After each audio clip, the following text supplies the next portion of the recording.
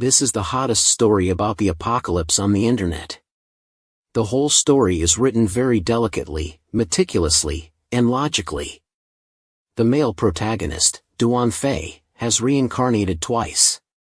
The first time, he faced zombies. Because of fear, he abandoned his own sister. In the end, he lived for 20 years in guilt and self-blame. Finally, in a mission, he faced a super strong zombie and died. In his last moment before death, he was not afraid of death, but afraid that he would not have anyone to face his sister. But when Duan Fei woke up, he found himself still lying on the bed in his house. You should know that his house was destroyed 20 years ago, and at this time, the air outside the window was no longer filled with the rotten smell. When Duan Fei realized that he might have crossed over, he immediately ran to his sister's room. He finally saw his sister again and shed tears of regret. After all, he had always blamed himself for abandoning his sister in his previous life. Duan Fei hugged his sister tightly. He apologized, but his sister clearly did not know what was going on. She thought that her brother had a dream and comforted him instead. Finally, Duan Fei saw the clock on the table. At this time, there were only about 10 hours left before the apocalypse broke out. He had to prepare well. So Duan Fei said goodbye to his sister and went to the supermarket to stock up on supplies. Because he had experience from his previous life, Duan Fei knew that he had to survive the first 7 days of the zombie outbreak before he could think about development. Then, when Duan Fei arrived at the supermarket, he crazily bought food and treated the supermarket as a wholesale store. After all, in the next period of time when the zombies broke out, having a lot of money would be useless. And Duan Fei wanted to store more supplies, so he even called a truck. The truck driver saw Duan Fei buying so much stuff and joked that he was preparing to run away. But Duan Fei knew that even if he told them that there would be a zombie outbreak next, they would not believe him. Then, Duan Fei paid the driver double the fare and told him to go home quickly. And Duan Fei, after storing enough food, made some emergency weapons and paper maps. At this time, his sister came over angrily and blamed Duan Fei for spending all the money in the house. And Duan Fei explained that there would be a zombie outbreak next. His sister rolled up Duan Fei's forehead and said, "You are really weird today." Duan Fei thought to himself, in this life, I must protect my sister well and never be a coward like in my previous life. At this time, animals turned into zombies all over the world. And this fat guy thought it was just a stray dog. But the next second, he was knocked down to the ground. Then, there were zombies everywhere outside the door. And when Duan Fei and his sister were on the balcony and witnessed everything, suddenly there was a knock on the door. The apocalypse officially began. But the male lead, Duan Fei, because of his experience from the previous time, had already prepared enough supplies. But at this moment, the door of the room was knocked continuously. The one knocking on the door was the aunt from next door who was asking for help. At this time, Duan Fei remembered that in his previous life, because of the auntie's knocking, he had led the zombies in. And at that time, Duan Fei chose to run away by himself and left his sister behind. The disability and the feeling of being abandoned, Duan Fei had also experienced when he carried out the last tail-cutting mission in his previous life. He and Uncle Ching were in charge of the small monsters behind. They thought that zombies were not scary at all, but who knew that the situation changed? Then, 3 high-level zombies suddenly appeared. After that, Uncle Ching saw that Duan Fei could not fight back and ran away by himself. And his fleeing figure was very similar to himself when he ran away. He only left Duan Fei to deal with the 3 high-level zombies. The feeling of being a weak person who was abandoned made Duan Fei feel more guilty towards his sister. Just as Duan Fei was still wondering whether to open the door or not, his kind-hearted sister still opened the door and prepared to let the auntie in to take refuge. But behind the door, a zombie appeared. Duong Xianyu immediately froze and did not know what to do. Seeing the zombie attacking him, Duan Fei made up his mind that he must protect his sister this time. Duan Fei immediately used his small flying knife and hit the zombie. No one can hurt my sister in this life. Duan Fei took the weapon that he had prepared beforehand and attacked this low-level zombie. Duan Fei relied on his combat experience from his previous life and swung his knife down. Then he thought chaotically and swung faster and faster. Even though the zombie had already died, Duan Fei still did not stop because he seemed to be cutting his own weakness from before. But behind him came his sister's cry. His sister saw his brother's appearance, almost going crazy to protect himself, which made her more afraid than these zombies. Duan Fei hugged his sister tightly and softly comforted her. Suddenly, a reminder sounded, killing a zombie, getting 3 evolution points, preparing to open the system. Duan Fei felt himself enter a ritual altar and fragments of information flew into his brain. His body was brought into the system. Then he understood that he had received an enhancement from the system and could use evolution points to enhance his own attributes. After Duan Fei tried to enhance his strength, he immediately felt like drinking water and increasing his strength several times.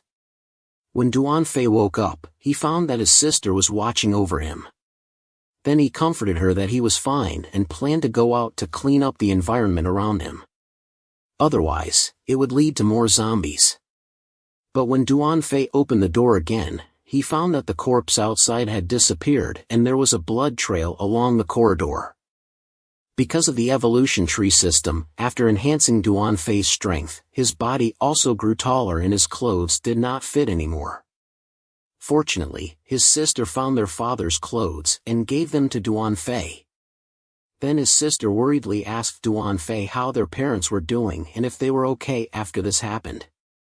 It turned out that when Duan Fei and Duan Xianyu were very young, their parents had left this house and only sent a large amount of money every year. Although Duan Fei had also thought of looking for his parents in his previous life, he searched for many years but there was no news. So Duan Fei could only comfort his sister that their parents would be fine and that taking care of themselves was the most important thing right now. And Duan Fei received the help of the system and decided to go downstairs to check the situation. One reason was that he wanted to kill zombies to earn evolution points. More importantly, he wanted to protect his sister's safety. Hearing that his brother wanted to go out at this time, Xianyu immediately became uneasy. Fortunately, thanks to Duan Fei's comfort, she finally agreed. She made him promise to come back before dinner because they lived on the 12th floor and the 13th floor was locked all year round. So Duan Fei only had to follow the floor and clean up downstairs after securing the elevator. Duan Fei started his plan as soon as he went downstairs. He saw a bald zombie eating and the bald one also noticed him and pounced on Duan Fei. But Duan Fei, after adding strength enhancement, only used one knife to solve the life of this low-level zombie. Then he got 1 evolution point, but only 1 evolution point had no attributes at all because he needed a lot of strength to level up now and it required 6 evolution points. Leveling up mental strength required 10 evolution points and the power of the mind could awaken and become a psychic awakening person. Their abilities were truly dominant existences but these things were too far away. He still had to quickly get evolution points. Duan Fei found a girl lying in the bathtub on the 11th floor who did not look like a zombie. Just as Duan Fei chose to leave, he heard a saliva sound behind him and a zombie behind him was showing its teeth and claws. Duan Fei reacted in time and turned around to deal with it. He realized that he could not relax his guard. When Duan Fei reached the last room on the 11th floor, he saw a girl inside holding a baseball bat ready. Seeing that he was a human, she still showed uneasiness. Then Duan Fei asked to enter and check once.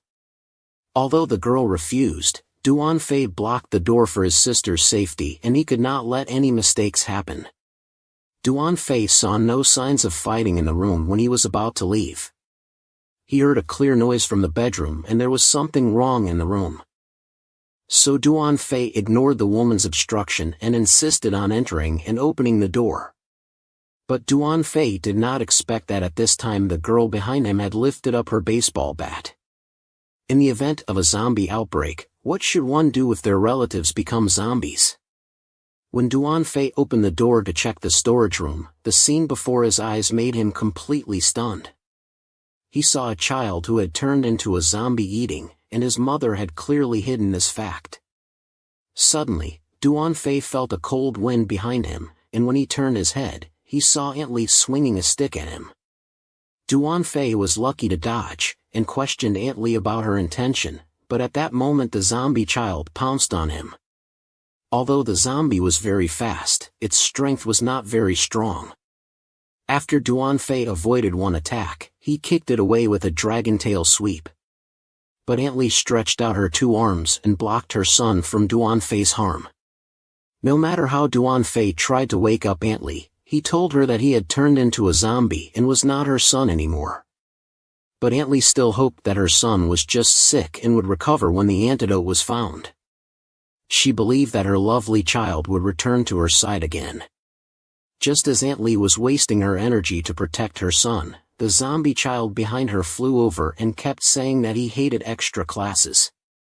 Duan Fei wanted to stop him, but it was too late. The next second, the zombie child stabbed his mother's chest with one hand.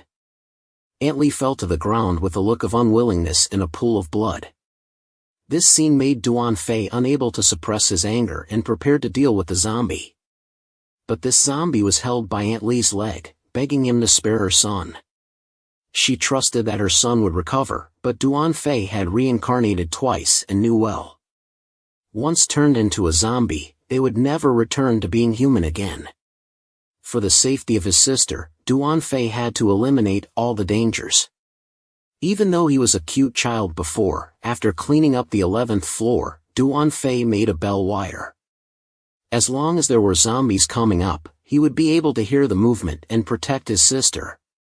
When Duan Fei was about to go down to the 10th floor to clean up the zombies, he found a zombie with muscles all over his body mumbling.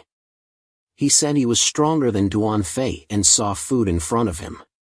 He lifted his dumbbell and smashed it hard. Duan Fei knew that even though he had strengthened his strength with the system, he could not withstand such a heavy blow. He quickly dodged. This monster was very strong, but his movements were slow. He missed many times and Duan Fei attacked fiercely. But this attracted another Rubik's Cube. You should know that animals turning into zombies are the most terrifying, because their speed and smell are incomparable to humans. Facing the attacks from both sides of the two monsters, Duan Fei was hit and had no strength to fight back. What was more troublesome was that after Duan Fei was injured, the fresh blood attracted the attention of many zombies below. This time he reincarnated, although he had the help of the system, but Duan Fei's strength was still very small compared to them. The two powerful zombies in front of him chased after Duan Fei. The monster roared and swept his dumbbell over. His strength was very scary and Duan Fei did not dare to face it head-on. He ducked and luckily avoided it. Then he flashed a light in his eyes and slashed a stone attack on his chest. The monster was cut open but he did not feel any pain. He became more excited and started his ultimate move towards Duan Fei. Duan Fei jumped up high to avoid the attack, but Warwick behind him took the opportunity to attack from behind. He bit and clawed at Duan Fei, but Duan Fei was agile and dodged. Duan Fei knew in his heart that he was not their opponent, so he decided to lead them to another place. Otherwise, his safety would be in danger. But when Duan Fei was going down the stairs, he met the blockade of a group of zombies. They were all attracted by his blood. And when he turned his head, he saw the two monsters behind him. He decided to fight the low-level zombies in front of him first. These zombies were clearly easier to deal with. When Duan Fei had just killed a zombie, the monster chased after him and threw his dumbbell at him. Duan Fei dodged again and hit him with 3 consecutive attacks. But he could not see Duan Fei anymore. At this time, Duan Fei had escaped into a room, but unfortunately, Warwick had the skill of tracking by smell. So they soon found him, and then the monster hit him hard. Duan Fei was knocked down to the lower floor and fell into a pool of blood. This punch made Duan Fei gasp for breath, and he was surrounded by a group of zombies. Duan Fei was exhausted and wondered if he was going to die again. He thought that starting over again, he was still a waste as before. Just as Duan Fei's will was declining, the bell on the 11th floor suddenly rang. This meant that there were zombies threatening Xianyu's safety. Duan Fei immediately woke up and knew that he could not give up. He had to protect his sister. As long as Xianyu was alive, he could not give up. He would not end this life like this. Then, Duan Fei used 3 evolution points to increase his agility.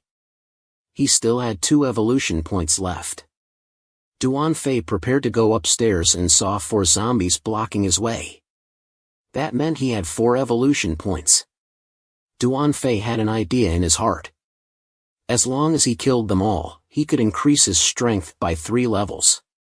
He attacked them with a Thunderbolt Meteor Strike, which was Duan Fei's magic. He suddenly killed 4 zombies and earned 4 evolution points. Then, Duan Fei chose to spend 6 evolution points to upgrade Xianyu's strength. He hoped that she would be safe and sound. But Xianyu was waiting in the house and heard a knock on the door outside. She always asked if it was her brother who had returned. Xianyu hoped to get an answer, but there was no voice at all. Xianyu was worried about her brother's safety, so she reached out to the door lock and prepared to open it. Outside the door was a group of hungry zombies. And this lovely girl in a wheelchair, because she was worried about her brother's danger, chose to open the door anyway. Fortunately, when Xianyu opened the door, Duan Fei had returned in time and quickly dealt with the 2 zombies outside the door. When Duan Fei was about to go back to the room, Xianyu thought it was a zombie who had come and locked him outside the door. Then Xianyu heard her brother's voice and opened the door again. But at this time, Duan Fei saw the monster following behind him. He comforted his sister by waiting in the house and said he would deal with it. Then, he fired his infinite bullet straight at the monster. "It ends here. I won't let you take another step." The opponent roared, "I can go wherever I want." Then, he took a step forward.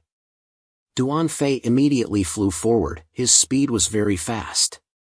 The monster did not react in time and was cut by Duan Fei on his leg. And at this time, Warwick's attack also followed closely behind. Duan Fei jumped back and threw out his infinite tracker.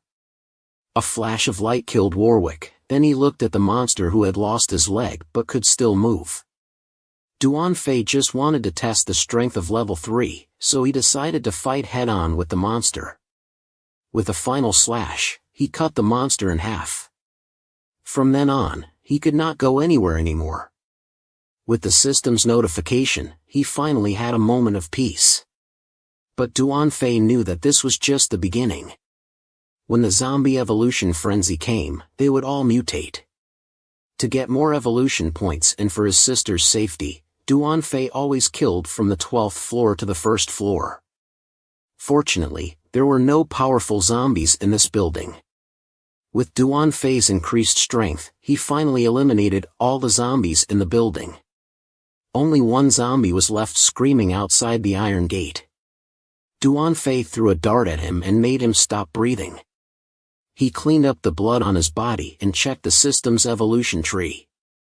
He found that he only had 8 evolution points left. Not as many as he had imagined. It seemed that to get more points, he had to go out into the outside world. Duan Fei and his sister looked at the chaotic world outside. Although the news reported that they had controlled the spread of the accident, it was clearly just to make the people less afraid. Duan Fei said that no matter what happened, he would protect his sister carefully. Seeing his sister's worried face, Duan Fei thought that she did not trust him. But his sister said, "No, I'm worried about you. Xianyu also wants to help you, not sit in a wheelchair forever." Duan Fei knew that tonight's meteor shower would be the turning point of humanity. At this time, his sister might have a chance to stand up again. These meteors were primordial matter that changed human destiny. The primordial energy would be absorbed by zombies and mutate into GN particles. After humans used GN particles, they could awaken their abilities and gain superpowers. There were also some people who would directly absorb the primordial energy and gain superpowers. And at this time, there was a primordial meteor flying towards Duan Fei's house. After Duan Fei observed it, he found that it was not far from his house. He prepared to leave tomorrow morning and compete for the primordial matter.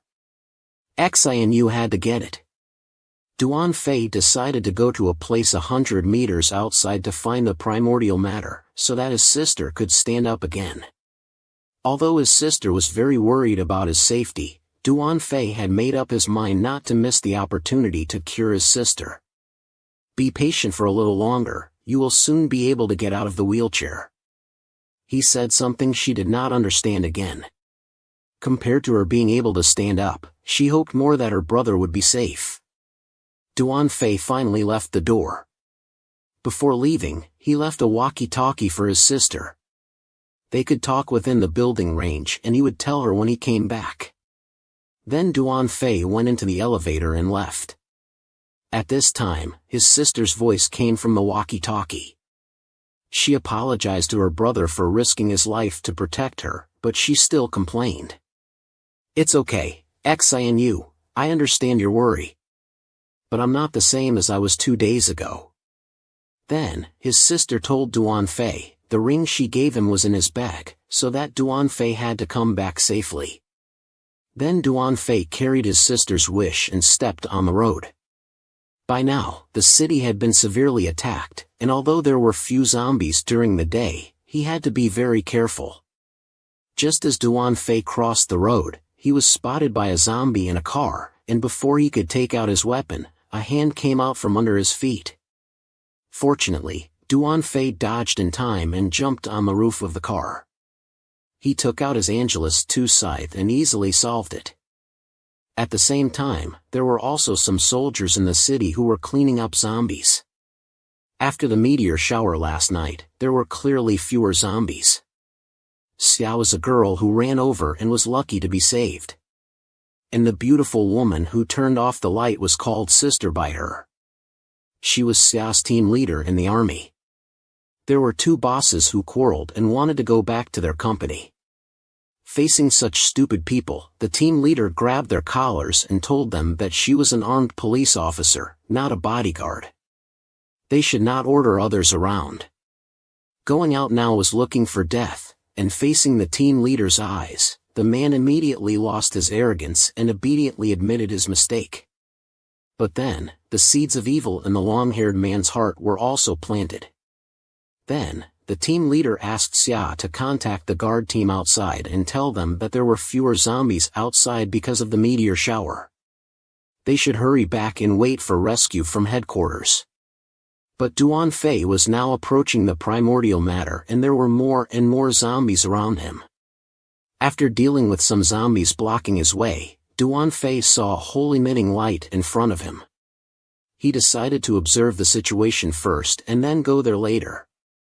He lifted his binoculars and looked at it.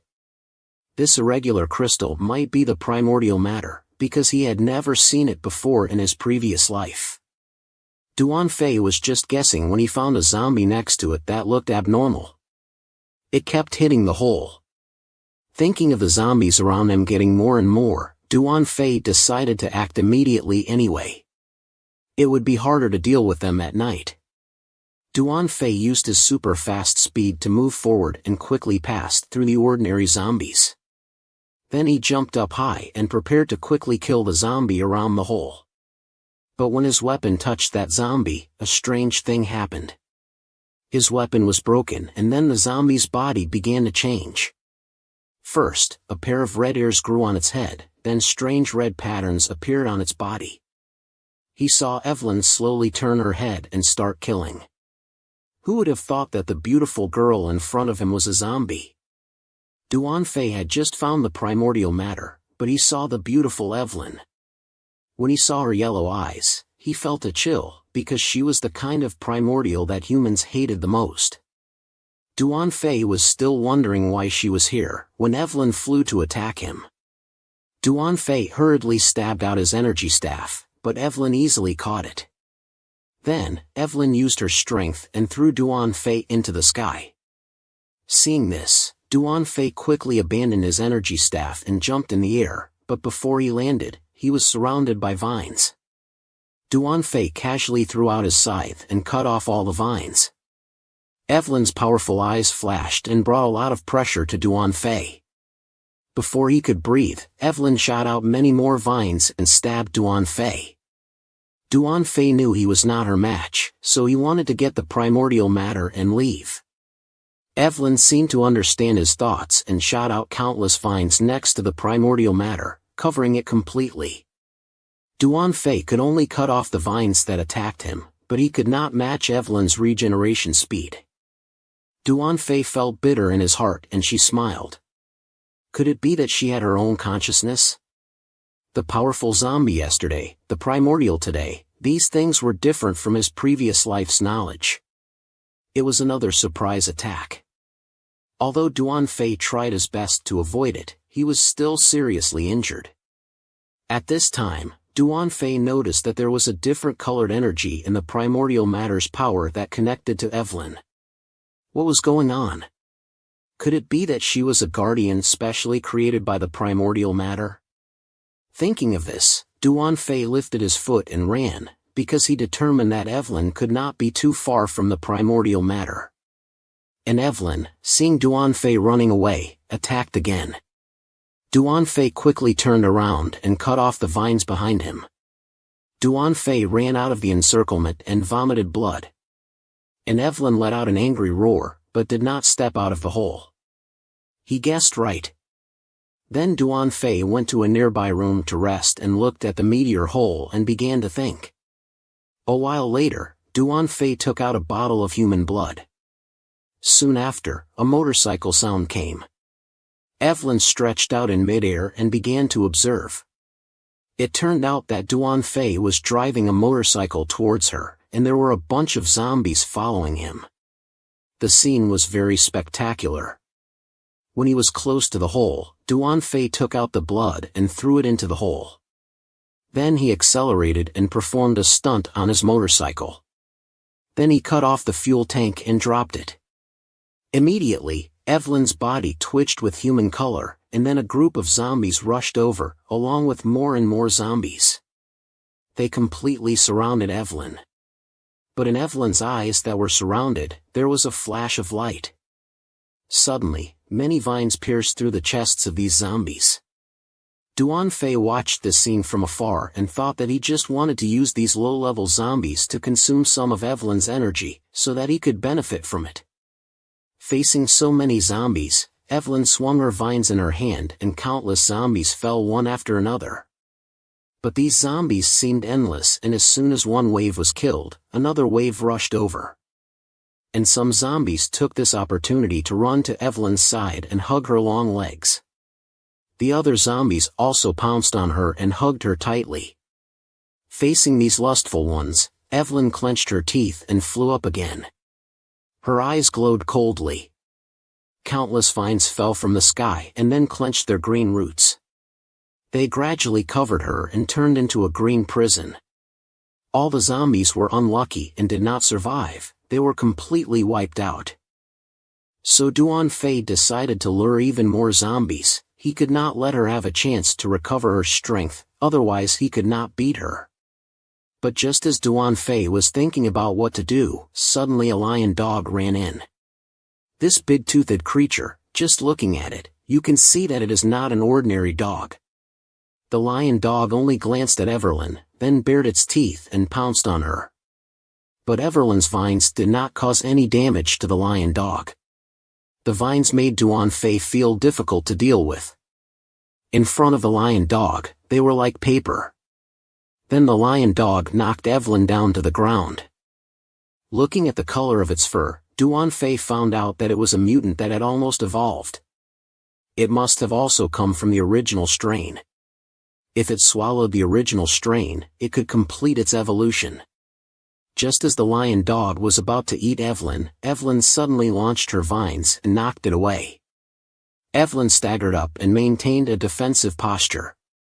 At this time, both of them were injured all over, but the lion dog's strength was clearly abundant. After avoiding Evelyn's attack, it rushed up again and bit Evelyn's shoulder. Duan Fei in the distance secretly cried out, if it ate the original strain and evolved, it would be a waste. So Duan Fei prepared to go up and help Evelyn, but he felt something was wrong and stopped his steps. Was the original strain really knocked down? Her breath did not disappear at all. Sure enough, Everly falling to the ground was just pretending to be dead. When the lion dog was not paying attention, she used all her strength and launched her vines again, stabbing the lion dog in midair.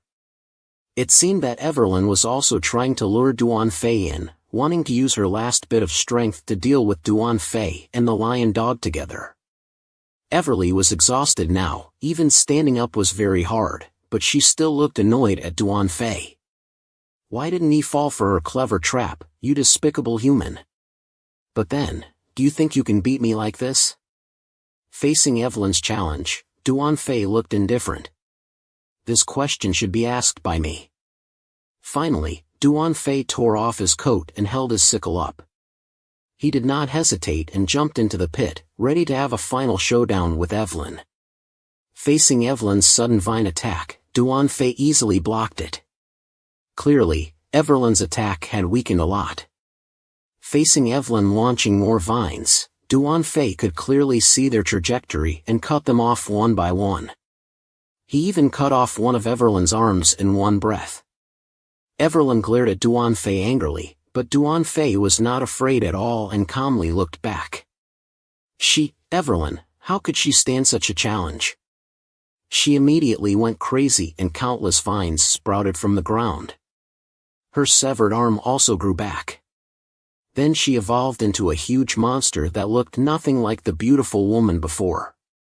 Could it be that the original species had provided her with power? With the energy from the original species, Evelyn completed her final form and transformed into a huge monster. Then she attacked Duan Fei. Her power was far beyond before. Duan Fei barely dodged. As soon as the Leo wires stretched the attack distance, Evelyn's range also followed closely. The continuous attacks made Duan Fei a bit exhausted. Even if he wanted to retreat, Evelyn had used the Leo wires to block his way. Evelyn laughed crazily. Do you think I will give you a chance to escape a second time? Then she launched more Leo wires to attack Duan Fei. Facing so many Leo wires, Duan Fei was a bit overwhelmed. If this continued, it would be dangerous. He had to think of a way quickly. At this moment, suddenly a thorn stabbed towards Duan Fei. The speed was too fast, and Duan Fei could not avoid it at all. Just when the sharp thorn was only 1 millimeter away from Duan Fei's eye, the thorn suddenly stopped, and Evelyn trembled and stood unsteadily. Her whole body was bleeding, and then she fell down with a bang. Seeing this situation, it seemed that Evelyn's body had exhausted its strength. She could not withstand this powerful force. Moreover, this body could not resist anymore for her to continue fighting. She was really a pitiful tool. Although Evelyn tried to force herself and launched another attack, she was already out of momentum at this time. Duan Fei easily blocked her attack, then flew forward and cut off all the Leo wires on her body. Finally, he directly cut off Evelyn's 2 legs, and the huge body suddenly fell down. Evelyn was unwilling and asked Duan Fei why he was so obsessed with the original species as a human being. Duan Fei did not answer her and continued to ruthlessly wield the short sword in his hand. He would not give Evelyn any chance. Although they were not of the same kind, they each had something they wanted to protect, but she made a wrong choice because of the strength of the other party. He had understood her kind of spirit that would not die even if they were dead for 20 years. So he could understand that she would not stop fighting in front of the person she protected until either the enemy's life was exhausted or her own life was exhausted. In the end, Duan Fei personally ended it. The system rang out and reminded him that he had successfully killed an original life species and received 100 evolution points. It was finally over. If every original species had a protector, then this force could not be underestimated. But he finally got the last original species in his hands, and Xinu would soon wake up again. Then, Duan Fei was about to take the original species in, but as soon as he touched the original species, a strange energy was transmitted to Duan Fei, and he felt that his injuries had healed a lot. Was this the energy of the original species? It was amazing. With it, Xinu would surely be able to awaken her special ability. Thinking about it, he felt happy that the original species could help his sister awaken her special ability. Duan Fei could not hide his joy, but he did not know that the body of the lion dog was shaking. The battle with Evelyn was a matter of life and death, but fortunately Duan Fei won in the end. Then Duan Fei took the original species and prepared to go home quickly. He noticed that there seemed to be some movement in the body of the lion dog. Duan Fei cautiously walked to the side of the lion dog and found that a mutant beast suddenly came out of its belly. Duan Fei was very surprised. How could this be? The mutant beast had given birth to a cub. It was clear that the lion dog was about to give birth before it died, and the cub would inherit all the energy of its mother. This kind of anomaly was very rare. Duan Fei held the golden dog that was staggering towards him. The mutant beast that was just born could be tamed, and it would regard the first person it saw as the closest relative, and it would be completely loyal and trustworthy. The puppy saw Duan Fei and made a sound of you and licked Duan Fei's face. It was clear that the puppy had accepted Duan Fei as its owner. Duan Fei had a great harvest today. Then he named the puppy Kim Bao. Kim Bao was still very weak when he was born. So Duan Fei put Kim Bao and the original species in his backpack and planned to go home before dark. And at this time, there were still 5 days left before the end of the Kai event. Duan Fei, because he had the original species in his backpack, attracted many zombies. So Duan Fei immediately sped up his pace, thinking of going back quickly, but at this time the ground in front of him suddenly collapsed. Duan Fei knew that his actions had been discovered by zombies in the next second. Many mutant mice appeared in front of him and blocked his way. Duan Fei felt a headache. This kind of flock of mutant beasts was the hardest to deal with. It was obvious that they came for the original species. Duan Fei did not intend to stay long, he just wanted to escape quickly and find a safe place to hide first. At this time, Captain Ha, who was sorting out in the workshop, noticed Duan Fei. He thought he was a normal survivor and was about to send some old men to rescue him. But he found out that Duan Fei's speed was very fast, his body skills surpassed ordinary people, and he could even avoid the attacks of 5 mutant mice. This person was definitely not simple. Then Captain He asked Van Van to inform Old Lai to prepare for battle. Duan Fei's goal happened to be the workshop where Captain Ha was hiding. Duan Fei's speed was very fast, but the speed of the mutant beasts behind him was not slow either. They were about to catch up with Duan Fei. At the critical moment, Duan Fei crossed the high wall into the workshop. Duan Fei avoided a disaster and breathed heavily, but he did not know that the original species in his backpack had disappeared. Duan Fei entered the basement parking lot of the workshop and planned to stay here until dawn before going back. But as soon as Duan Fei sat down and opened his backpack, he looked dumbfounded inside. There was only Kim Bao but no original species. Duan Fei wondered what was going on. Could it be that Kim Bao had absorbed the original species? But in the next second, the system's voice rang out, and Duan Fei found out that it was the evolution tree system that had absorbed the original species, and along with it, the system began to upgrade. Duan Fei's whole body was uncomfortable, as if he was torn apart, and this pain made him scream in agony. A violent energy surged around him with Duan Fei as the center. At this time, the wall behind Duan Fei suddenly collapsed, and the mutant mice had found their location. This was a new way of repaying gratitude for saving him from a beautiful woman before. Duan Fei used his gun to point at Captain Ha's team and pressed down on them before they could react. In fact, Captain Ha had noticed Duan Fei earlier. Duan Fei was in the basement parking lot, and because of the system upgrade, his body was very weak and powerless. He saw that the mutant mice had entered the basement parking lot, but he could only be alert and had no strength on his body. After that, the mutant mouse screamed and flew towards Duan Fei, who also closed his tired eyes. He thought it was really over, because even though he knew the danger was approaching, he couldn't cope with it. Then, at the critical moment, Kim Bao rushed over. Don't look at him as small, but he was very fierce. His body emitted a golden light and blocked Duan Fei. The mutant mouse that flew towards Duan Fei stopped, and all its attention shifted to Kim Bao. He saw that Kim Bao's body was emitting a golden light at this time, and his speed was so fast that it was strange. His eyes were white to the point of being like a 1000W light bulb, and he also had a pair of black wings. Kim Bao stood in front of Duan Fei with a majestic aura, facing the group of mutant mice. The only thing that made people feel a bit distracted was the difference in body size, but Kim Bao chose to attack first. Kim Bao flew up, using his extremely fast speed, and gave the mutant mouse a heavy blow. Lightning struck the mutant mouse's body, making it scream miserably.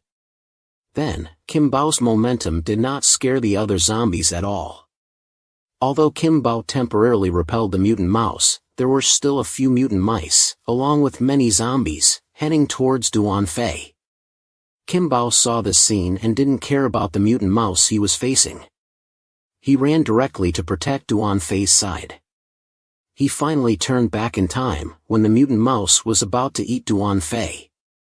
Next, Kim Bao used his body to hit the mutant mouse, but because of the huge difference in body size and the attack of the mutant mouse, Kim Bao was immediately knocked away and disappeared.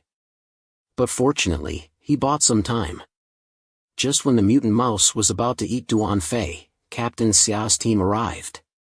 After that, Captain Xia ordered everyone to start rescuing. But his teammates also raised doubts. Was it appropriate to bring an outsider into the refugee camp? What if he had been bitten by a zombie? It would be very dangerous. Captain Xia said that they couldn't ignore the survivor, and they just needed to isolate and observe him. Then, the three of them fought and retreated, preparing to return to the elevator and withdraw. After everyone swept a round of bullets, they temporarily blocked the zombies' advance. Taking this opportunity, they safely returned to the elevator. But Kim Bao, who was knocked away, was also surrounded by zombies at this time. With enemies on all sides, could Kim Bao escape safely? After Duan Fei was rescued back to the refugee camp, his mind entered into the evolution tree system. He saw that the two hands of the statue in front of him held up a bronze medal. Along with the bronze medal, rays of golden energy emerged and pulled Duan Fei into midair for treatment. Countless golden energies enveloped Duan Fei and slowly penetrated into his body. Kim Kwang held his forehead and rose up. Duan Fei woke up in the real world, but at this time, there was only 1 day left until the end of the Kai test.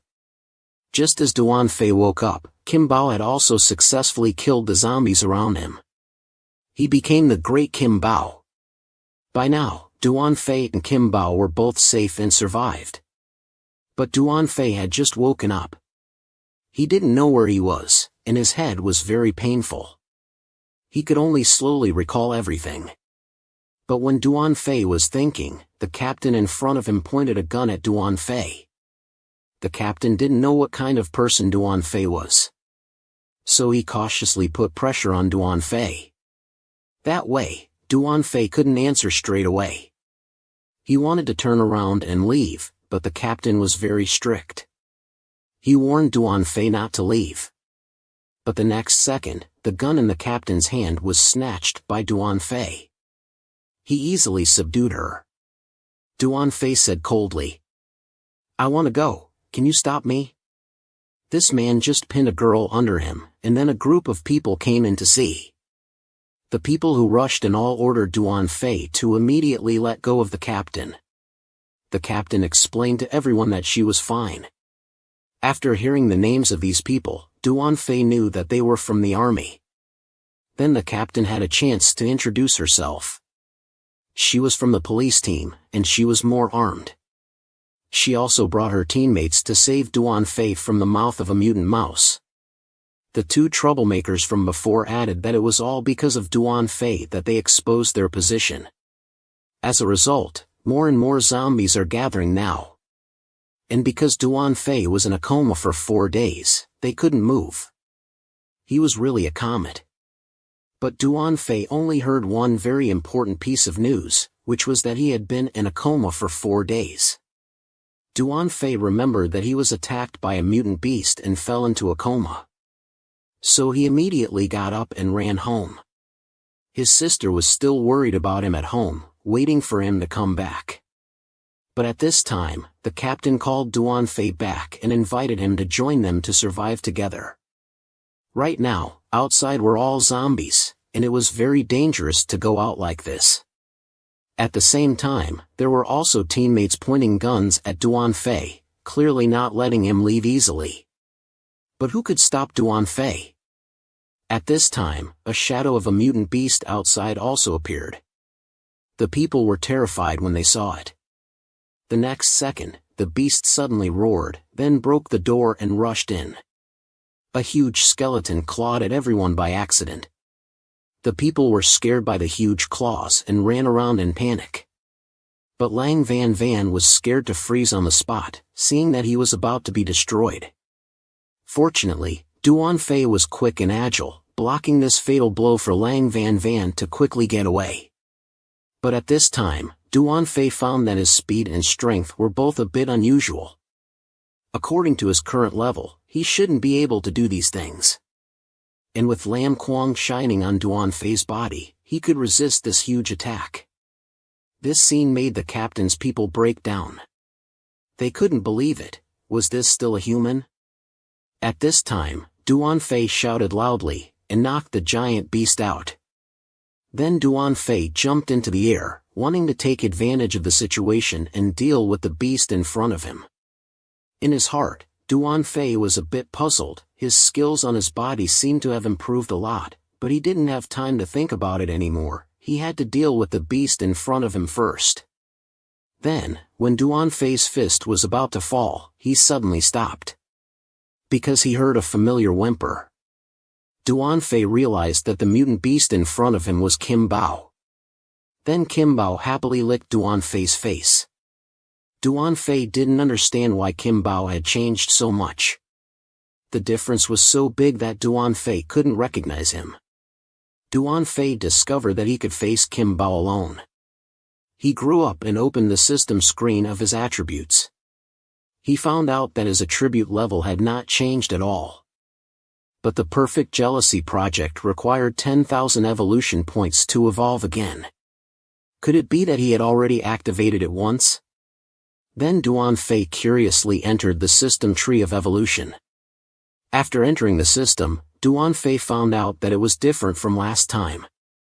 Then he understood that his attributes had broken through the initial upper level. That's why Duan Fei was so strong now.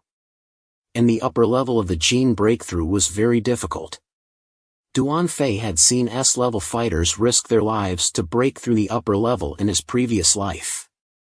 But they ended up dying because of it. This obstacle prevented humans from evolving. This was called the gene shackles. And he had accidentally broken the gene shackles this time.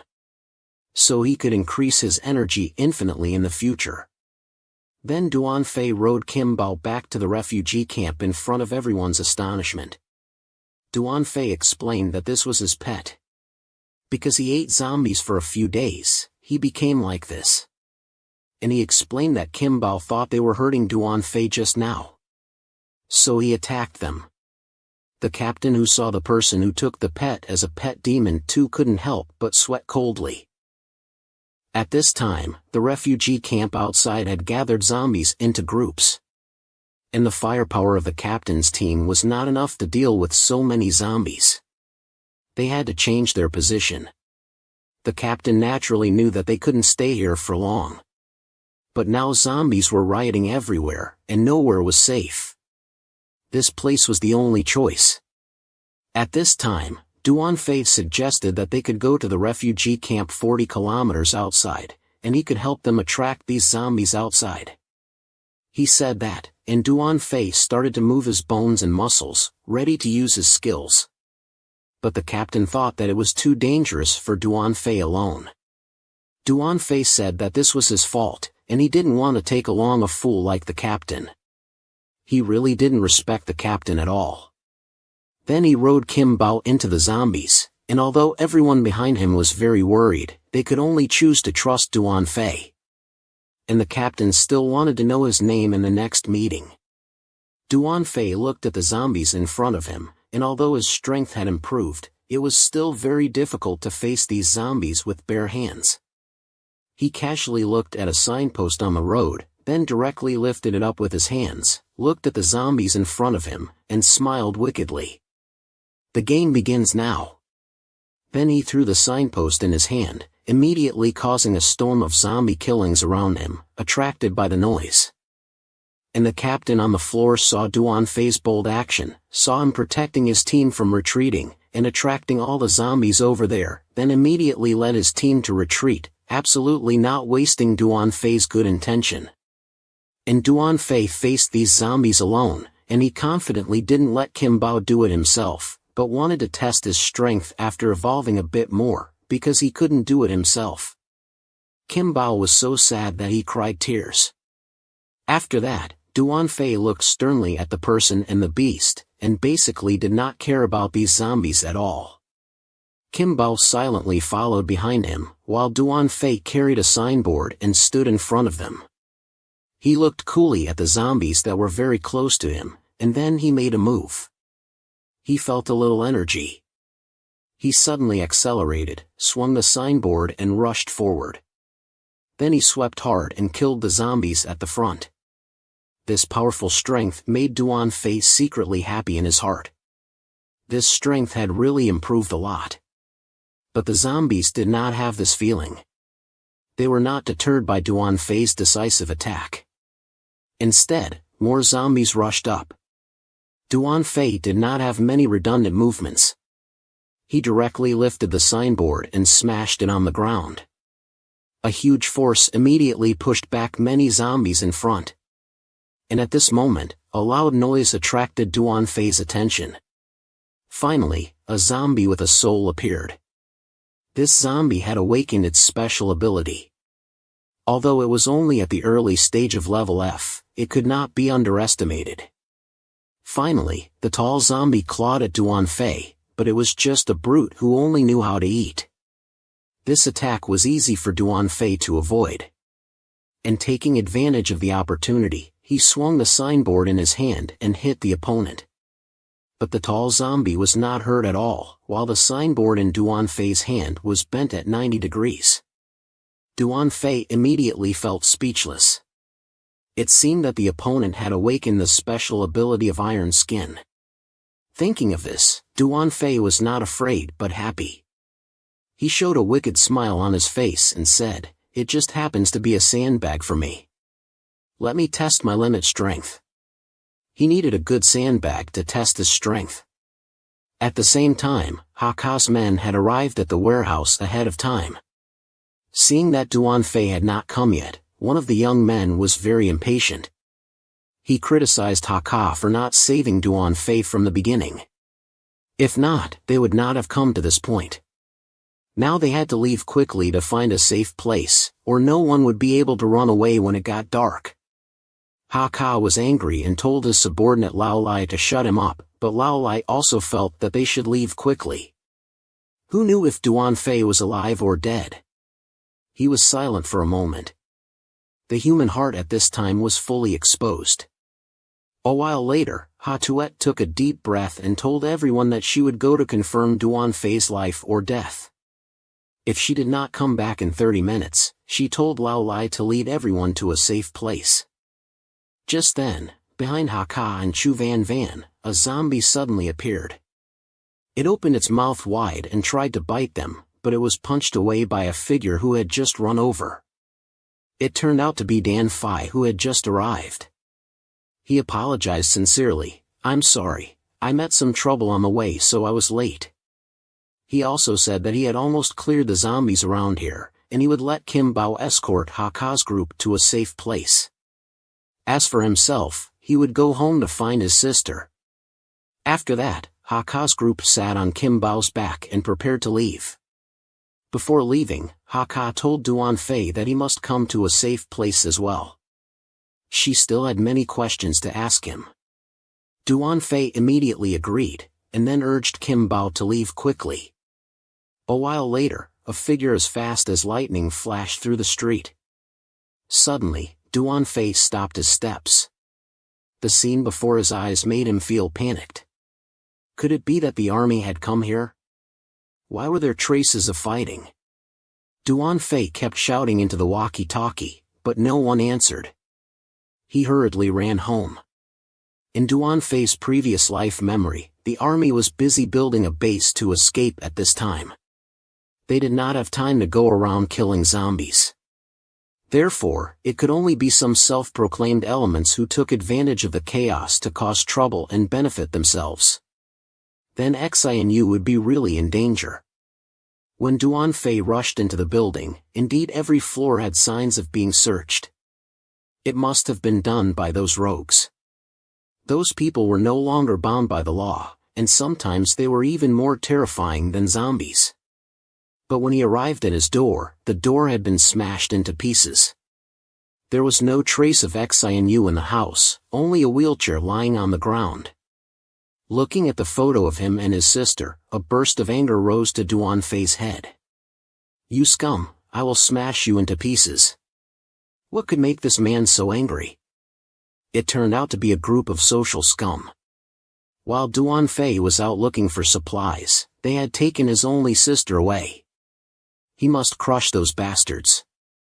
On a street not far away, a car with a flat tire was surrounded by zombies. The people in the car kept shooting at the zombies, but they could not stop them from advancing. If they continued like this, they might die here. But the man behind them was very calm, because he had reported to his uncle and asked him to send the army to rescue them. And before the reinforcements arrived, he had to protect his little treasure well. That's right, it was Xianyu's sister. Xianyu did not understand why these people had to do this. Shouldn't they unite and fight against zombies? The man sneered and said he did not have the spirit of sacrificing for others. The chaotic situation like now was a great opportunity to develop his power. But he did not know that Duan Fei had found them. A loud noise rang out, and Duan Fei landed on the hood of the car. Xianyu was excited and shouted, "Brother!" At this time, Duan Fei's face was very bad. He had murderous intent in his eyes that could not be hidden. He grabbed a henchman with one hand and threw him into the zombie crowd without looking. Another henchman panicked and quickly raised his pistol and aimed it at him, but he still could not escape being kicked away. At this time, Duan Fei calmly said, "Xianyu, it's okay now." The man was furious and held Xianyu tightly and told him not to come closer. But the next second, Duan Fei stepped on his arm and then grabbed his collar and lifted him up. The man kept shouting, "Do you know who I am? How dare you treat me like this?" Duan Fei said coldly, "Long Quan Jia, a local rogue who relies on his uncle's power in the army to do evil things." He finished speaking and turned his face towards the zombie in front of him. This time, the butler Long was also terrified. He did not expect to beg Duan Fei for mercy, hoping that Duan Fei could spare him. But at that moment, there was a helicopter sound in the air. The butler Long laughed crazily, "They are here. You are dead for sure." Duan Fei just sneered contemptuously, let go of his hand and threw him into the zombie horde. The butler Long was quickly buried by the zombies. This scene was seen by the people on the helicopter. The captain immediately contacted the commander. Report to the commander, when we arrived, the butler Long had been killed by zombies. But the person who really caused his death was a young man. The commander's face suddenly became very gloomy, and then he ordered, eliminate them all. The helicopter kept getting closer to the Duan Fei brothers, and then started shooting frantically. The dense shells flew towards them. Duan Fei picked up Xinu and ran into a room to hide. He put his sister on the sofa, and then decided to go out and lead them away. Because their target was Duan Fei. Then he comforted his sister, don't worry, I'll be back soon. Seeing her brothers back leaving, Xinu cried anxiously. At this time, the system announced that there were 30 minutes left. How perverted is this man? Facing two helicopters shooting crazily, he dodged like a gust of wind, without a bullet touching his clothes. When Duan Fei ran to a building, he grabbed the iron door next to him and used it to temporarily block the attack from the shells. But then, there were biting sounds. It turned out that all the zombies nearby were attracted by the noise. Seeing the zombies behind him getting closer and closer, Duan Fei shouted loudly and threw the iron door in his hand. Suddenly, countless system notifications appeared. Taking this opportunity, Duan Fei successfully broke out of the zombie horde and avoided the helicopter. The captain was extremely shocked. Is this still a human? He could avoid Catlin's aim? This is unbelievable. He immediately ordered his team members to continue attacking, while he himself went to find a high position to meet this kid.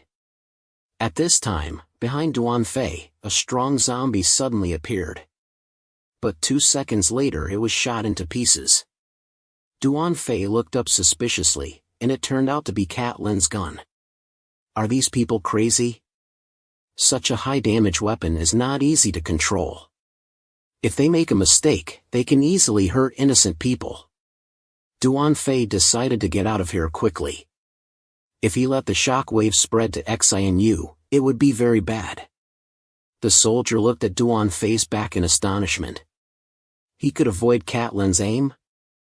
At the same time, the captain aimed a sniper rifle at the target, which was Duan Fei moving very fast. A gunshot rang out and a bullet flew towards Duan Fei at a very high speed. He felt it and quickly dodged, but he was still shot through the shoulder. He hid in an old, dilapidated room, but the smell of blood attracted zombies. This was no different from indirectly revealing his position to the enemy. Sure enough, a bullet flew towards the building where Duan Fei was hiding. Along with a loud bang, fire erupted on all sides. The soldiers reported to the captain that the target had been eliminated, but was that true? The captain looked at the scene in front of him and was horrified once again. He saw a pair of blood-red eyes appear from the dust. When it roared, a huge golden creature appeared in front of him. It was not wrong, it was Kim Bao who had arrived in time. At this time, Duan Fei was having trouble getting to the helicopter that had crashed. Kim Bao used his nose to touch Duan Fei and then activated the flight mode. It seemed that Kim Bao had not lacked food on the way and had evolved again. Duan Fei rode Kim Bao and flew straight to the helicopter in the sky. The captain shouted to his team to be careful, but it was too late. After a bite, Kim Bao broke the helicopter into 2 halves. The captain opened his mouth and screamed that he had seen a ghost. There was no mention of this kind of monster in the mission. The soldier on another helicopter did not believe it and prepared to use a Gatling gun to shoot Kim Bao. But Kim Bao suddenly disappeared and Duan Fei had reached the helicopter without them knowing. Then a scream came from the radio. This time, the captain panicked. It seemed that his comrades in the air had been wiped out. At this time, the group on the ground reported that they had found a lucky survivor. The captain suddenly laughed sinisterly. It seemed that there was still a chance to turn things around. But at this time, Duan Fei and Kim Bao had landed on the ground. He was about to go find his sister when he heard the captain's voice behind him. Did you celebrate too soon? I guess this girl is very important to you, right? The person who was aimed at by the captain's gun was Xianyu, his sister. Duan Fei's anger immediately flared up. Let Xianyu go or I will not spare you. The captain looked contemptuous. I also want to see if your speed is faster or my gun is faster. This man could abandon his dignity to deal with Duan Fei. He used Xianyu as a threat. Duan Fei was very angry and warned the captain to let Xianyu go or he would not let him go. But the captain just sneered. I also want to see if your speed is faster or my gun is faster. Duan Fei panicked and told the captain to stop. He decided to use his life to exchange for his sister's life. But Xianyu shouted for him to run away and not worry about her. But Duan Fei did not want to repeat the tragedy of his previous life. He slowly walked towards the man when Duan Fei entered the shooting range of the captain. The captain ordered the fire. Several bullets flew towards Duan Fei and an explosion sounded. The flames swallowed him in an instant. The captain was pleased and said that the mission was completed, but was it really so? When the smoke cleared, they only saw Kim Bao lying wounded on the ground. Duan Fei had disappeared. The captain immediately became alert and grabbed Xianyu. He started to watch out for the surroundings. Suddenly, Duan Fei appeared in the dust behind him and used a full-force kick. The captain flew out like a kite with a broken string and Xianyu also fell down due to inertia. In the dust, the captain struggled to sit up and ordered to fire at Xianyu. Duan Fei was shocked. He knew that he had used his full strength, but that guy was still not dead. He saw the bullets heading towards Xianyu and she closed her eyes in fear. At the last moment, Duan Fei appeared in front of his sister and used his body to block the fatal attack for her. A moment later, Xianyu opened her eyes and saw her brother covered in blood and flesh. Xianyu cried silently and sank into pain. No matter how Xianyu screamed, Duan Fei still closed his eyes tightly. Next to him, the captain slowly stood up. He looked at his sniper rifle that had been twisted. If he hadn't used it to block in time, he would probably be dead by now. At this time, on Xianyu's side, Xianyu was crying in pain. A gentle hand wiped her tears. It turned out to be Duan Fei's reflection. He told his sister not to cry. He was very happy to see her again. He wanted to make up for his mistakes from before, but in the end he still put her in danger. This time he had to leave her again. He was sorry. As soon as he finished speaking, Duan Fei's hand fell powerlessly. Xianyu shed tears endlessly. In her helpless cry, a blue light radiated from her body and it was midnight at this time. The record-breaking event officially ended. Next to him, the captain sighed. He had been shot so many times and he could still breathe. He was almost not human anymore. But just then, snow began to fall from the sky. What could cause such a hot summer day to have snow? It turned out that after Duan Fei blocked a fatal attack for Xianyu, he went to the Western Paradise with regret. Seeing her brother die, Xianyu dried up her tears and her face became gloomy. She blamed herself for being too weak. Then she suddenly looked up and a wild power burst out of her eyes. Sorry brother, this time let me protect you. Xianyu slowly stood up and her eyes shone with a cold light. A cold and terrifying aura spread around her. The captain was terrified. Wasn't this girl paralyzed? How could she stand up? Then Xianyu waved her hand and countless ice spikes broke out of the ground. The captain's legs were frozen into ice pillars. He was extremely scared. How could this be? How could someone control ice and snow? The camera turned and a huge object rushed into the clouds. It was a spaceship. In its control room, a cute voice rang out. The reaction of the original species is right below us. Just now it suddenly erupted with a very strong energy. After investigation, it was confirmed to be an S-level absolute evolution. The sister next to him didn't change his face and said that an S-level had appeared already. That's great news. But the little loli next to him added that for some unknown reason, the reaction of the original species had disappeared again. This was easy to find out by going down and looking. But on the other side, the army commander was playing chess. His opponent was Lao Lao, the one who held the military power. From their conversation, it was discovered that the commander had been eyeing Lao Lao's military power for a long time. Just then, a phone call came. The commander answered the phone and learned that his team leader had lost contact with everyone.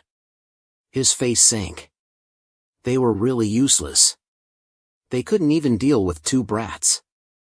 He then excused himself from Lao Lao and told him to think carefully about transferring the military power. The commander's team left and Lao Lao ordered his subordinate, Xiao Tao, to investigate.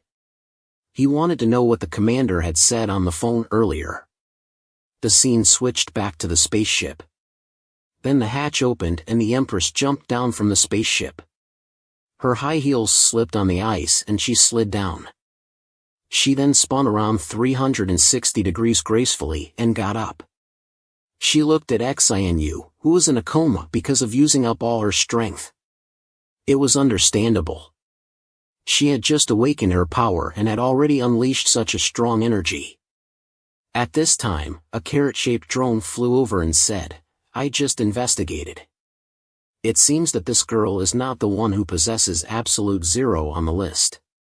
But she felt that if she was an S-level, she must have something to do with the original race. So she decided to take her back first and let him decide." They then took her away and left, but they seemed to have forgotten about Duan Fei's existence. But he was already dead anyway. It was not a rare thing in the end of the world. But was Duan Fei really dead? Only a faint blue light was seen from his body. A tree slowly grew out of his chest and then its roots spread around him at a very fast speed. The system announced that the Level 1 authority was activated and the God creation plan was started. Looking closely at this dead man, his body emitted a blue light and then a tree grew out of his chest. Its roots took him as the center and quickly spread out in all directions like venomous snakes wagging their tails. In a moment, they reached the nearby city and pierced through any zombies that passed by. When the number of zombies increased, a huge amount of energy poured into Duan Fei's body, causing his skin and flesh to expand continuously. His 8-pack abs formed in an instant. The zombies were like nutrients that were sucked dry by this tree. Soon they turned into dry corpses. When the energy kept pouring into his body, Duan Fei's heart that had stopped beating started to beat again in the camp. At this time, Lao Lao's subordinate learned from below that the commander had once sent someone to assassinate a young man, but he killed all his men with his own strength. The commander went himself but ended up tragically dead. Only later did they not know why, but the whole area was frozen. The end of the video also showed countless roots spreading quickly and then the video was cut off. Lao Lao ordered his subordinate Xiao Tao to quickly investigate what was going on, especially the young man who emitted those roots. He must find him. Watching his subordinate leave, Lao Lao suddenly felt worried. The commander's power was growing stronger and stronger and his own ability was limited by them. This world needed a hero.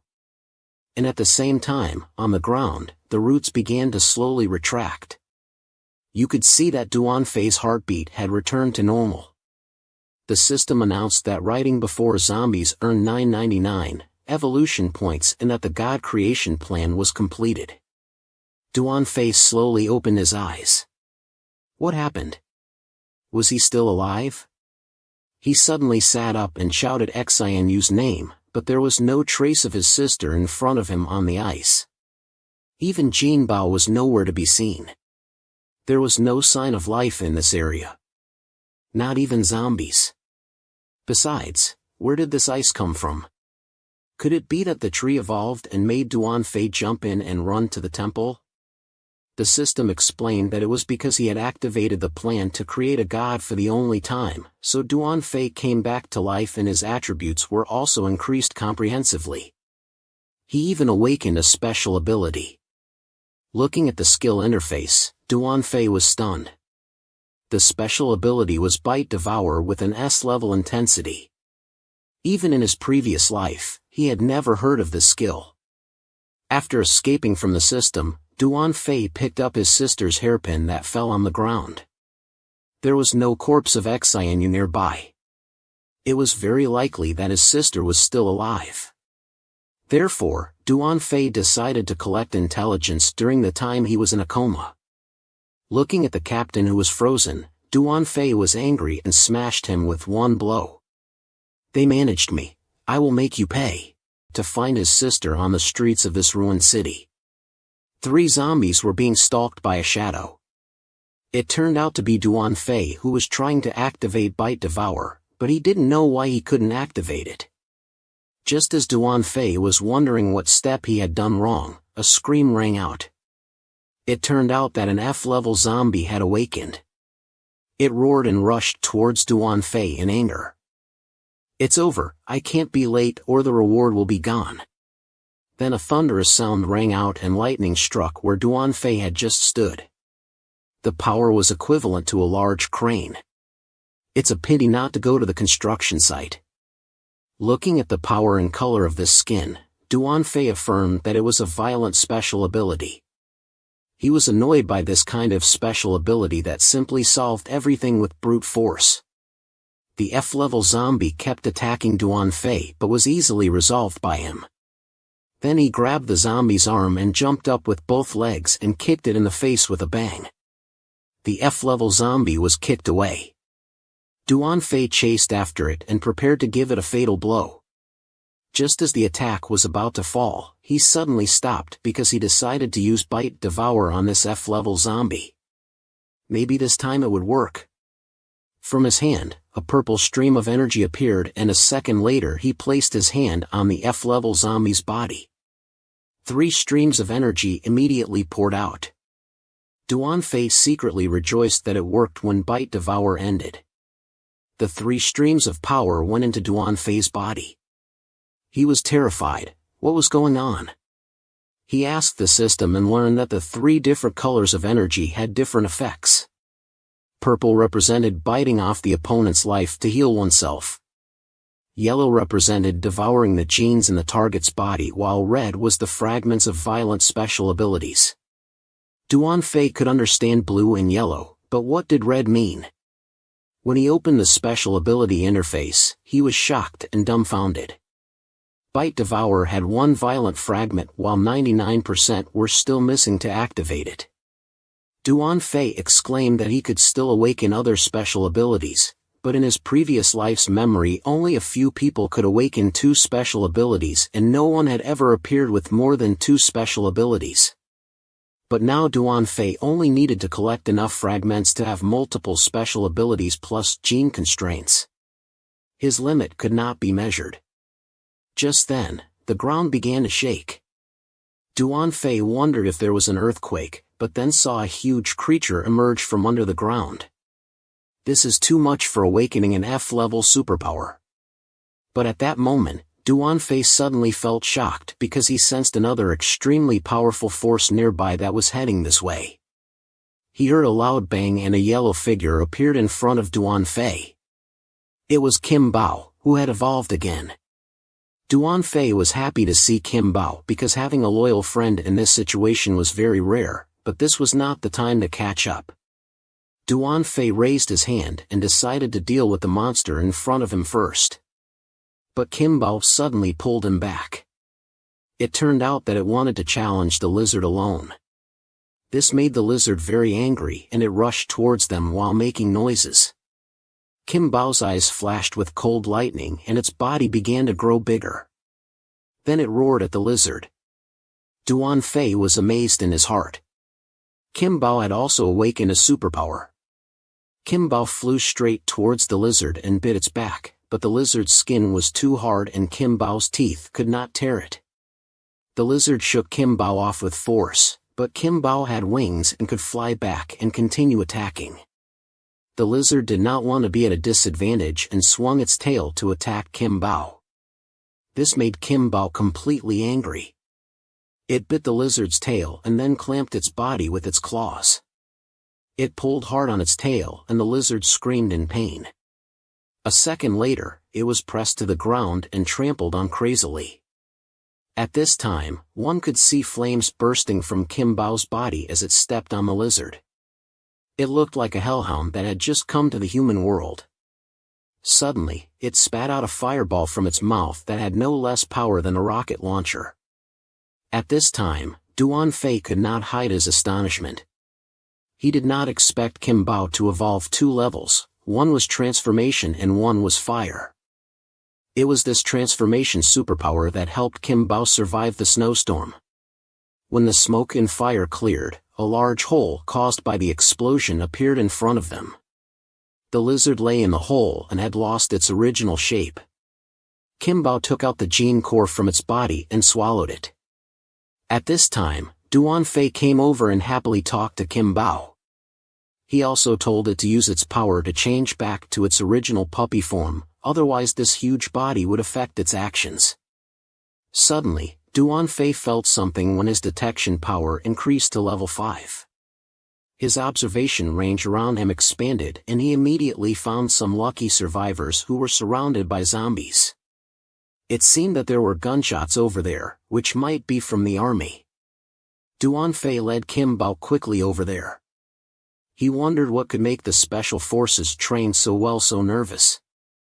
It turned out that on their way to escort a group of scientists back to the base, their car was hit by a sudden lightning strike and then a large number of zombies poured out. Ma Xiaotao received an order from Lao Lao to go out and find Duan Fei, but he was trapped here with them because of someone's trick on their car. The captain decided to go up alone and cover them. He told Xiaotao to lead the scientists away first because their survival affected the fate of humanity. Xiaotao was still persuading him that he would surely die. The captain was a hot-headed person and said that he was the wrestling champion in the army. He ordered his subordinates to retreat while he quickly faced a large number of zombies. He shouted at them and confronted the zombies alone. Dai Qian was not shaken at all. He shouted and punched hard. The punch hit the zombie's face. 2 teeth flew out. The feeling of his fist sinking into the flesh made him feel very excited.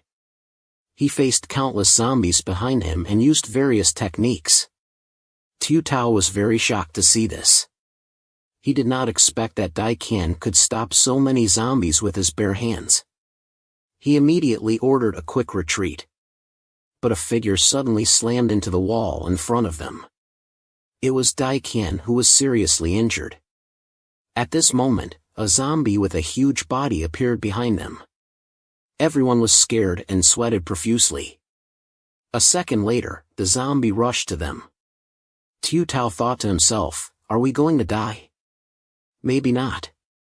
He saw a shadow rushing over, breaking the wall and running straight to the zombie. After a loud bang, the tall zombie was smashed with holes in its body. It was Duan Fei. 3 streams of energy flew into his body. The system notified him that he received fragments of violent energy. At this moment, Tu Tao recognized Duan Fei as the stranger that the old man wanted to find. He told Duan Fei that he had something to ask him for, but Duan Fei looked gloomy and asked him, "Are you from the commander?" After finding out that they were from Lao Lao, Duan Fei's face became normal. It was because in his previous life, when the apocalypse broke out, it was this old general who had built a shelter. From the beginning when he arrived at the shelter, the old man had used his life to secure a safe land for humanity. Tu Tao said that the old man really wanted to meet Duan Fei once and sincerely invited him to go back to the shelter with him. But then something unexpected happened. Lightning and explosions sounded and a zombie that looked like Tu Kong Chan slowly appeared. This zombie that looked like Tu Kong Chan was very powerful. Although its eyes looked dull, the lightning in its hands still flickered. Duan Fei told Qiu Tao's group to move back further and told Kim Bao to secretly protect them or they would reveal their identity as beasts. If that happened, entering the shelter would be a problem. Duan Fei then started to warm up his limbs and prepared to fight with the electric zombie. Except for being an energy zombie, it was just a low-level zombie. He thought he could bite it and then deal with the other zombies. The electric zombie waved its hand and the zombies immediately rushed to Duan Fei. What was going on? Could it command other zombies? Duan Fei suddenly jumped up and several zombies died instantly. But he still felt uneasy because at this time there should not be any zombies with leadership abilities. At this moment, a bolt of lightning attacked Duan Fei. He tilted his body and avoided it. He did not expect that this electric zombie would use low-level zombies as shields and then take advantage of the opportunity to attack. It seemed that it was about to develop intelligence. The speed of evolution was much faster than in his previous life. If this continued, he feared that monsters of King Beast and Lord level would soon appear. Could all this have something to do with Duan Fei's transmigration? At this time, Dai Qian slowly woke up. He immediately recognized this zombie because it had used lightning to damage his car. But who was this teenager in front of him? Why was he fighting alone? Qiu Tao explained. He was the hero that La Commander wanted to find. At this time, Duan Fei's eyes flashed coldly and he rushed over with great speed. The electric zombie did not give up and raised its hand to strike a lightning bolt on the roof.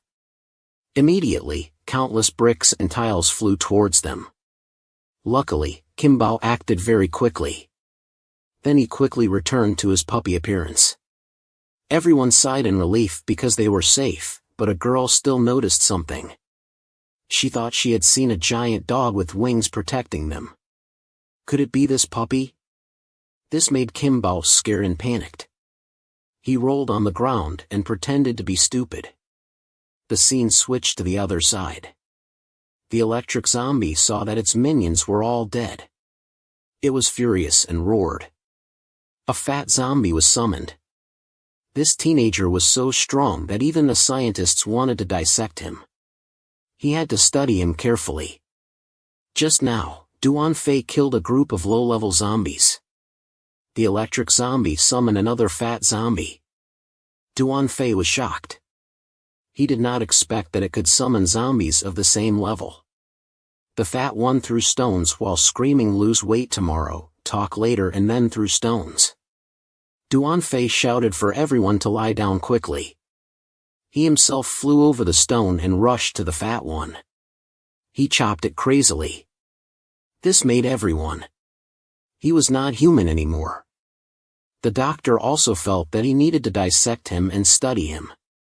When Duan Fei activated his energy and devoured the zombie, the battle entered the most difficult stage. In a moment, the system notified him that he received a fragment of violent energy. If the son was dealt with, then it was time for his father. The electric zombie was angry and screamed. A high-voltage electric current flew like a poisonous tongue. Duan Fei dodged constantly and rushed over. A second later, he reached the zombie's face. He grabbed its head and activated his energy to devour it. When the zombie's miserable scream ended, the system reminded him that he unlocked the electric energy and received a fragment. He looked at the energy in his hand and fell into thought. It turned out that not only he had evolved, but the zombies were also getting stronger. He needed enough power to crush the zombies and protect his sister. When Duan Fei came to his senses, it seemed that the scientists had discovered something.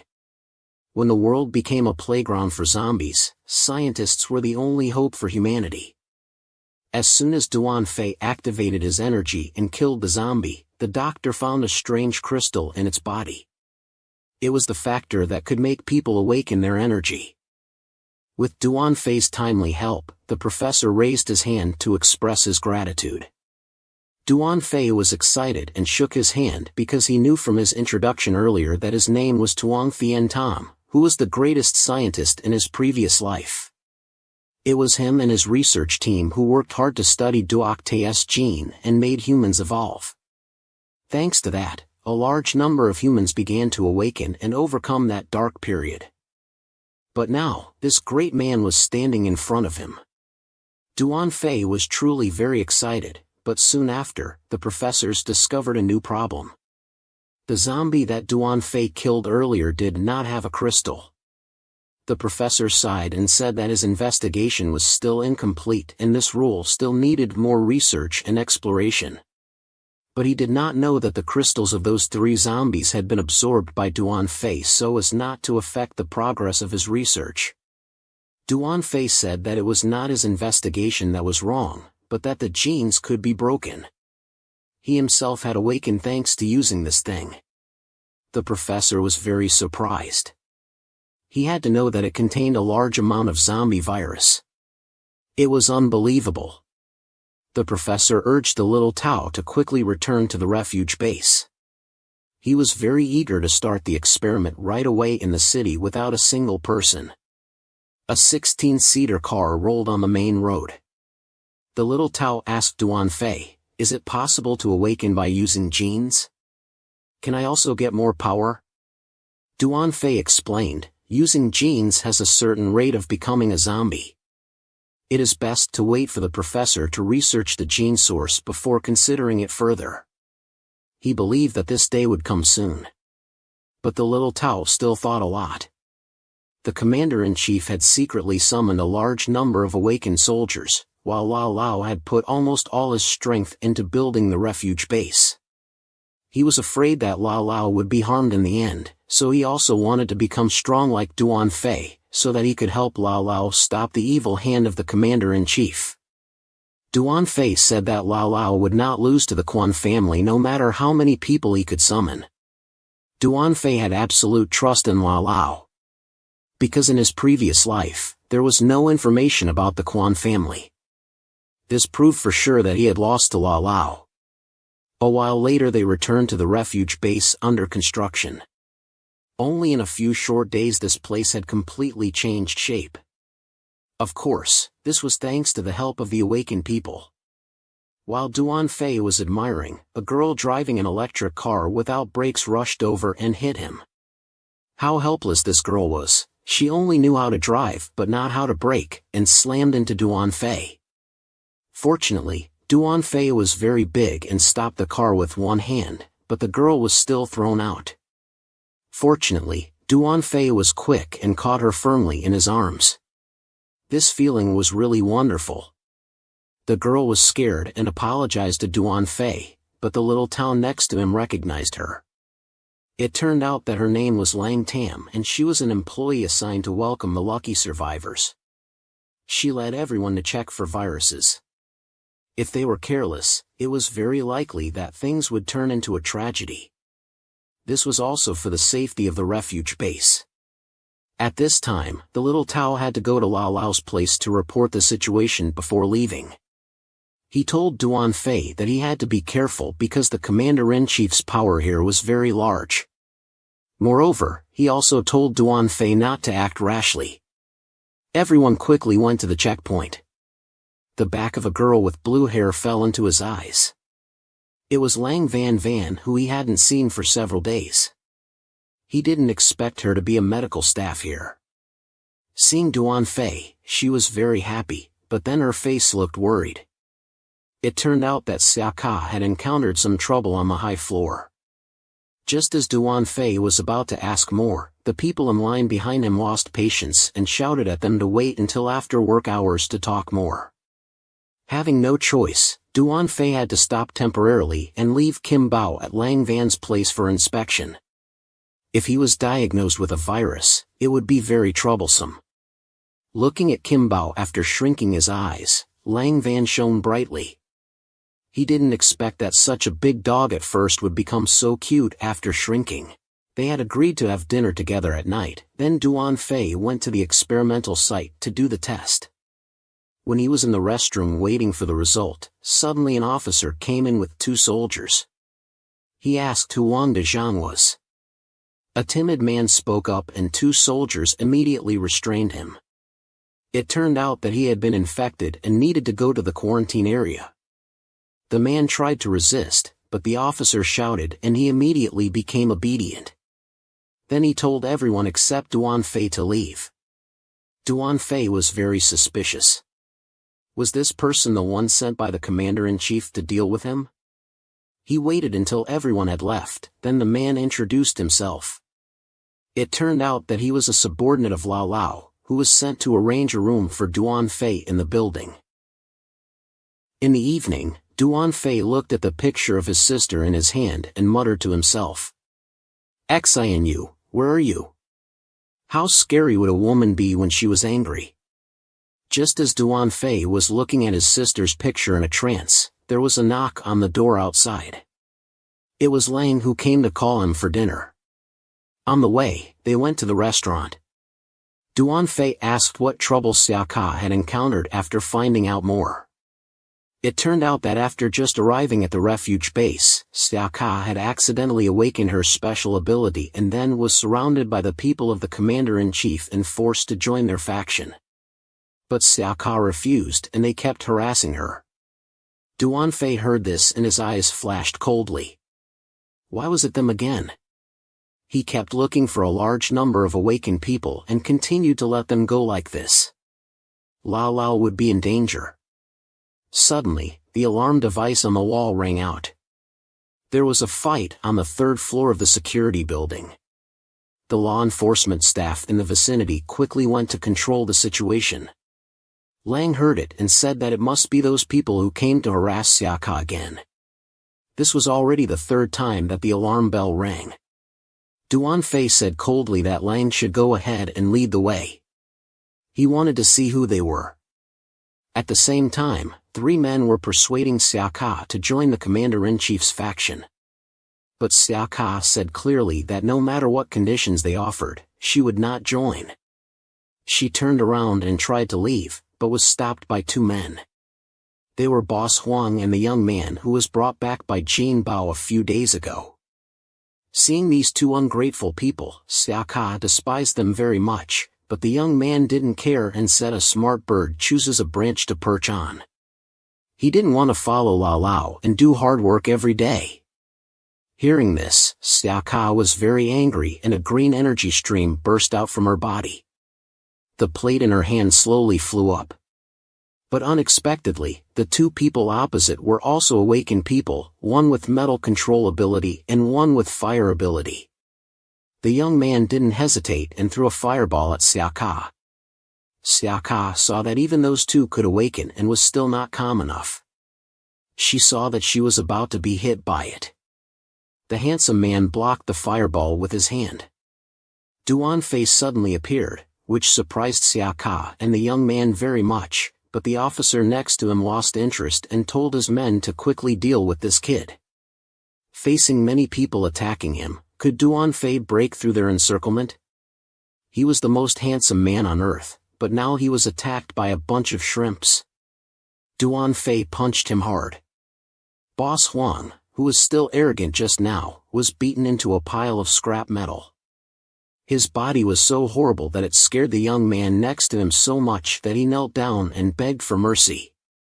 But it was too late for him. He shouldn't have joined the commander-in-chief's faction.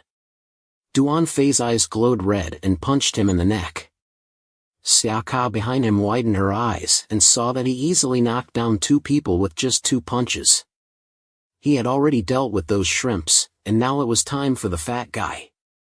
He screamed at Duan Fei not to worry about the matter of covering up for the common people. He said that no one who had offended the commander had a good end. But Duan Fei did not wait for him to finish speaking. He grabbed his neck and lifted him up. Seeing this scene, Xia Ka panicked and advised Duan Fei to let go. He said that if someone died, it would be troublesome. Duan Fei heard this and had to temporarily spare him. The law enforcement staff quickly ran over to them and did not distinguish right from wrong. Dui Sai wanted to take Duan Fei and Xia Ka away because he was afraid that the noise would be detrimental to Lao Lao. The 2 had to temporarily compromise. The order escorted Xiao Ka to the reception room for personnel, while Duan Fei was handled by him personally. When the two parted, Duan Fei asked Xiao Ka to help him investigate the whereabouts of his sister after arriving at the personnel room. He said that his sister had awakened her special ability and was very likely to be taken here. Seeing the two being taken away, Lang Van Van and Jin Bao were very worried. Duan Fei smiled and told them not to worry. He said he would be back soon. In a moment, Duan Fei was taken to an underground prison. Looking out, he saw all the guys with big shoulders and muscles. It seemed that this was where they used torture. At this time, the fat man ordered them to teach Duan Fei a lesson and make trouble. He said that even if he killed him, no one would find out. Seeing a few offenders slowly approaching Duan Fei, he shook his hand and freed himself from the shackles. His eyes attacked like a storm, but he did not flinch. A second later, he punched the ground and used a sweeping leg move. This scene made the fat man look dumbfounded. One person fought 6 people, and the other side were all boxers on the ground. He was no longer human. Seeing Duan Fei step by step closer to him, he was really terrified. He took a tube of zombie blood from the laboratory and threatened Duan Fei that if he encountered any trouble, his subordinates would automatically pour this into Lang Van's body. Facing this threat, the anger in Duan Fei's heart rose up.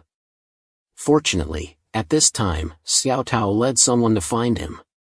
It turned out that he had received a report saying that someone had used torture on civilians, but the fat man refused to admit it and said that the injured were all his people.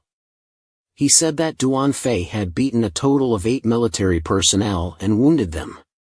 Xiao Tao immediately grabbed the fat man's hand and asked where the zombie blood came from. This was a banned product of the research institute. He did not give him any chance to explain. He ordered someone to take him away, and finally Xiao Tao breathed a sigh of relief. He was afraid that Duan Fei would kill someone and cause trouble. They quickly went to the elevator. Duan Fei asked where he was going to take him. Xiao Tao said he would know later. When they entered the office, an old man slowly turned around.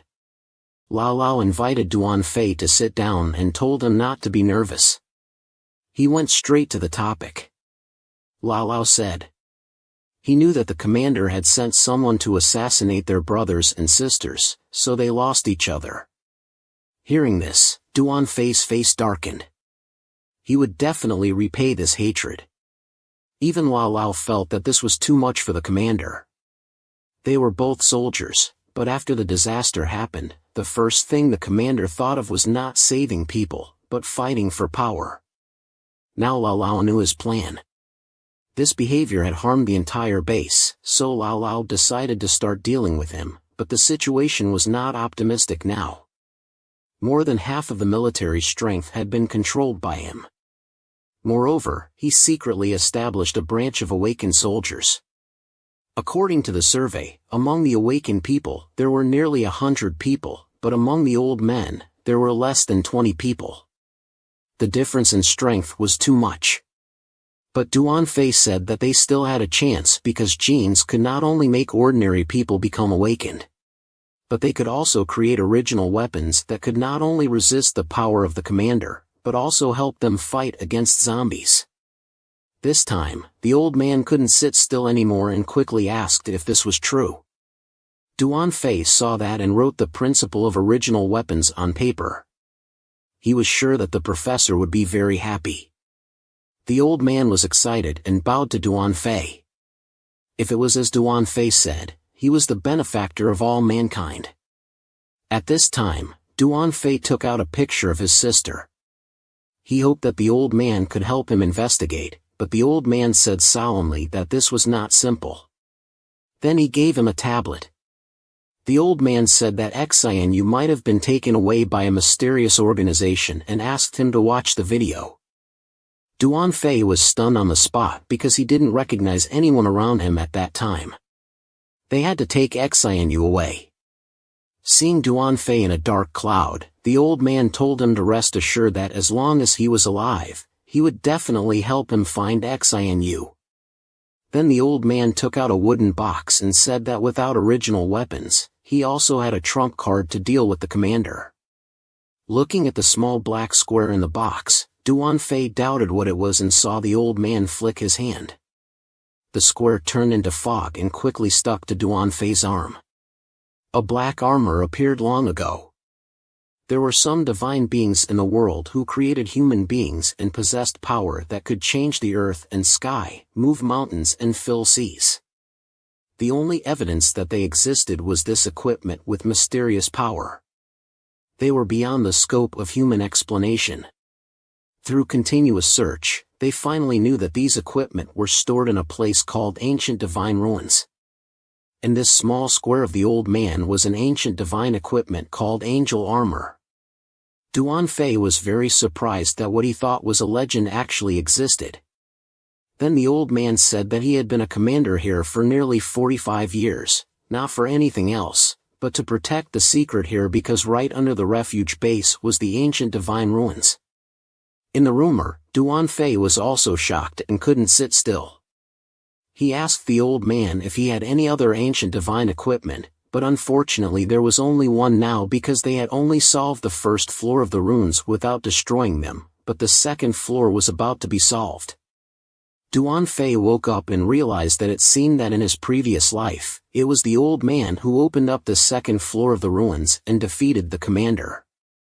The old man hoped that Duanfei could help him in excavating the ruins and as a reward, he would give priority to him to get a set of equipment on the second floor. Of course, Duanfei agreed to such a good thing. After a night of happy conversation, Duanfei didn't feel tired at all. The warm sun shone on his face and suddenly a yellow shadow rushed into his arms. It turned out that Jin Bao smelled Duanfei's scent and ran over. Then there were Xia Ka and Lang Van Van. If they didn't have dinner last night, they would go for breakfast now. At the same time, when the commander learned that Duanfei had talked with the old man all night, he was angry and his veins bulged. It seemed that this stubborn old man had decided to oppose him. He immediately ordered to continue recruiting awakened people and increase training intensity. He had been suppressed by the old man for 30 years and this time he must seize power. At night, on the city wall, 2 soldiers were guarding. Suddenly, one of them looked scared and stammered, "There are a lot of zombies. Alert! Alert!" The refuge base switched to level 1 alert. Non-combatants quickly fled. At this time, Xiao Tao rushed into the office of Old Law and told him that more than 15 kilometers away, a large group of zombies appeared and was moving towards the base at a fast speed. He estimated that they would arrive in 2 hours. A preliminary count showed that there were over 10,000 of them. When the world came to an end, everyone turned into bloodthirsty zombies. They launched an attack on the last stronghold of humanity. At this time, the base was still under construction. What should they do? Old Law quickly contacted the commander-in-chief and hoped that he would send his awakened troops out. But unexpectedly, at this critical moment, the commander-in-chief still only thought about power. He used the dispatch as an excuse to force Old Law to hand over the military power after the matter was done. After a struggle in his mind, Old Law finally compromised because there was no other way. He had to think about the people inside the base. At the same time, when the commander-in-chief received a satisfactory answer, he immediately mobilized all his forces to go to the front line. He wanted to prove his strength to everyone. The troops quickly gathered. After being assigned by Old Law in detail, they hurriedly ran to their positions.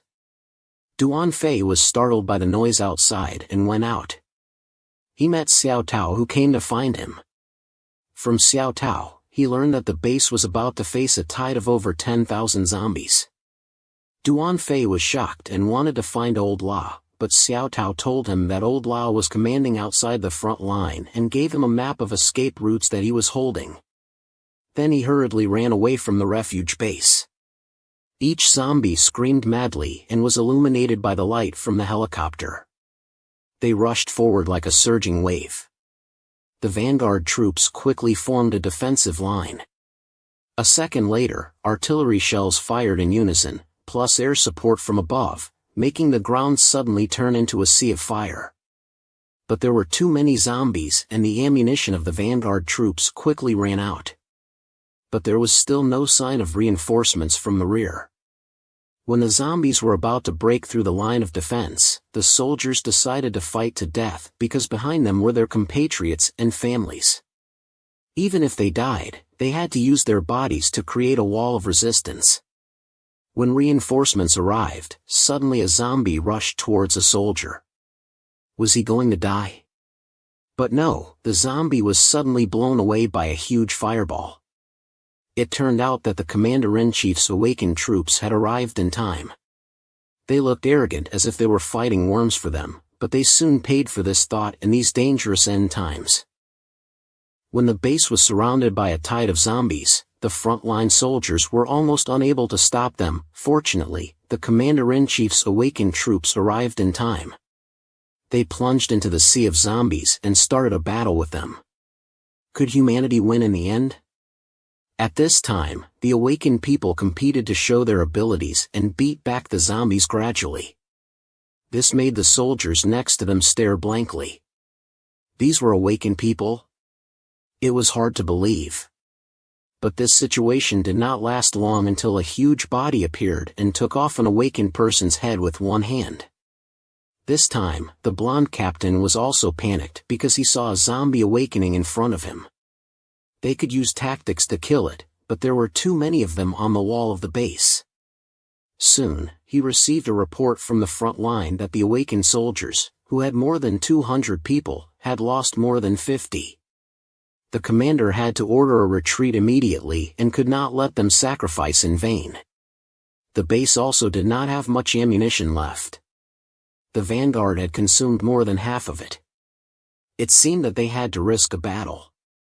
Lao Lao immediately told Xiao Tao to lead a team to plant mines outside the base. He also told them to evacuate the civilians and start the defense when necessary.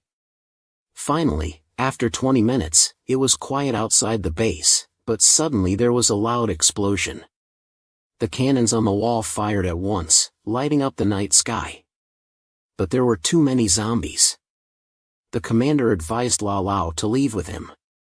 He said that as long as the two of them joined forces, they were sure they could start over. He warned that some strange zombies had broken through the bomb area from within the fire. Xiao Tao would arrive at the base soon and told Lao Lao to leave quickly.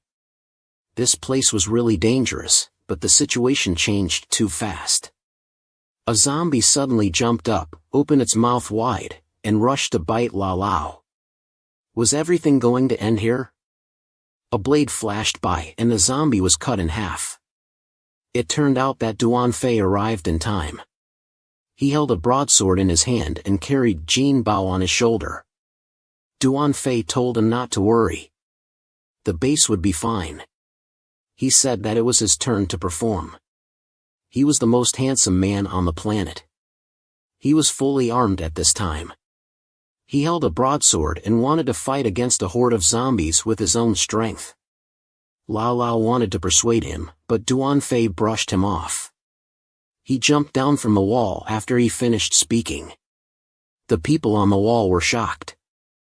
He jumped down from such a high place and did not die or become disabled. But suddenly there was a fire below. Duan Fei rode Jin Bao into the sky and everyone was stunned and speechless. Jin Bao carried Duan Fei straight to the target and knocked away all the zombies around him. Then he rushed to the horde of zombies with 10,000 heads at a very fast speed. Every time the blue blade flashed, a zombie died. Wherever he passed, no zombie survived. Even their armor was gone. They all became ghosts under his blade. But there were too many zombies. They only knew how to rush at Duan Fei without thinking. In a moment, Duan Fei was surrounded by a mountain of corpses. Facing this difficult situation, Duan Fei exploded. He used his strength to jump up and exert his full power with the broadsword in his hand. As soon as he reached mid-air, Duan Fei threw the sword hard. Wherever it went, no living thing survived. Just then, a strange creature appeared unexpectedly. It was an F-level mutated zombie. It opened its mouth wide and showed its sharp teeth. A second later, it spewed fire out of its mouth. Fortunately, Duan Fei dodged it in time. He jumped in front of the zombie and thrust a sword with all his strength. But the scales of the zombie were too hard and broke his blade in two halves. It seemed that ordinary weapons could not do anything to it. Duan Fei activated his awakening ability and bit it hard. The zombie screamed in pain and he received 796 evolution points and a fragment of awakening ability from the system notification. Then Duan Fei started killing all around him again. He had to kill many times before he could activate his biting ability. It was really inconvenient, but Duan Fei quickly discovered that his biting ability could turn into a catalyst on his weapon. After a one-sided slaughter for a while, his sword began to crack. Ordinary weapons could not withstand the full power of his biting ability, but they could hold on for a while. Suddenly, a scream came from afar. Kim Bao spat out a flame. This kind of wide-range attack skill made Duan Fei very envious, but the drawback was also very obvious: it consumed too much physical strength. The fighting power that they showed made the people on the wall extremely terrified. Lao Lao immediately ordered the small Tao to gather all the awakened people to Qi Yuan. He could not let Duan Fei fight alone. But the manager next to him had a dark face. This kid was too strong. He would surely not spare him. He could not sit still and wait for death. But there were too many zombies. In a moment, countless zombies climbed on Kim Bao. In anger, Kim Bao's eyes turned red. A second later, his whole body turned into a flame. A roar like a dragon came from his mouth. When the flame spread within 100 meters around him, no zombie could stand up. But because of the huge consumption, Kim Bao also fainted. But what happened next made Duan Fei even more shocked. He saw that there were countless blue jeans on the ground. They turned into light and flew towards Kim Bao. Then they began to wrap around him. Soon, Kim Bao turned into a big cocoon. It seemed that Kim Bao was about to evolve, but because of the special energy from the cocoon, all the zombies were attracted to it. But during the evolution, Kim Bao had no ability to resist. He was completely a fat sheep waiting to be slaughtered. Duan Fei panicked when he saw this. Kim Bao needed him to protect him now. Because this time it was just a small-scale zombie herd. Later, there would be hundreds of thousands, 200,000 or even millions of zombies. So not only did Duan Fei need to become stronger, but his partner also had to become stronger. Duan Fei walked to the front of the cocoon. He was so tired that he gasped after a long fight. His body began to feel exhausted. Although the bite-swallow ability could help him recover his physical strength, his mental power was still greatly depleted. And the low-level zombies in front of him had been almost solved. The remaining ones were all awakened zombies. If he continued to fight like this, he was afraid that Duan Fei would be at a disadvantage. He had seen this scene before. It was like his last battle in his previous life. In the end, he had to end it with death. But this time it was different. He had a lot of things to protect. At this time, his eyes turned red with anger. He turned around and faced 3 awakened zombies who attacked him at the same time. He used all his strength to fight back and Xianyu was still waiting for him. He could not fall down yet, but there was still a vicious hand reaching for him. In the moment of life and death, a big stone flew over and blocked its attack. Duan Fei looked over doubtfully. It turned out that the awakened soldiers led by Xia Ka had arrived at Qi Yuan. They said that the refuge base was the common home of everyone. How could they let Duan Fei fight alone? Moreover, they brought him a lot of weapons to express their gratitude and admiration for him from the base. Everyone is united, so let's end this battle on the wall. Lao Lao looked at the battle below and couldn't help but sigh that the situation was getting better and better. But when he turned his head, he saw that the commander had disappeared. A little later, a soldier hurriedly came to report that the commander had just left in a helicopter and also took a large amount of high-damage weapons. Lao Lao heard this and felt like he was struck by lightning. This was the first time that humans faced zombies directly after the apocalypse. On one side were the awakened soldiers led by Duan Fei, and on the other side were a large number of awakened zombies. The battle quickly began. The awakened people used their abilities to the fullest, such as turning themselves into stone and killing zombies in all directions, or a girl who played with mines.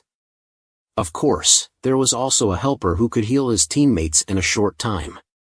Seeing their coordination, Duan Fei couldn't help but marvel. He didn't expect that the commander's troops could use their abilities so skillfully. He told Haka to stay behind and protect Kim Bao, while he prepared to join the fight.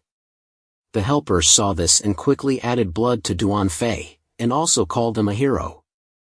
It turned out that being trusted and relied on by others was this feeling. Suddenly, several giant zombies appeared in front of him. He saw that 2 soldiers were about to die because of them, but Duan Fei arrived in time. A cold light flashed by, and the large zombie was cut in half. This powerful strength made the soldiers next to him very shocked. When Duan Fei landed safely on the ground, he told the 2 soldiers to go and join the others, while he would take care of the front. Facing a large number of zombies, Duan Fei's eyes emitted a cold light. Countless blades flashed and the heads of each zombie flew out one after another. The system notified him that he had killed zombies and received 650 evolution points, and also unlocked a new fragment of ability. Just then, the blade in Duan Fei's hand suddenly shattered. A huge zombie took advantage of the opportunity and rushed towards him. He had to use his bare hands and his ability to hit the zombie so hard that it screamed in pain. The soldiers who were not far away saw Duan Fei risking his life like this, and at this moment they all showed an unprecedented fighting spirit. They fought until the zombies were defeated, but a sudden accident happened. A helicopter flew from the wall to the battlefield. Lao Lao saw it and was shocked. He seemed to have guessed something and quickly told his subordinates to contact him. The commander advised him to stop immediately and return to the base, but the commander had already made up his mind. Between him and Duan Fei, one of them had to die. When the helicopter reached above everyone's heads, everyone thought it was reinforcements, but a second later, several cannonballs flew out. The target was not someone else, but Duan Fei, who was fighting below. Seeing the cannonballs coming towards him, Duan Fei didn't dodge at all. In this critical moment, Haka used her mental power to control the cannonballs, but her strength was not enough to control objects moving at high speed. She could only make them stop for a short while. But then a loud bang sounded, and Duan Fei's figure disappeared in the fire. Did he just die like that? Seeing this scene, everyone's faces were full of disbelief, but then they all lost their morale because they lost their main pillar, Duan Fei. They had no confidence at all. 2 large zombies slowly approached the soldiers who had lost their will. Their bodies trembled unconsciously. But a surprise happened. The 2 zombies suddenly fell down. A figure slowly walked out of the fire. His eyes emitted a cold light and his body radiated a terrifying aura. He walked out of the sea of fire. It turned out to be him who had been hit by the artillery shell of the commander earlier. Fortunately, he had used his psychic power in time to stop the shell for a short moment. Duan Fei took the opportunity to dodge behind the zombie and survived. Duan Fei was still alive and well. The commander was extremely horrified. He immediately ordered the awakened people to kill Duan Fei. But no one below obeyed. Seeing this situation, the commander had to grit his teeth and take out his gun. He faced a barrage of fire attacks. Duan Fei was not afraid. He jumped up and reached behind the commander in a blink of an eye. His blade was placed on his neck. The commander wanted to call for help, but Duan Fei did not give him a chance to talk nonsense. A scream suddenly rang out on the helicopter. A proud hero died like that. He could only blame himself for provoking the wrong person. When Duan Fei landed on the ground, the awakened people gathered together and prepared to face the final wave of zombies. There were about 5,000 of them, most of them were awakened zombies. And Duan Fei's mental and physical strength was almost exhausted. The only way now was to buy time and wait for Kim Bao to finish his evolution. Facing the attack of the zombies, the awakened people had to erect a cage of defense. But they could not hold on for long. Duan Fei saw this from a distance, but he could not escape there. Suddenly, his blade broke into pieces. He cursed inwardly because 2 zombies were rushing towards him at the same time. His eyes narrowed. Was he going to die here? At the critical moment, a blade flew over to him. Duan Fei quickly caught it and killed the 2 zombies in one breath. He turned around and saw that it was Hakai who had helped him in time and reversed the situation. Suddenly, the ground began to shake. A mysterious creature emerged from under the ground and quickly rushed towards Kim Bao. The awakened person saw this and punched hard on the ground. The ground cracked and shook. Just when he thought he had stopped the mysterious creature, Duan Fei seemed to realize something and shouted loudly for everyone to be careful under their feet. Everyone saw this and panicked and scattered in all directions. They only saw a huge mouth breaking through the ground and swallowing Kim Bao's cocoon into its stomach. Everyone was shocked and could only stare at Kim Bao's life being taken away. But the mysterious creature at this time emitted a golden light from its body and its back began to bulge repeatedly. Soon, a pair of black wings broke through its flesh and came out. Seeing this scene, Duan Fei was horrified because he recognized that those black wings belonged to Kim Bao. Has Kim Bao been absorbed? Duan Fei felt sad at this moment. Why did it have to be like this? He was so close to success. Just when he was immersed in self-blame, a familiar voice sounded out.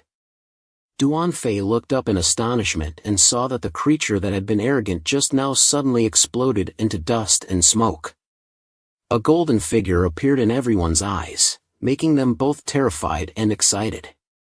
I can't believe Kim Bao is still alive. If everyone is here, then let's start the final battle. Because we have exhausted a lot of energy, Duan Fei tells them to stay and rest for a while. He prepares to ride Kim Bao and destroy all the remaining zombies. He faces countless enemies surrounded by them. Kim Bao moves freely there. Then he swings his tail and a flame gathers in his mouth. He shoots it out. The zombies in front are turned into ashes in a blink of an eye. Suddenly, Duan Fei notices an enemy behind him. Kim Bao uses a dragon tail sweep to knock them down. But surprisingly, his tail is caught by a bull demon king. He roars angrily and Kim Bao hits him with a fire on the back of his head. When the fire disappears, he is still alive and well. His eyes show a fierce light. He rushes to hit Kim Bao and Kim Bao scratches him with a claw and kills him on the spot. He sees the zombies around him slowly approaching and he is not afraid. He slowly flaps his wings and flies into the air. A second later, the fire in his mouth begins to gather like a rising sun. Everyone sees that and runs away quickly. If they are hit by this fire, they will not have any pieces left. There is only a loud bang and the ground is covered by fire. When Kim Bao's attack stops, there is nothing left on the ground. No zombie can escape. Everyone sees that and shows a happy expression after the victory. But is it really like that? Suddenly, 3 sharp spikes fly towards him. Kim Bao quickly dodges but still gets injured on his front leg. Duan Fei looks at where the attack came from and a woman falls slowly and walks towards him. She is a zombie leader who leads the zombies. Her appearance makes Duan Fei scared and frozen. Why does the zombie lord appear so soon? This makes him very nervous, but the awakened person next to him doesn't know anything. He clenches his fist and wants to go up and make her relax her muscles. Without waiting for Duan Fei to stop him, he rushes forward. But with just one look, the man stands still and stops breathing. The woman smiles evilly. The awakened people see that and want to go up and gang up on her, but Duan Fei shouts loudly to stop them because they are not at the same level as her. Kim Bao is also poisoned and can't fight anymore. It seems that everything depends on Duan Fei now. He holds a knife in his hand and quickly rushes forward. In one breath, Duan Fei reaches her face and slashes hard with his knife, but she easily blocks it. Before Duan Fei could react in horror, the attack of the female bat had already hit him. He had to raise his sword to block it. After a long time of fighting, his body was exhausted and his vision began to blur. Could it be that he had reached his limit? Just then, the female bat grabbed his neck. Duan Fei opened his eyes wide and quickly grabbed her arm, using his special power to bite and absorb. But it seemed that the female bat sensed something and quickly threw Duan Fei away. The system notified him that the target was too strong and he needed to maintain the bite for a minute. Seeing this result, Duan Fei was stunned. How could he control the opponent for such a long time? Moreover, the female bat had realized it and it would not be easy to approach her again. But he could not just sit still and wait for death. Duan Fei rushed up to her again, trying to get close and find an opportunity to strike.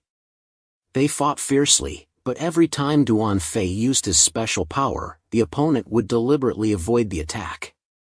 The two sides maintained a stalemate. Suddenly, the female bat pushed Duan Fei back. He had just stabilized his body when he saw a terrifying scene. The opponent used her special power and countless bats appeared from the sky. What the hell was this? How could Duan Fei deal with them? She raised her hand and the bats flew towards everyone. Duan Fei shouted loudly, telling everyone to be careful.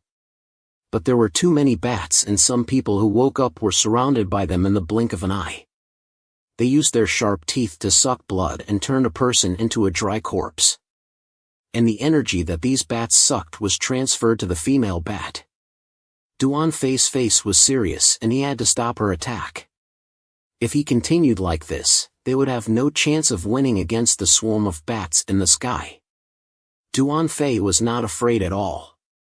In his cold eyes, everything turned into dust under his sword. Although his mental strength was not good at the moment, his physical strength and power were still abundant. He quickly rushed to the female bat and swung his sword with his special power wrapped around it. He slashed down with a powerful force that split the ground. The bats fell to the ground one after another, and when everyone thought it was over, they saw disappointment. The female bat was still fine as usual. It turned out that when Duan Fei swung his sword, she had used the bats as a shield to block the attack. Seeing this situation, Duan Fei did not hesitate and jumped behind her, slashing hard at her neck. But she easily blocked it and broke his sword in half. At this moment, Duan Fei's mind suddenly thought, what was he worrying about? Was he afraid of death? Or was he afraid of losing the base? Why did he always have the idea that he had to survive no matter what? Wasn't he able to defeat this monster? How are we going to save Tong Du yet? Duan Fei's attack became faster and faster. His eyes started to become cold. The evolution tree in his body flickered. At this point, he had completely let go of his thoughts, becoming a killing machine without emotions. He only saw Duan Fei raise his hand and grab the Bat Woman's hand. Before she could react, he pulled her up into the sky, then slammed her down to the ground. The Bat Woman painfully counterattacked, but was easily blocked by Duan Fei. Then he grabbed her wings and tore them off, amid her screams of pain. He seemed to be possessed by a death god, and kept muttering like a machine in his mouth, "Evolve, evolve, keep evolving." It was obvious that he had lost his consciousness. But at this moment, in a mysterious space, Duan Fei suddenly woke up. He got up in doubt and turned his head. He saw a huge object. Could it be the evolution tree? Suddenly, a blue light came from behind the tree, and something that looked like a soul appeared. It didn't wait for Duan Fei to ask anything. It emitted countless threads of light and wrapped around Duan Fei. No matter how hard he struggled, he couldn't escape. The image came out of the mysterious space. The Batwoman who had just lost her wings was now completely insane. Facing her furious claws, Duan Fei just tilted his body slightly and easily dodged the attack. Then he gave her a hard punch. The Batwoman was hit so hard that she smashed into the ground. She barely stood up and was attacked by Duan Fei again in the face. To survive, the Batwoman didn't hold back anymore. Countless poisonous thorns flew out and stabbed into Duan Fei's body, but even so, he didn't seem to feel any pain. It just made everyone worried. They only saw Duan Fei bend his right arm. Haka saw that and immediately used her mental power to bring the weapon next to him into his hand. Duan Fei quickly slashed out with a knife, forcing the opponent to retreat. Then, to the astonishment of the Batwoman, he pulled out each poisonous thorn from his body. The wounds healed quickly at a speed visible to the naked eye. In a short time, Duan Fei raised his knife and continued to rush towards her. Facing such terrifying pressure, the Batwoman had the idea of running away, but there was no way back behind her. Out of options, she opened her mouth and sprayed poison gas, but it was hit by a flying knife at the right time and knocked her into the mountain wall behind. Seeing Duan Fei flash and appear in front of her eyes, the Batwoman screamed and tried to attack again, but Duan Fei quickly punched her, making her pale with fear. Then he raised his hand and the knife flew back into his hand, while Haka looked very surprised. Because in a moment just now, she felt an unknown source of power controlling herself, coordinating with Duan Fei's actions. Even Jin Bao behind Duan Fei noticed something wrong. But what happened to Duan Fei? He just let go of his thinking and became a killing machine without consciousness. The zombie lord who was very powerful before was now pushed into the wall by him and beaten continuously. They only saw Duan Fei holding a knife in his hand and stabbing it into the palm of the Batwoman, fixing her to the mountain wall. He didn't wait for her to scream and grabbed her head, immediately using his devouring ability with a countdown timer. Everyone seemed to forget to breathe. 40 seconds, finally 30 seconds, 20 seconds, 10 seconds. The system announced that devouring was completed, unlocking the Bat ability, killing the zombie lord, receiving 500 evolution points, and also receiving a mysterious energy ball. At this point, Duan Fei slowly regained his consciousness and let go of the Batwoman who had turned into a dry corpse in his hand. He heard the cheers of the soldiers around him. Duan Fei weakly turned his head and looked back. When he learned that humanity had won the battle with the zombies this time, he fell to the ground and lost consciousness. Duan Fei's consciousness returned to the mysterious space again. Suddenly, a familiar voice rang out. He quickly turned his head and saw that it was Tong Duyet's sister. Duan Fei was shocked and stood still, not daring to believe his eyes. He hurriedly wanted to go to her, but suddenly some new threads appeared and wrapped around him. Duan Fei could only shout and tell his sister to come to him quickly, but Tong Duyet apologized and said she couldn't do it. Moreover, her body began to disappear. Duan Fei saw that and immediately screamed, "Tong Duyet, don't go, tell me where you are, I will come to save you right away." But Tong Duyet said it was impossible because Duan Fei's power was not enough yet. He had to become stronger before he could do it. After saying that, his sister disappeared. Duan Fei suddenly woke up. He took out the tube on his body and then looked around in doubt. He found out that this was a hospital. Could it be that the zombie wave had been resolved? Why didn't he remember anything? Then he quickly went to the space of the evolution tree and was blinded by countless notifications. Duan Fei was stunned. It seemed that he couldn't read them all in a short time. After half an hour of effort, the harvest this time was summarized as follows. First, he had more than 10,000 evolution points. Second, he had the devouring ability and countless fragments of abilities. And third, he had a treasure-type item. He killed a zombie lord and received an energy ball. Duan Fei immediately chose to open it. The system announced that he received 20 universal fragments. This made Duan Fei very excited, because this would speed up his collection of ability fragments. Then he used all his evolution points to upgrade his attributes. At present, Duan Fei's strength was level 7, agility level 6, scouting level 5, and spirit level 4. By evening, Duan Fei looked at the setting sun in the distance and thought it was time to leave. He went to Lao Lao's office and asked about the progress of human gene exploration. He learned from Lao Lao that it was almost ready to use. Duan Fei was completely relieved and immediately said that he planned to leave. He said he had to go to Tanshuyan for a trip and see if there were any clues about his sister there. Lao Lao's face changed when he heard that, because since the end of the world, that place had become a place where no one dared to approach. But Duan Fei told Lao Lao not to worry, because he had absolute confidence. Moreover, through his previous life's memory, Tanshuyan was very likely to have relics. Seeing that Duan Fei was determined, Lao Lao didn't persuade him anymore. He just stood up and decided to take him to a place. It turned out that when Duan Fei was in a coma, Lao Lao had asked Professor Xiang to make special equipment for him. Seeing that, Duan Fei had no choice but to obey. When they passed by the training ground, Duan Fei looked at the soldiers below with curiosity. Lao Lao explained that they were dividing their ranks. The manpower of the refuge base was divided into 3 groups. First, the guard team, responsible for protecting the safety of the base. Second, the awakened soldiers team, responsible for clearing zombies and beasts outside the base. Third, the super soldiers team. Most of them had participated in the trial competition and were the strongest force of the base. He didn't expect that in just a few days, Lao Lao had drawn up such a detailed plan. The two quickly went to the Underground Research Institute, where Professor Xiang led them.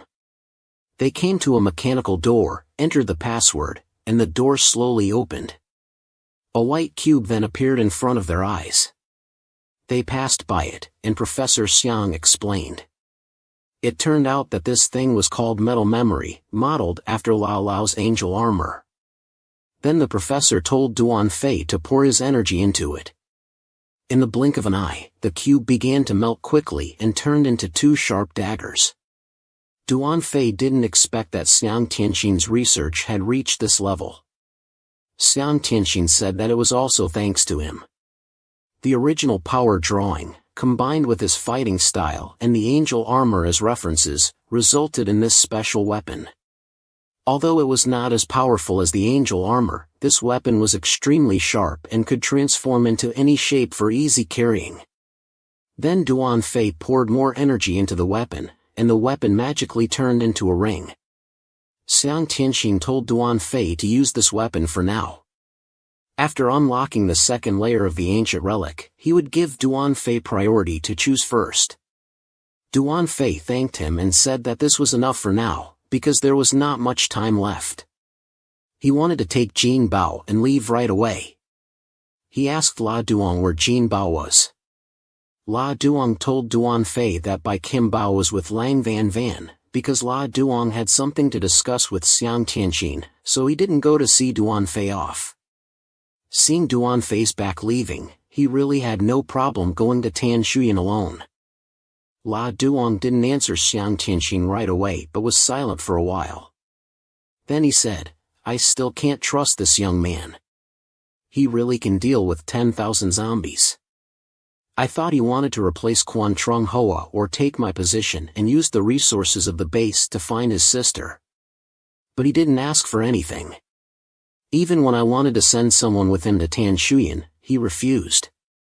When I learned that he wanted to go to Tanshuyan alone, I felt more uneasy than when he said he wanted to fight 10,000 zombies alone. I couldn't say clearly whether I was worried about him or about the base. With his strength, my worry was clearly redundant. Maybe I was too selfish. His departure was inevitable. Duan Fei took Jin Bao back from Lang Van Van. He wanted to leave quietly, but Ha Ka had been waiting outside the door for a long time. She said, "You just want to leave silently?" Duan Fei said, "Sorry, I'm not used to saying goodbye.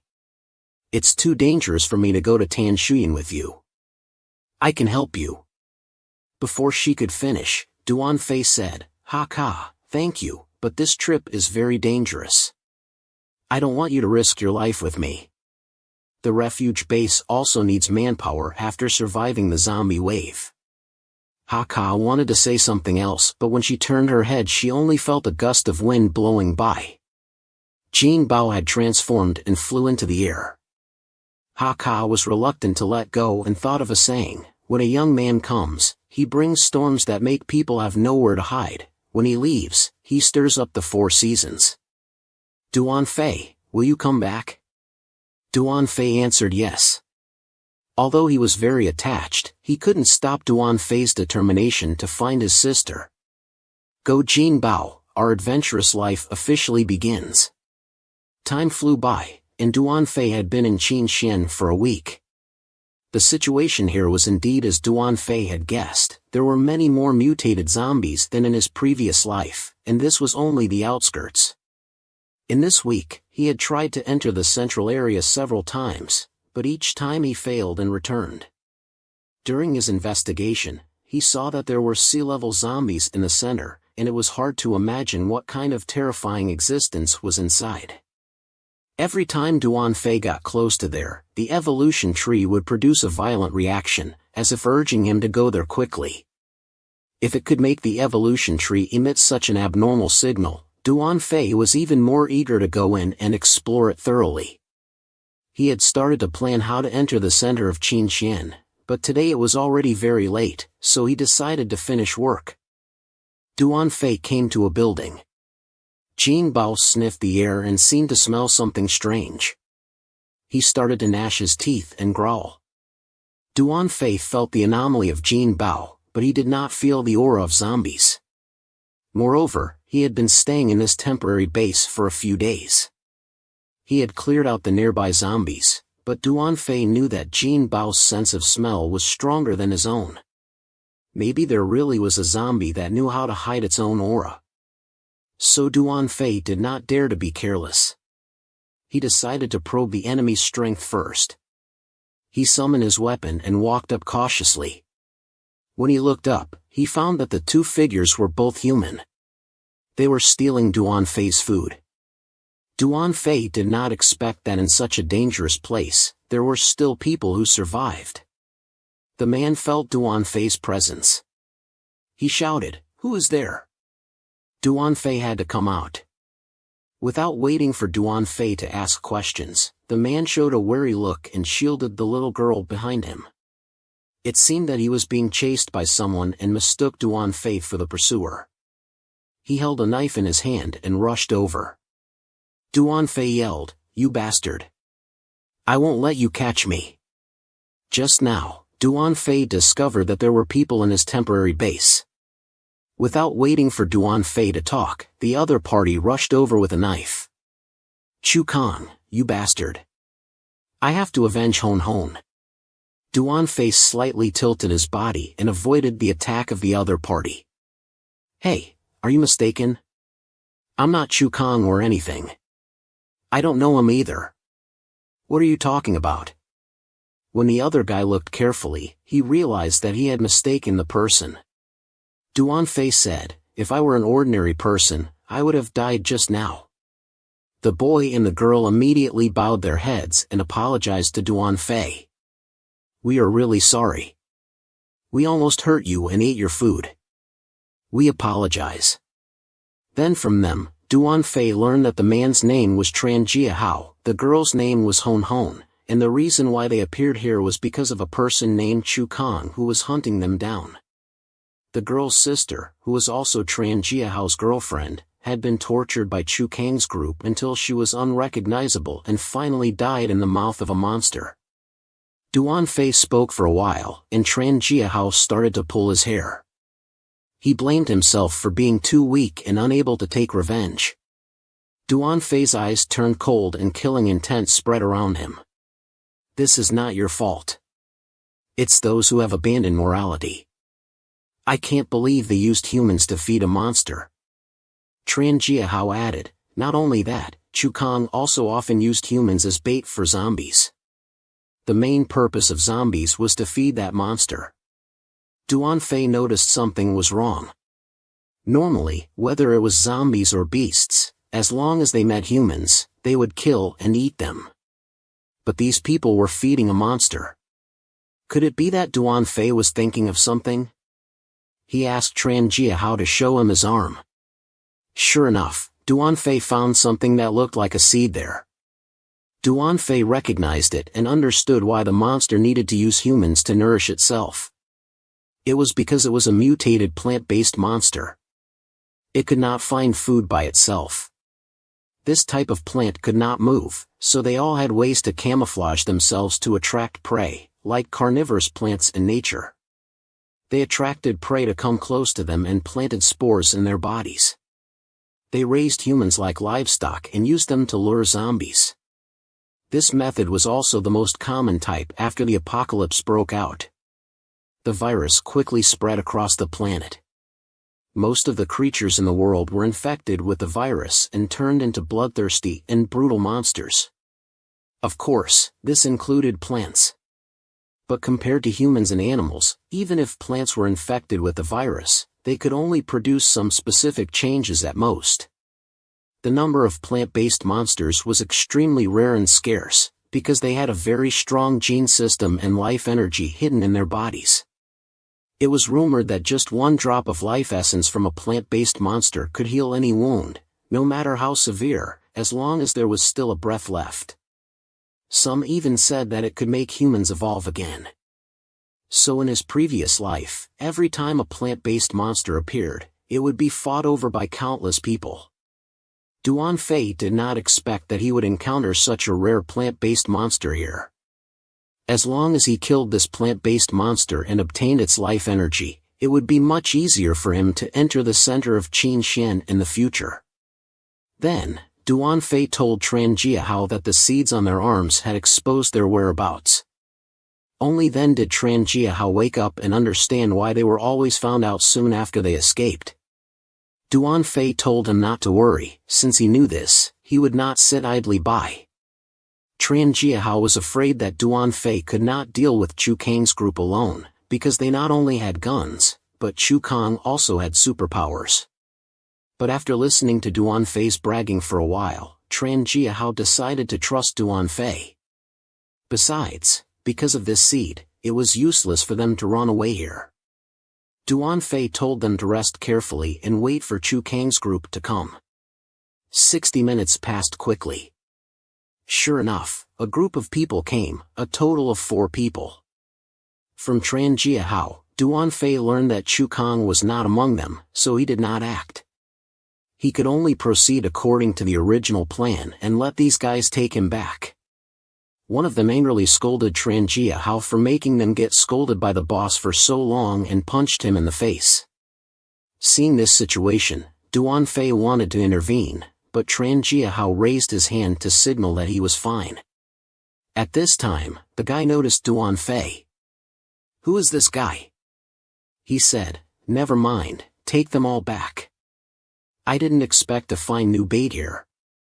This time the boss will surely reward us. There was also a strange dog here. Take it back too and have some extra food tonight." And so, Duan Fei's group was taken away by them. The image changes, 2 Ola men are guarding outside the door, and a scream of agony comes from inside the room. "Kill me! Please kill me!" The 2 Ola men chat. Lately, the boss is more and more playful, he even brought the boyfriend of that girl in to make him watch. I think his name is Lai Fong, right?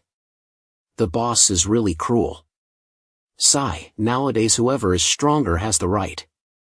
But in the room, Chu Kang just finished his business. The man named Lai Fong was tied behind a chair, and on the bed was a girl lying down, whispering in her mouth. "I'm sorry, Lai Fong, I'm sorry." Chu Kang put on his clothes and went to Lai Fong. "How about it, have you seen enough? Do you see that you are not convinced by me? You should thank your girlfriend, if not for her, you would have been dead long ago. If you want to blame anyone, blame yourself for being useless," he said and tore off the tape. "Tell me your feelings after watching." Being humiliated like that, Lai Fong wished he could tear Chu Kang apart. He screamed and cursed Chu Kang as a beast. "I will kill you, you beast." But he received a punch from Chu Kang. "This is for your cursing, this is for your cursing. I will beat you half dead and then throw you out as bait."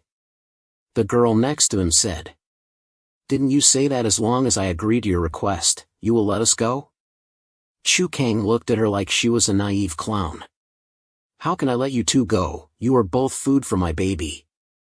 The girl sank into despair. "Chu Kang, you bastard." Suddenly there was a noise from outside.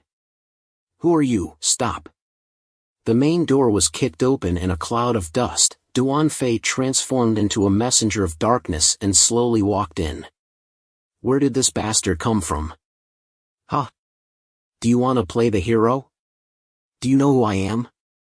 Duan Fei blinked and appeared behind Chu Kang, in front of the girl's eyes. Without turning his head he said, "I don't need to know the name of someone who is about to die." Duan Fei didn't bother with Chu Kang. He took off his coat and covered the girl's body. Being despised like that, Chu Kang was also angry and shouted, "You bastard, catch this guy quickly."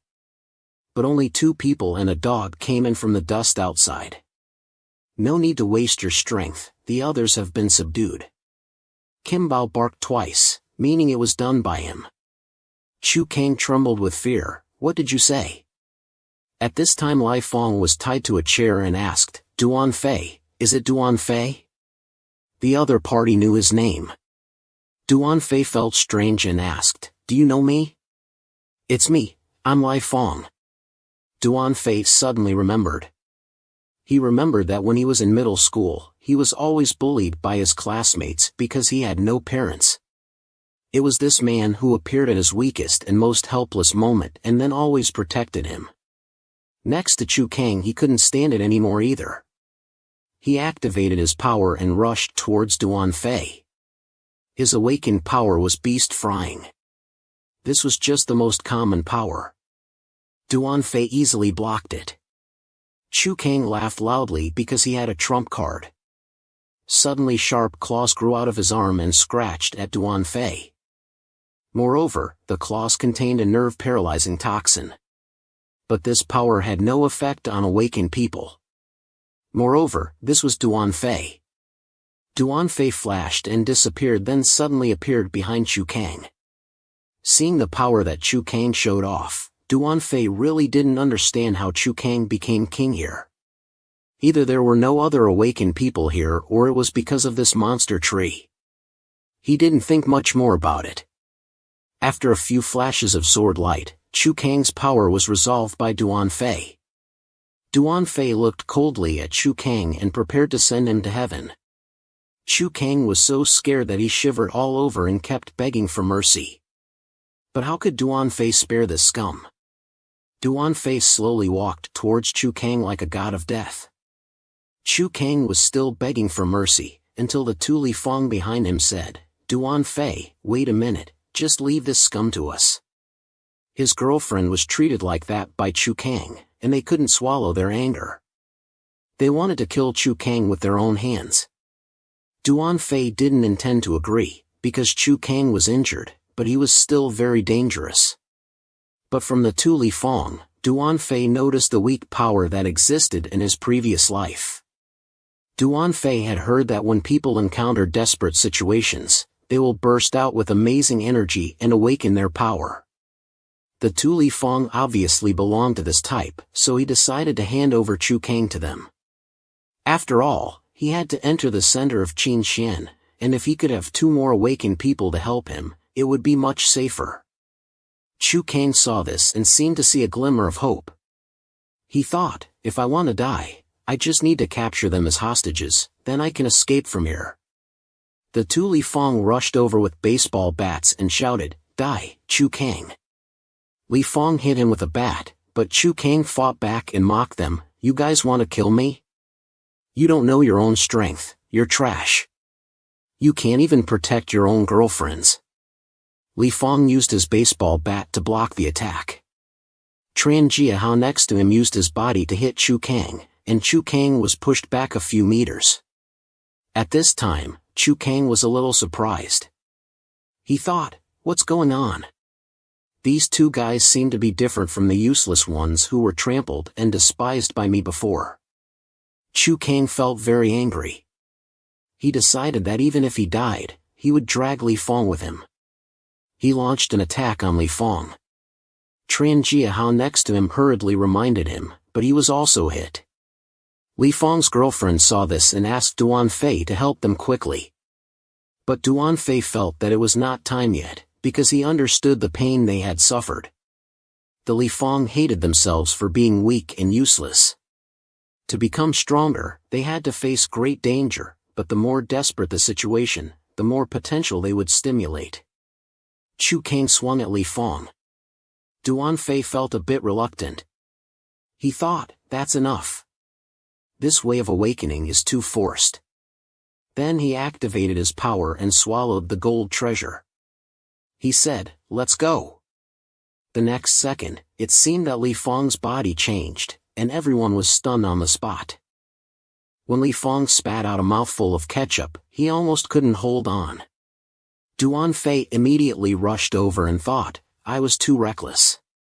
Now I have to transfer green energy to temporarily maintain his life, then quickly kill the mutant plant and get the life energy to heal Li Fong." Suddenly, Duan Fei felt something was wrong. His body was heavy as if he was carrying 1,000 pounds. He couldn't move easily. He felt this strange change. Duan Fei's eyes lit up and flashed a look of astonishment. He thought, "Power of controlling gravity. Controlling gravity means that he can control gravity in his domain. He can arbitrarily control the gravity of any place in his domain.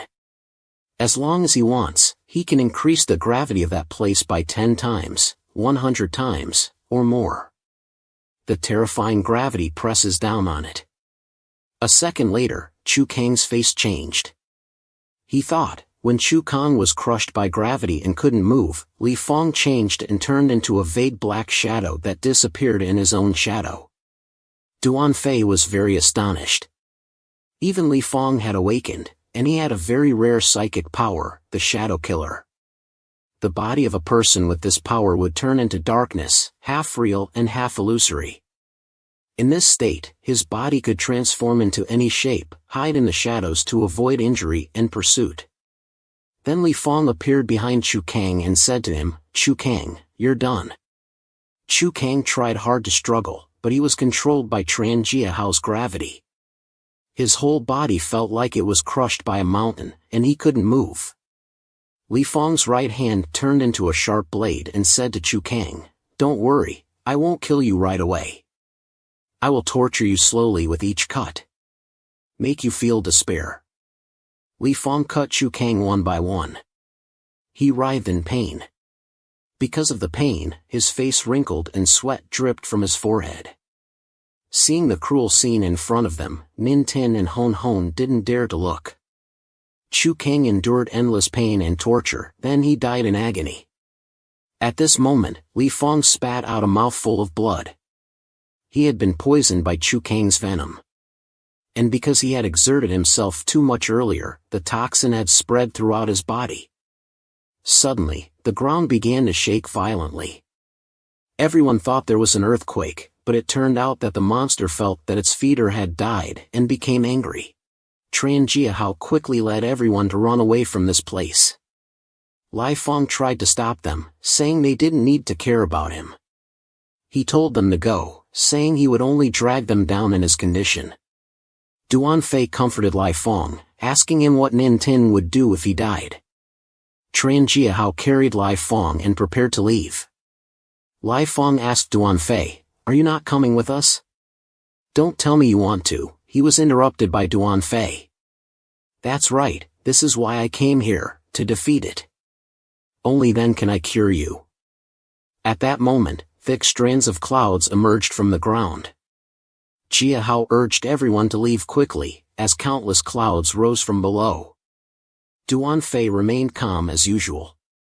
What a flashy entrance, huh? Is it time for your true form to appear? A loud noise rang out, and a huge creature emerged from the ground. It was a D-level mutant plant, the King Flower. In his previous life, Duan Fei had heard of the legend of the S-level King Flower. Humanity had paid a heavy price to defeat it. Duan Fei sensed its fluctuations and realized that its energy was unstable.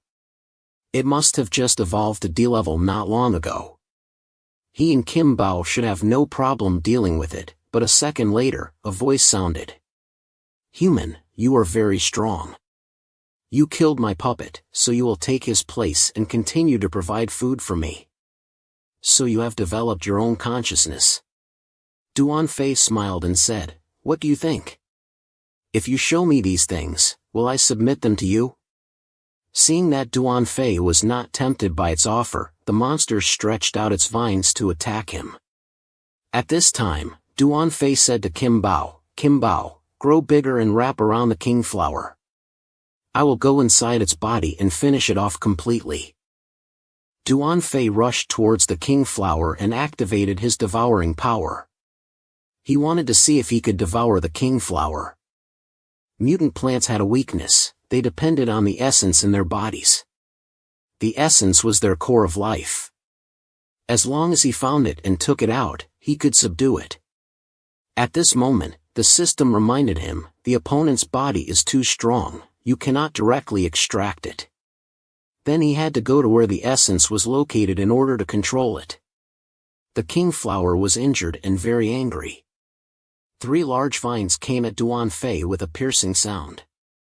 These 3 strands of straw cover the sun, blocking all escape routes for Duan Fei. It seems that in the next second, they will crush him into a pancake. At this critical moment, Kim Bao came to the rescue with great force. Thank you, Kim Bao. Kim Bao looked at Duan Fei with a smug expression. Remember not to eat those strands, they are full of toxins. I'll go into its body and look for the essence, you handle the outside, Kim Bao said and immediately spat them out. At this time, King Flower was angry and said, why are you helping humans? Wouldn't it be better to join me and absorb him? Kim Bao said arrogantly, who wants to cooperate with your ugly kind? Duan Fei came to the entrance of the stadium and smelled a strong stench.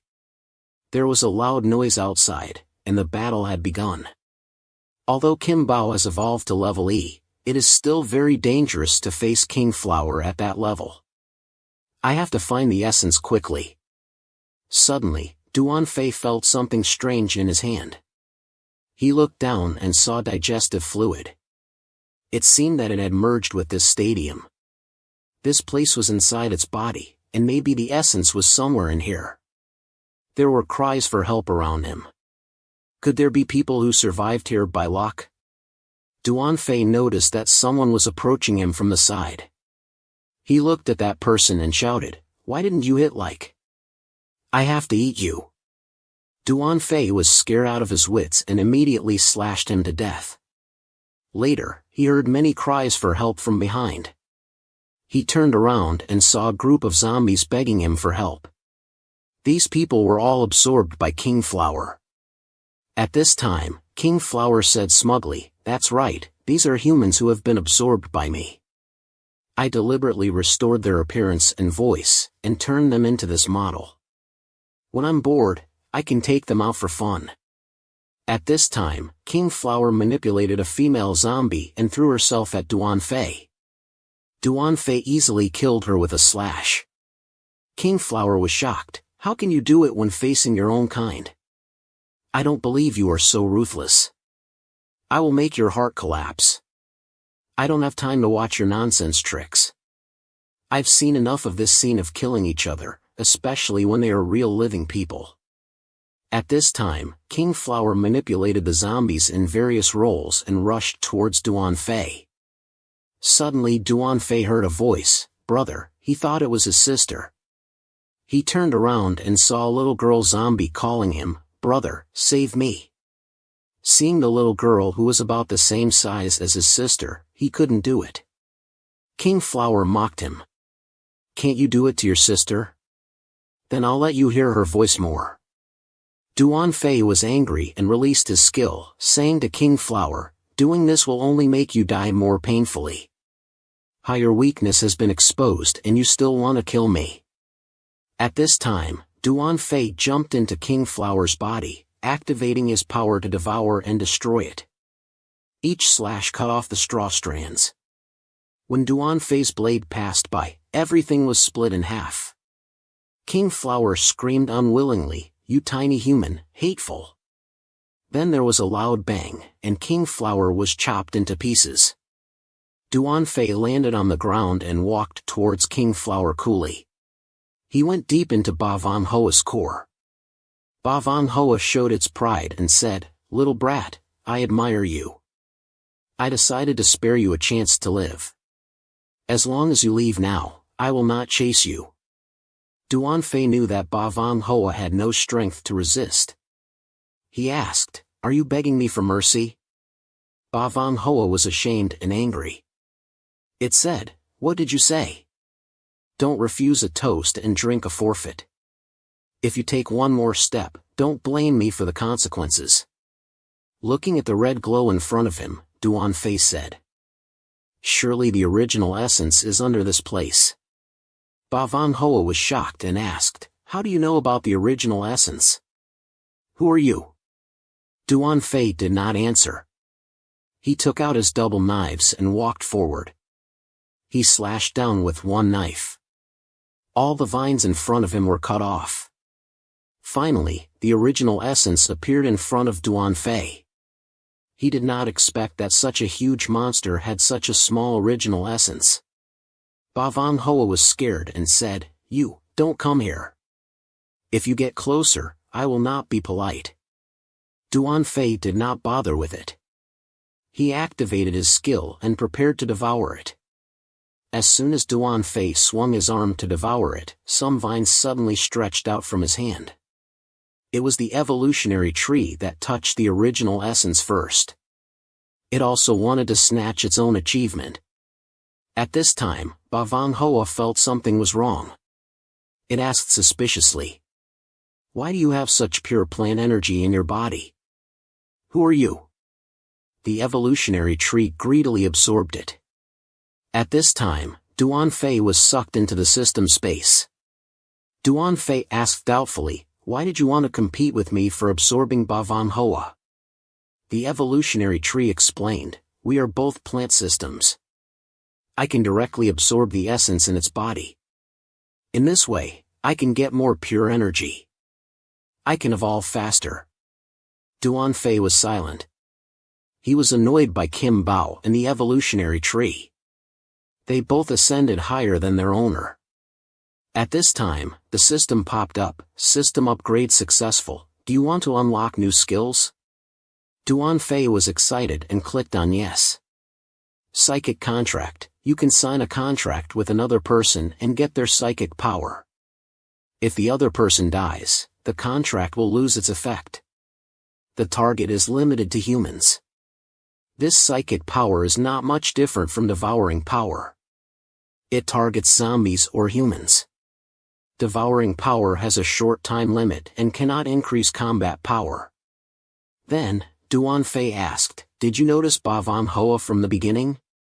The evolutionary tree said, "Not really, there is someone stronger in this area." Duan Fei guessed, "Stronger, it must be the thing in the center of Tanshuyan. Now we still have to find life energy first." At the same time, everyone saw the monster fall down. They guessed that Duan Fei had defeated the monster. Lai Feng worriedly said, "Tran Dai Xie, go over there and see how he is doing. We are all worried about him." "Okay, I'll go and check the situation and come back soon. Everyone, be careful." At this time, Duan Fei had found life energy. Lai Feng was saved. As soon as Tran Jiahao entered, he said, "Duan Fei, you are okay now. We were all worried about you. We saw the monster fall down from afar, so we came to check the situation." At this time, Duan Fei noticed Kim Bao in his arms and asked what happened. Tran Jiahao replied, "When I came here, I saw it lying in the rubble, so I brought it here." "You worked hard, just give Kim Bao to me. By the way, it's safe here now. You go and bring Lai Feng's group here. The poison on Lai Feng's body will be cured soon." After that, Lai Feng put Kim Bao in the life energy to heal his wounds. Soon after, Lai Feng was led to stay in the life energy, detoxify and recover from his injuries. Jiahao was amazed by the sight. "This life energy is amazing, it can heal any wound." Then, Duan Fei also told Tran Jia how to absorb the life energy and upgrade his strength. It seemed that they would take a short time to absorb it, so Duan Fei stayed by the side and studied his new skills. Then, he decided to restore Lai Feng's shadow assassination ability first. Duan Fei hurried to try using the shadow assassination, then he went out to patrol. He told Kim Bao to stay and protect everyone. Outside, there was a lot of death energy. Duan Fei activated his ability and intended to collect the fragments of the ability, then he also made a contract with Tran Jiahao's ability, and cleared the zombies around while getting familiar with the shadow assassination ability. Then he started to clean up. Then, Duan Fei discovered that within his level 5 detection range, he could extend the shadows and use them as a medium to activate the devouring ability. Then, Duan Fei activated the harvesting mode of the system and kept getting notifications of adding experience points. Duan Fei finished dealing with a large number of zombies and exclaimed the shadow assassination combined with the devouring ability is very convenient for sweeping these zombies. He still needed more fragments of abilities. At this time, Duan Fei felt a special aura nearby, which was not a zombie or a human. At this time, not far away, a female zombie was dancing ballet, and there was a giant zombie kneeling on one knee next to her.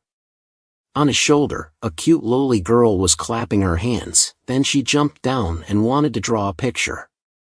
The lowly girl muttered as she drew, and the giant zombie next to her looked at her with a dumbfounded expression. Suddenly, it seemed that the zombie noticed something and turned to look at the distance. The girl looked unhappy and said, "Humph, why are there more people coming?" A second later, Duan Fei suddenly appeared next to the girl and said, "So the source of that strange aura is you." The lowly girl was shocked. After she came to her senses, she shouted at the giant head to deal with Duan Fei. The giant zombie rushed towards Duan Fei, who conjured a blade and easily killed it with one move. The lowly girl was horrified and asked him, "Who are you? Why did you suddenly appear here? I have set up eyes and ears around here, I would definitely know if anyone came in." It turned out that on the way here, the zombies standing still and not moving were all her products. Fortunately, he used shadow assassination to sneak in here, so he didn't trigger them. Otherwise, she would have run away already. Seeing Duan Fei silent and not answering, the lowly girl got angry. "Hey, don't play dumb. You killed my big head, apologize quickly." Hearing this, Duan Fei realized that something was wrong. This girl could control zombies. Then he asked her what her name was. The lowly girl was stunned and then stuck out her tongue mischievously. "If you don't apologize to Anna, I won't answer your question." Sure enough, it's Anna. I should have remembered it already. The girl in front of me was a former S-level warrior and the Dark Queen of the previous life. After the apocalypse broke out, this Dark Queen was one of the first human groups infected with the zombie virus. But for some unknown reason, although the virus destroyed their bodies, it didn't make them lose consciousness. So this Dark Queen became a zombie with human consciousness. She had two abilities. One was mental power, which used mental power to destroy the opponent's consciousness. Two was the unique ability to control zombies because of her strength and speciality. And on the human side there was a dispute, one supported killing her, one hoped she would live on. Although everyone eventually treated her as a human, the opposition still always existed. In the end, she chose to go solo. It was rumored that she was cold and ruthless, a big demon who killed for fun. But the innocent and cute little Anna in front of me didn't look like a big demon at all. Anna saw that Duan Fei kept silent and got angry. She said, "Hey, what are you stupid about?" Then Duan Fei started to pay attention to Anna. He needed to recruit such a powerful character. He said, "I'm sorry, I don't mean any harm. I just want to be friends with you. People who come to look for Anna are not good people. Who wants to be friends with you?" Duan Fei remembered that Anna had said that someone had come to look for her before. So he asked her, "Do you remember what the person who came to look for you before looked like?" Anna looked at Duan Fei up and down. He didn't seem like a bad person. She said, "I'll draw it for you." She finished speaking and drew two people on the ground. Duan Fei looked at the drawing and criticized, "Did your art teacher teach you physical education? These are the two people who came to look for me, but I avoided them before. The man in the black coat has a lot of subordinates. Their target is zombies. They have captured many mutant zombies." Suddenly the ground shook and a crack appeared. Anna whispered, "Oh no, there is a very strong mutant beast nearby. It will come out to hunt at this time." As soon as Anna worried silently, Duan Fei hugged her and jumped back. Suddenly from under the ground, a mutant beast emerged and opened its mouth wide to attack Duan Fei. Duan Fei said to Anna, "Hold on tight to me. It will shake a lot. What do you want me to do?" He saw the mutant beast immediately cut in half. Anna was amazed and said, "That's amazing. You solved this mutant beast so easily."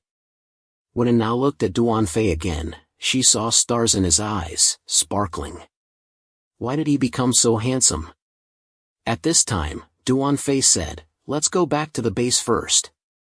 If there are other forces here, it might not be safe here. So Anna will go with me for now." Then Anna turned into a black shadow and flew away. When they reached the top of the stadium, he said, "So you are the one who killed Dai Hua Hua?" At the same time, Kim Bao made some GU sounds. It seemed that he noticed that Duan Fei had returned. A second later Duan Fei appeared in front of them. Everyone saw a girl on Duan Fei's shoulder and wondered, "Duan Fei, who is this girl?" He said, "I found her while patrolling and brought her back." She said, "Wow, there are so many people here." Jia Hao and Lai Fong finished absorbing the life energy and asked, "How do you feel?" They said, "The power has really increased a lot, but Duan Fei, the power you used just now is..." Duan Fei explained, "That's right, it's my shadow assassination. My ability can borrow the power of everyone." They said, "That's great. If it's you then you can use it better than me." Kim Bao saw Na appear in his position and got angry and barked. Duan Fei saw that and put Na down on the ground. He said, "Don't make noise anymore." Then he said seriously, "The situation is complicated now. Lai Fong, Jia Hao, we have to plan the next step." Then Duan Fei said sternly, "The situation here is getting more and more complicated, and there are two unknown forces. It may be very dangerous for everyone to stay here, so you should go back to the base and wait for me." The two people who were worried about Duan Fei did not agree to leave. Duan Fei told them not to worry, and besides, Min Tin and Hon Hon were here, so they could not act with ease. "I will ask Kim Bao to escort you back to the base," he said, and looked at Kim Bao, only to find that it was being trampled by a Na. "Puppy, play with your sister." "Woof woof, I'm dead." Li Feng worriedly said, "It's dangerous again, why don't we go together?" "No," Duan Fei said, "there is a high possibility that there is a trace of Tong Duyet in the center of Tan Shuyan. I have to go and find out." Seeing Duan Fei say that, the two people could only agree. Tran Jiahao asked Duan Fei if the girl needed to go with them. Duan Fei looked at Na and said impatiently, The girl will go with me, and Na is quite special. It is not convenient to go to the base for now. At this time, Na had ridden on Kim Bao's back, holding Kim Bao's two hands. Poor Kim Bao could only let himself be stepped on, and then everyone sat on Kim Bao's back, ready to go to the base. Duan Fei told them that when they got to the base, they just had to say his name. At this time, Kim Bao cried out woof woof pitifully. Na said to Duan Fei, Kim Bao said he wants to go with you. It seems that he is not very obedient, or should I use my power to control him? Kim Bao heard Na say that and quickly flapped his wings and flew away. Alright, we should also set off for the center of Tanshuyan. Na heard this and looked at Duan Fei, only to find that he was shining brightly.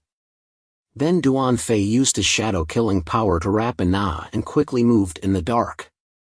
Then Na realized why Duan Fei could avoid zombies. His eyes and ears. Duan Fei opened a hole to observe the outside.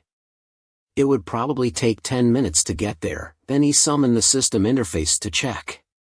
There were too many variables in Tanshuyan, he still had to prepare well in advance. Killing the King Flower plus the evolution points he had accumulated over time. He now had a total of 20.165 evolution points. Duan Fei decided to still take strength and agility as the core. Strength increased to LV7, consumed 5.000 points, leaving 15.165 points. Agility increased from LV6 to LV7, cost 3.000 points, LV7 to LV8 cost 5.000 points, leaving 7.165 points. The other attributes, except Spirit, were all upgraded comprehensively. He immediately exited the evolution system point. The attribute increase affected his body immediately.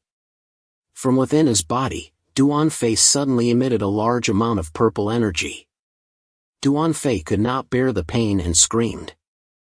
Na saw this and was worried. She asked, I didn't expect that upgrading would be so terrible. Although I'm still level F now, I feel like I've reached level D already. At this time, in the center of Tanshuyan, only 4 figures were seen searching for something on the street. It turned out that this 4-person team also came to look for relics in the center of Tanshuyan. The entrance to the relic was right nearby. Amin saw it and said Amin touched the ground with one hand and used his level up power, which could detect the density of objects and control the molecular structure within them, changing their density. Boss, there's indeed a huge space below here which coincidentally can be used as an entrance. Good, then open an entrance right here. The blonde-haired man used his power again and an entrance immediately appeared in front of them. The aura emanating from the entrance made people shiver without being cold. The 4 people did not hesitate and prepared to go down to the relic. At this moment, Duan Fei was using his shadow-killing skill and quickly set off. What's going on? Suddenly there was a strange stream of energy, and Na said. I also felt a little scared. The evolution tree also reacted strongly just now. Could it be that the thing it noticed is right there? On the way, Duan Fei found a grade D beast monkey that was burned to death. He guessed that it was caused by those people with unknown origins.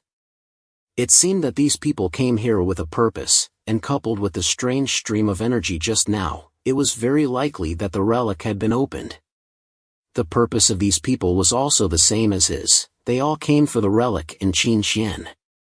A while later, Duan Fei arrived at the entrance of the relic, and sure enough someone had already gone in. Na, I can't predict the situation below, or should you wait here for me? Na also wanted to go down with him.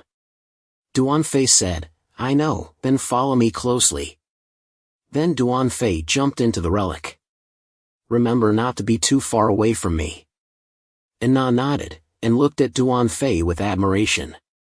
At a fork in the road, there were a few puppets lying on the ground on the right side. Duan Fei analyzed and decided to go to the left. It seems that they are not many people, so they chose one road. Right now, it's safer to avoid meeting them for the time being. These armors might be war puppets. Judging from the situation on the other side, these armors were not decorations. You wait here for a while, I'll go in and take a look first. Duan Fei had just walked past, and a red light flashed from the eyes of the armor, ready to attack Duan Fei. Duan Fei dodged and fought back, only to see Duan Fei activate his shadow killing skill, and all the puppets were instantly split apart. Last time we talked about Duan Fei, he activated his shadow killing skill and smashed them because the puppets did not like and subscribe. At this moment, Anna looked at the puppet and seemed to discover something. She held a blue thing in her hand and asked Duan Fei, "What is this?" Then Duan Fei also took something out of the chest of the puppet and said, "This should be what makes these iron armors move. I remember this is an energy crystal.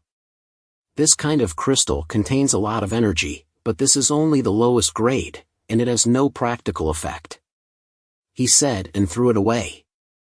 The little girl now was greedy and heard that she was disappointed. "So I picked it up for nothing," she said angrily and dumped all the crystals on the ground. At this moment Duan Fei noticed something wrong and told Anna to stay away a bit. Only saw a huge grade E war puppet walking towards them. Without saying a word, it drew its sword and slashed at Duan Fei. But the sword went through Duan Fei's body, and the puppet saw him disappear in front of his eyes. It angrily said, "You have no martial arts." Then Duan Fei appeared behind the puppet, ready to smash its energy crystal and make it lose its ability to move. The puppet noticed Duan Fei's intention, grabbed a shadow, and then emitted a powerful stream of energy from its body. Duan Fei noticed something unusual and quickly retreated. This one was indeed different from the others, it even knew how to protect its own crystal. Duan Fei rushed to the puppet and intended to use a physical attack, but he saw Duan Fei turn into a purple light and attack the puppet. With a bang, the puppet lost an arm. Then, Duan Fei jumped up and kicked the puppet's head. The puppet's head was smashed in an instant, and the puppet went to heaven. Then Duan Fei went to the puppet's place, thinking that the war crystal of this puppet would not be a low-grade one. He opened it and saw that it was indeed a medium-grade energy crystal. There was also something that looked like a stone tablet. Duan Fei threw the medium-grade energy crystal to Anna for storage, and the stone tablet seemed to be incomplete, probably missing another half. He couldn't see what information it contained right now, so he had to find the other half. Suddenly, the stone tablet emitted a dazzling light, and then the ground shook. A staircase appeared in front of them. Then the stone tablet lost its light. It seemed that the stone tablet was leading them to find the other half. "Anna, let's go down and take a look." Then they went down. Duan Fei immediately saw that there were spider webs and countless giant spiders inside. Anna looked at the scene in front of her and said, "The spiders are so big, and there are many small spiders around. They look scary. Anna, leave this to me for storage, stay here, don't move, I'll deal with those spiders." Then Chi Chu's E-level hand recognized Duan Fei and wanted to rush to attack him. A large number of spiders rushed to Duan Fei, but they were quickly rescued. The E-level spiders were too weak for Duan Fei. At this time, Duan Fei was fighting and thinking that he would meet the other group soon. To ensure that there were no mistakes, he had to find a prop that could enhance his combat power in the ruins as soon as possible. Why did two people from that group come here before me? Could it be that they also have intelligence that knows the secret in the Qinxian Center? It doesn't seem like a coincidence. I need to make the evolution tree stronger quickly. Only then will I have confidence to deal with them. Now I still have to deal with this mutant spider before solving the mystery in the stone tablet. Duan Fei used a Thunder Dragon Poison Electric attack and killed the mutant spider on the spot. Wow, Brother Duan is so good, he killed this big spider in 1 second without anything. He just happened to know its weakness. Duan Fei looked at the stone tablet in his hand and thought, it's exactly as I guessed before. The other half of the stone tablet is here. Besides the stone tablet, I also got a mental crystal that can increase my mental power by 10% forever. It's not bad, but it's not very useful for me. This crystal is useless for me, but for a Na who has mental power ability, it will be more effective for her. Then Duan Fei asked a Na to give him the stone tablet. Then he gave her the mental crystal. And Na's eyes widened as she looked at the shining crystal in her hand and began to absorb it. Then Na was wrapped in blue energy from the crystal. Na felt full of mental power. She could manipulate 100 viewers to like her at once.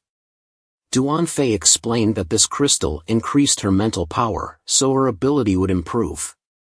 Then Duan Fei held 2 pieces of stone tablet and tried to put them together. When the 2 pieces of stone tablet fit together, a light beam came out of them and shot straight into the sky. A 3-dimensional image of an inverted pyramid appeared in front of Duan Fei and Na.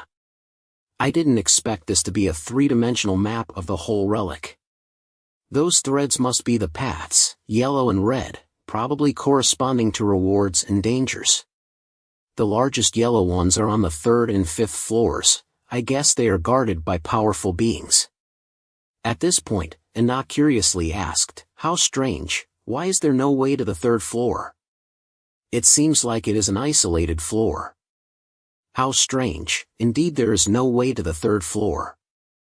Duan Fei was still thinking, when Na suddenly reminded him, "Brother Duan, look, there is something at the big spider's place." They saw the circle where the spider was lying fall down. The way to the 3rd floor appeared. Duan Fei understood. It turned out that this stone tablet led to a secret path. At this time, the 3-dimensional image also shrank into a 5-pointed star. Duan Fei held the star and observed it, not knowing what it was, but he kept it anyway. Then he called a Na to prepare to continue going down. The way to the 3rd floor had a spiral shape, it looked very deep, and they couldn't see the bottom. It emitted a strange air. At the same time, the 4-person team quietly arrived at the 5th floor of the relic. They came to a luxurious door. It seemed to be the final treasure room. The blonde looked at the large stone statue in front of the door and asked curiously, "It can't be that this thing can also move, right?" Blackhead looked exasperated. "This thing is stone, not like those armors. How can it move? And don't get too close, stupidity is contagious. Stop arguing, we have reached the end point." Inside it seemed very luxurious and imposing. In the room there was a huge crystal coffin, fixed by golden chains. Everyone tilted their heads to look at the crystal coffin. In the coffin was a beautiful white-haired girl who was sleeping soundly. She was still holding a round stone tablet in her hand, which was the divine stone arm that they were looking for. "Diamond, you go get it. No matter what happens later, prioritize protecting the stone tablet." The fat man answered. "Understood, little Ming. Blackhead, prepare for battle. You rats following behind us, come out. The disgusting smell on your bodies has been exposed." Then 3 people in black jumped out. These people belong to the Heavenly Disaster Organization. "You traitors who blaspheme against the gods, receive your punishment." An organization that only dares to hide in the shadows also dares to call itself God. Rats should hide under the sewers. The black-clothed man heard this and was very angry. He snapped and all 3 rushed up. The leader of the 4-person team, his hand wrapped in flames, said, "Absolutely can't let them come here. Use all your strength to protect Diamond from getting the stone tablet." The image changed. At this time Duan Fei's group had reached the 3rd floor of the relic. At the entrance to the 3rd floor of the relic, a strange air emanated. They all felt that there was a very terrifying air inside. Suddenly Duan Fei clutched his chest, his face full of pain. And Na worriedly asked, "Brother Duan, what's wrong with you?"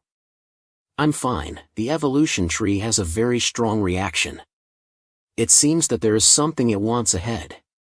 Then Duan Fei used his shadow killing skill to go in and investigate.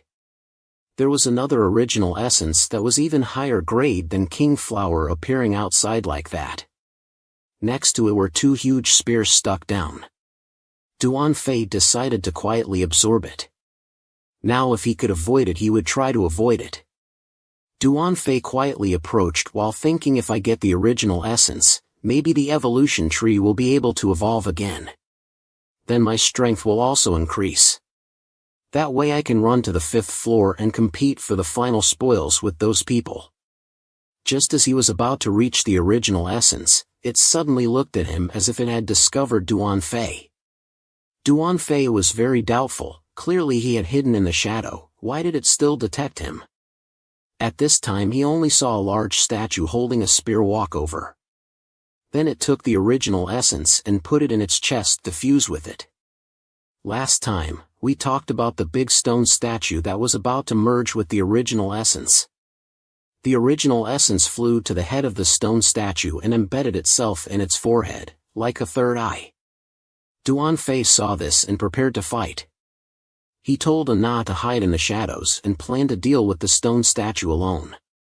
He also told Anna not to worry. At this time, Anna was hiding in the shadows and could not see the situation outside. Later, the evolution tree might appear and absorb the original essence. Duan Fei did not want Anna to discover the secret of the evolution tree. Then he shouted. The stone statue swung a slash and cracked the ground. Duan Fei dodged easily and activated his power. He rushed to the head of the stone statue. It turned out that the original essence was controlling the stone statue with a rope. As long as he took out the original essence, the stone statue would not be able to move. He slashed twice, but the stone statue was not damaged. It seemed that this stone statue was much harder than those iron armors. Duan Fei realized that his weapons could not hurt it, so he put them away. He decided to limit its movements first. The original essence was not convenient to attack from a high place. He dodged and approached the stone statue. Suddenly, the stone statue turned its head and hit Duan Fei.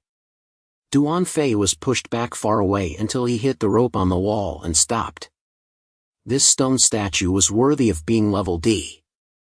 Its strength and reaction were greatly improved.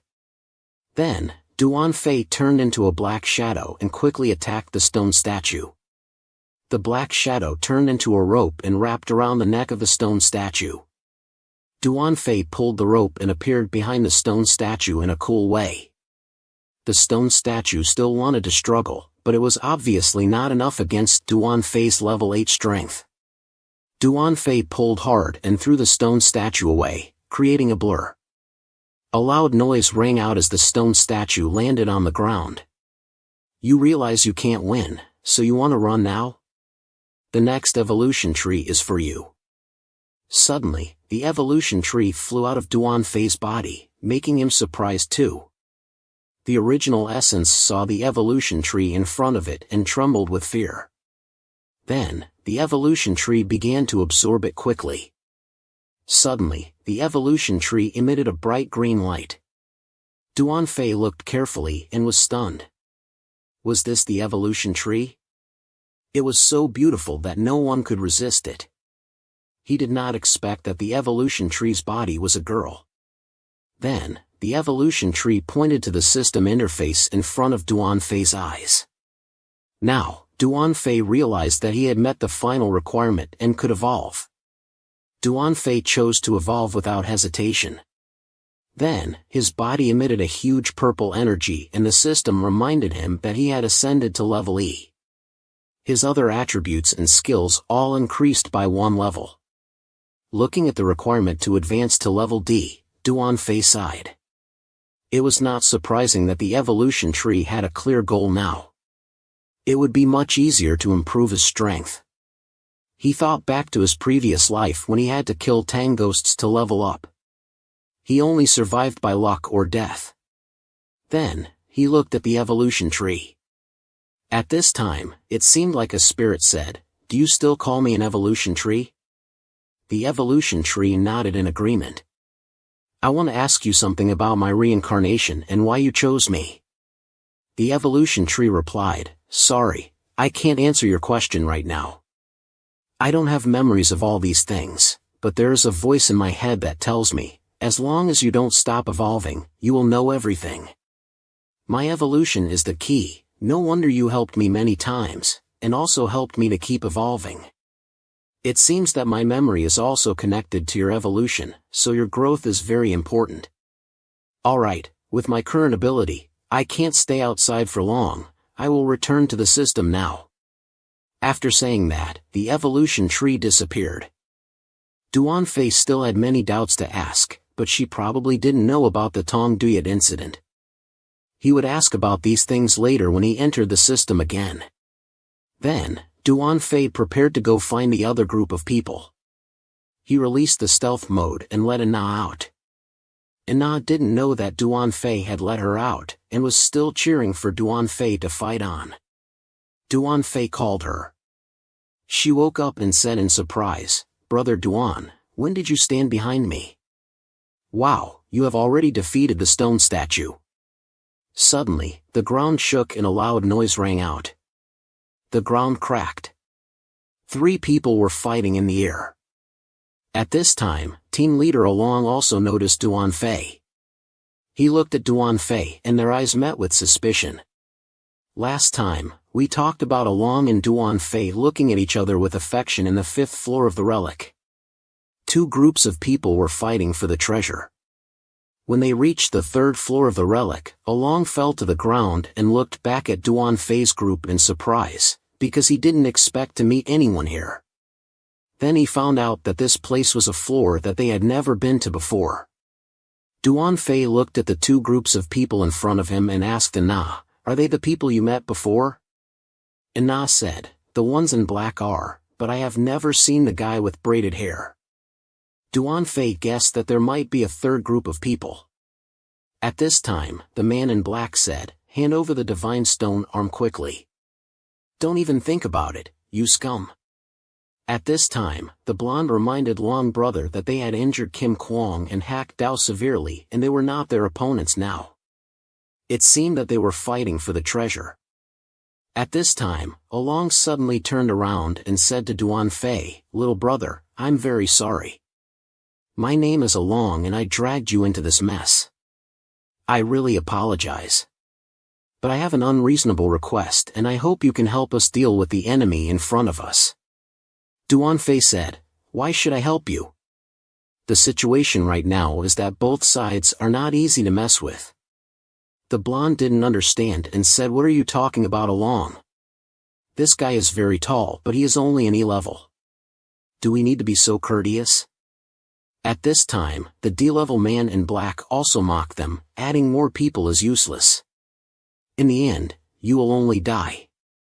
Just now your team cooperated and only managed to deal with one of us.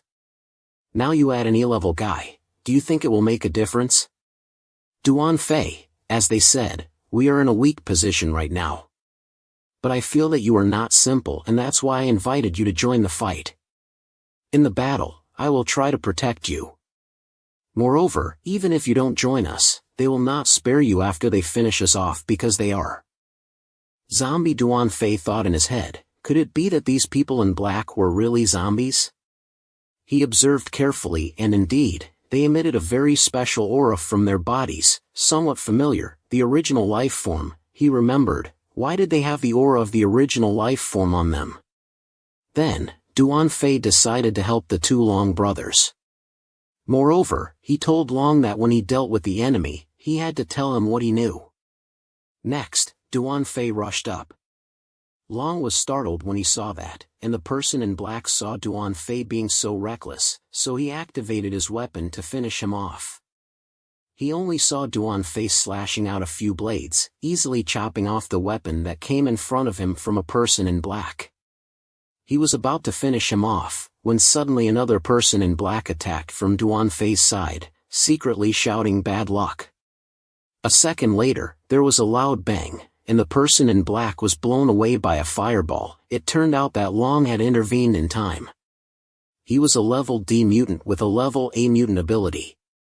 At this time, the person in black also realized something was wrong. how could a level E be so terrifying? Moreover, in a moment just now, he felt the power of God on him. Duan Fei looked at Duan Fei so calmly. Long reminded him to be careful a bit. Those monsters were not easy to deal with. This small wound was nothing to them. Duan Fei ignored the advice and rushed up again. Long looked up and saw Duan Fei start up. His mutant power immediately appeared in front of the person in black. The person in black suddenly felt uneasy. A second later Duan Fei raised his blade and slashed down. A person in black was just like that dealt with, making the blonde watching gape, eyes wide open. Long also sighed. Indeed not simple, maybe his strength was the strongest here. At this time, the system also popped up a notification, killed level D zombie, and received 600 evolution points. Another person in black saw that and said in horror, How could you not be level E? Why do you have an aura like God on you? It turns out that the original life form all call themselves God. Then did I kill God before? No way, God cannot be defeated. I have to kill you all. After saying that, he saw the weapon of the person in black stabbed into his body. His body also quickly swelled up and emitted a very strong energy wave. Duan Fei saw that and remembered this scene had been seen at the original worm's place before. It was preparing to fight to death at that time. In the end, Duan Fei realized this and quickly told the Long brothers to take Anna away quickly. Hoa Mao saw that and immediately picked up Anna and left. Duan Fei looked at Long behind, still not leaving, and asked, "Why didn't you go?" Long said, "This guy injured my subordinate and this trouble was also brought by me. How could I run away halfway? I'll cover for you when the energy wave spreads out." The person in black had already upgraded to level C zombie. Duan Fei also reminded Long that this guy had reached level C strength. Be careful a bit. Then a level C zombie attacked them. Long fought while thinking clearly. Duan Fei was only level E, but facing level C zombies was still so easy. The zombie level C was burned by Long's fire but still not injured at all. Na proudly said, "Useless, useless, the power of God is invincible." Duan Fei said, "Then let you try the power of God, killer." Then Duan Fei jumped up, slashed down on level C zombie. Zombie level C, also not willing to be weak, held up a weapon, blocked Duan Fei's attack. Duan Fei was also very surprised. This zombie was stronger than the original worm he met before. It seemed that they were also getting stronger at an alarming rate, but he was not himself from before either. After that, Duan Fei activated his C-level zombie killer image and attacked several times. The mosquito often passed through the shadow and could not attack Duan Fei. Duan Fei attacked, and though he did not know the strength of Along's group yet, he could not reveal too much of his power in front of them. He had to find a way to probe Along's strength. Now he only used his image killer and personal attributes to deal with it. At this moment, the blonde-haired man next to him saw Duan Fei's action and said in surprise, "Is this reasonable for Brother Long? He must be a level E. Is this the North? Don't ask me, I don't know anything. A level E guy who can suppress a level C and beat him up." At this moment, Duan Fei punched a zombie and made his face crooked. The level C zombie was knocked into the wire mesh on the wall and stopped. Then he saw the level C zombie stand up again. Duan Fei said, "Its defense is high, my weapon now can't cause damage or critical hit to it." He had a way to deal with it, but he needed Along to buy some time. He needed to prepare for a while. Along nodded and said okay. In fact, this was a way for Duan Fei to probe Along's strength. If not, he just needed to use his psychic power to easily kill the zombie. Then Along activated his psychic energy barrier. The C-level zombie did not stay still. Along said, "Hurry up, I can't hold on for long." Duan Fei watched Along fight and thought in his heart, the fire system's psychic power is really powerful. It can cause a very powerful explosion, attack on a very large range. With his later actions, this psychic power can help a lot. He had to find an opportunity to sign a psychic contract with him. Then he went to the side of the big stone statue and wanted to borrow the long spear of the stone statue. At this time, Along was dodging and attacking, but the sea-level zombie was not injured at all. He was almost exhausted. At this time, the sea-level zombie was also angry, its eyes emitted red light, and it shot out several spikes. It rushed to attack Along. Along was horrified, he was about to be hit by the spikes. Duan Fei saw that and was worried. He had not gotten Along's psychic power yet, Along could not die. Then he threw the long spear hard, the long spear hit the sea-level zombie with a bang. Along looked at it and felt sorry for him. He said, "That's really powerful. I didn't expect him to be able to lift that long spear by himself." Everyone focused on looking and suddenly felt something was wrong. It was not dead yet, it still raised its hand to block the attack of the long spear. A loud noise rang out, one end of the long spear fell on the ground, creating a big hole. Along saw that and felt uneasy. It was over, the only chance had failed. Just then, Duan Fei pushed hard on the other end of the long spear. He still wanted to use the long spear to kill it. But his E-level strength was still a bit weak against the sea-level zombie before the long spear was pushed back. Suddenly, Duan Fei stopped his steps and backed away from the sea-level zombie, very suspicious. Why? Duan Fei still had strength left. It turned out that Along had helped push back the sea-level zombie in time. Seeing that it was Along, he sneered at him. He said, "Let me deal with both of you." Then he pushed the long spear with one hand and activated his fire system psychic power with the other hand. A loud bang sounded out, a huge flame burst out from Along's hand and turned into a force that pushed the long spear back. The sea-level zombie was pushed back again, but suddenly its body emitted red light in resistance. Along did not expect it still had enough strength to resist. Just then, a consciousness suddenly entered its brain and made it think that Anna was the cutest girl in the world. Duan Fei and Along noticed something unusual and seized the opportunity to push the zombie with all their strength. A loud noise rang out, and the sea-level zombie was finally hit. At this point, Anna also collapsed exhausted. It turned out that she had used all her strength to control the zombie. Along looked at the sea-level zombie that had died and also sat down exhausted. Duan Fei stretched out his hand to pull him up and said that it was hard work. He was secretly calculating how to imitate Along's skill. As the two held hands, a purple light suddenly appeared, and the system announced, "The contract has been activated. You have obtained the A-level fire system ability that we talked about last time." Duan Fei successfully stole Along's fire system ability. After dealing with the black-clothed man, Along also kept his promise and told Duan Fei what he knew. It turned out that these black-clothed men belonged to an organization called Disaster. They were very mysterious and their whereabouts were hard to track. Duan Fei asked doubtfully what their purpose was. He had never heard of this organization in his previous life. Along said he didn't know either, he only knew that they were constantly capturing zombies. At this time, He Dao supported Kim Kwong, who was seriously injured, and came over. Duan Fei thought to himself that this was as Anna had said, so what about them? We are a mercenary group, we came here on a mission, but we don't know who hired us. Then, Along told Kim Kwong to bring out the fifth floor's treasure, the Godstone Arm. Along gave the Godstone Arm to Duan Fei and said that since he had dealt with Disaster, this thing should belong to him. The other team members were shocked by this. Along said that if it weren't for him, they might have died. At this point, Duan Fei raised his hand and said that he didn't need it, they should keep it. Without it, they couldn't complete their mission. He also admired Along's honesty.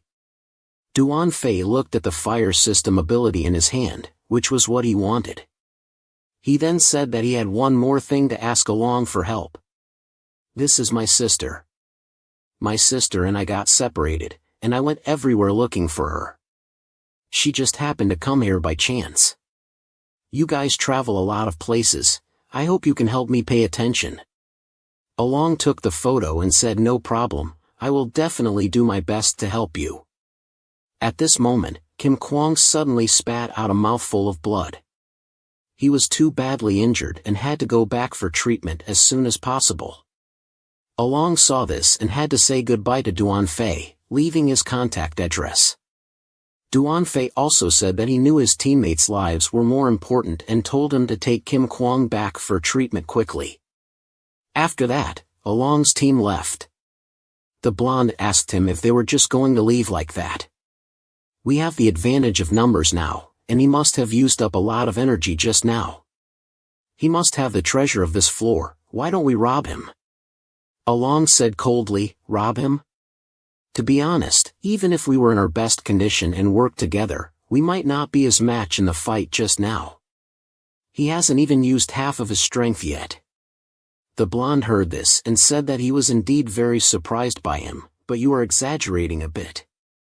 After all, he is only E-level." Along said that only when he got close to him, he could feel a strong sense of absurdity, a hidden power that was hard to detect, that had nothing to do with his actual strength, that showed on the surface, and that gave people the feeling of relying on him. Duan Fei and Anna watched Along's team leave. Anna curiously asked Duan Fei why he didn't take their treasures. Duan Fei smiled and said that he had just interacted with him. He felt that Along was a good person, as if he had helped him once, although he hid his identity and probably had his own worries. When they reached the entrance of the relic, the blonde said to Along, if he was really as powerful as he said, why didn't he pull him into the heavenly net? Moreover, he also hid their true identity. If he joined, they would be able to accept missions with higher rewards. Along said that it was not time for the heavenly net yet, and they couldn't easily reveal it to outsiders. If the people above knew, they would be in danger. Moreover, he was a cautious person, who still kept his guard up against them. He had been probing his strength just now, deliberately showing weakness, and also taking advantage of it to consume his physical strength. Now they just needed to help him find his sister's whereabouts, and they could gain his trust. He wanted to be friends with him. Looking at Along's group leaving, Duan Fei said to Anna, "They should do the same." Anna doubted and asked Duan Fei where they were going now. Duan Fei said that they had to continue exploring the relic, and use the spirit stones here to help Anna become stronger. He also thanked Anna for her help just now. Moreover, they hadn't found out the effect of this badge yet. Anna was happy to hear the praise, and raised her nose to the sky. Then, the two went to the 4th floor of the relic. When they reached the 4th floor of the relic, they saw a large number of intermediate puppets in front of them. Duan Fei told her to leave it to him, and it was just right to test his fire system ability. Anna looked at Duan Fei's hand burning with fire and was scared to move aside, afraid of being burned by the fire. Then, Duan Fei rushed in and started fighting. Duan Fei also tried to do like Along, turning the flame into a thrust force, spinning 360 degrees in the air, avoiding the attack of the puppet. Relying on his fire system ability, he could also move in the air for a short time, so he wouldn't be afraid of aerial combat anymore. Duan Fei fought while getting familiar with his fire system ability. He found out that the fire system had better wide-range damage. It complemented his shadow killing perfectly. When he was almost familiar with it, Duan Fei didn't want to waste time anymore. He used a big fireball technique and made a loud noise. The fire spread from Duan Fei's hand over a large area, and the puppets were instantly solved. Then he told Anna to start collecting spirit stones from them, and reminded her to be careful not to get burned. Anna happily said that this was her specialty. Suddenly Anna screamed and made Duan Fei pay attention. Duan Fei hurriedly asked Anna what was wrong. Anna held her bag of courage or cowardice and said sadly that the thing he told her to keep before had disappeared. Could it be that she dropped it just now? Anna said that she had zipped up her bag and it couldn't fall out. Duan Fei guessed that it had been absorbed by Anna. Then he told Anna to pick up the crystals on the ground and try to absorb them like before.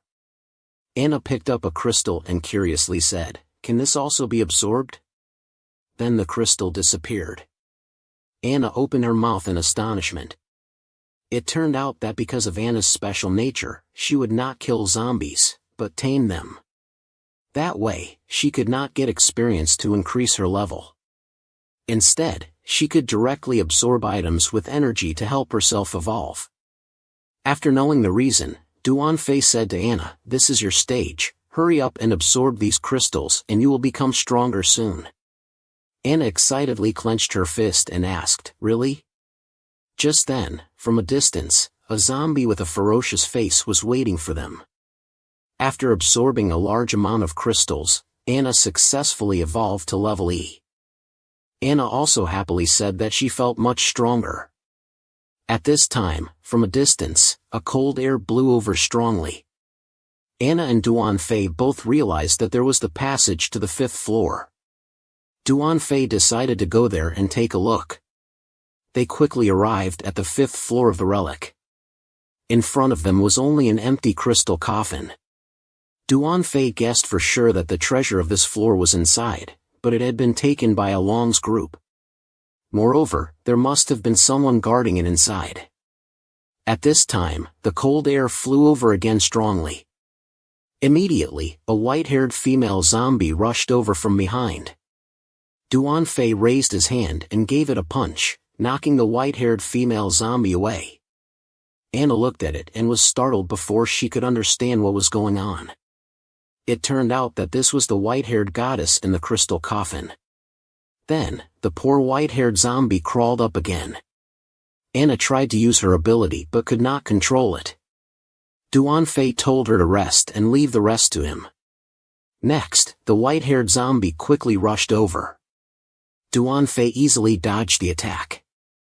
The female zombie saw that Duanfei seemed difficult to deal with, so she used her electric shock ability to prepare for an attack.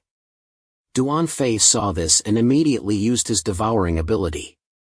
A large black hand covered the white-haired zombie and killed it instantly. Then, the system also popped up a notification. Suddenly, the round wall in front of them made a sound and moved. Then, the stone wall rotated. They saw that there was a 5-pointed star on it, shaped exactly like the badge before. Then, Duanfei placed the badge on it.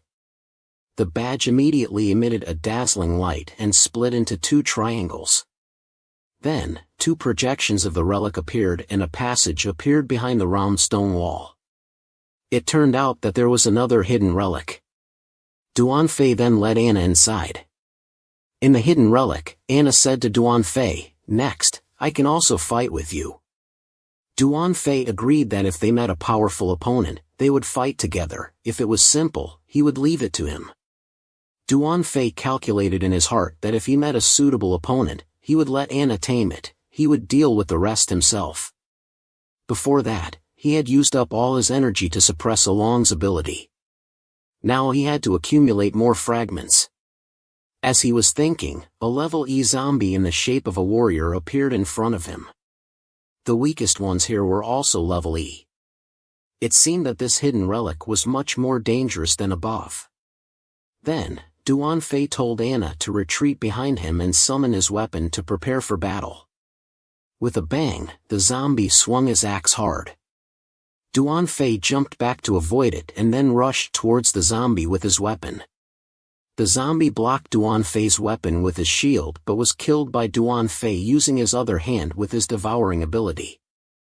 After that, Anna was scared and pointed ahead, saying to Andon, "Look ahead quickly."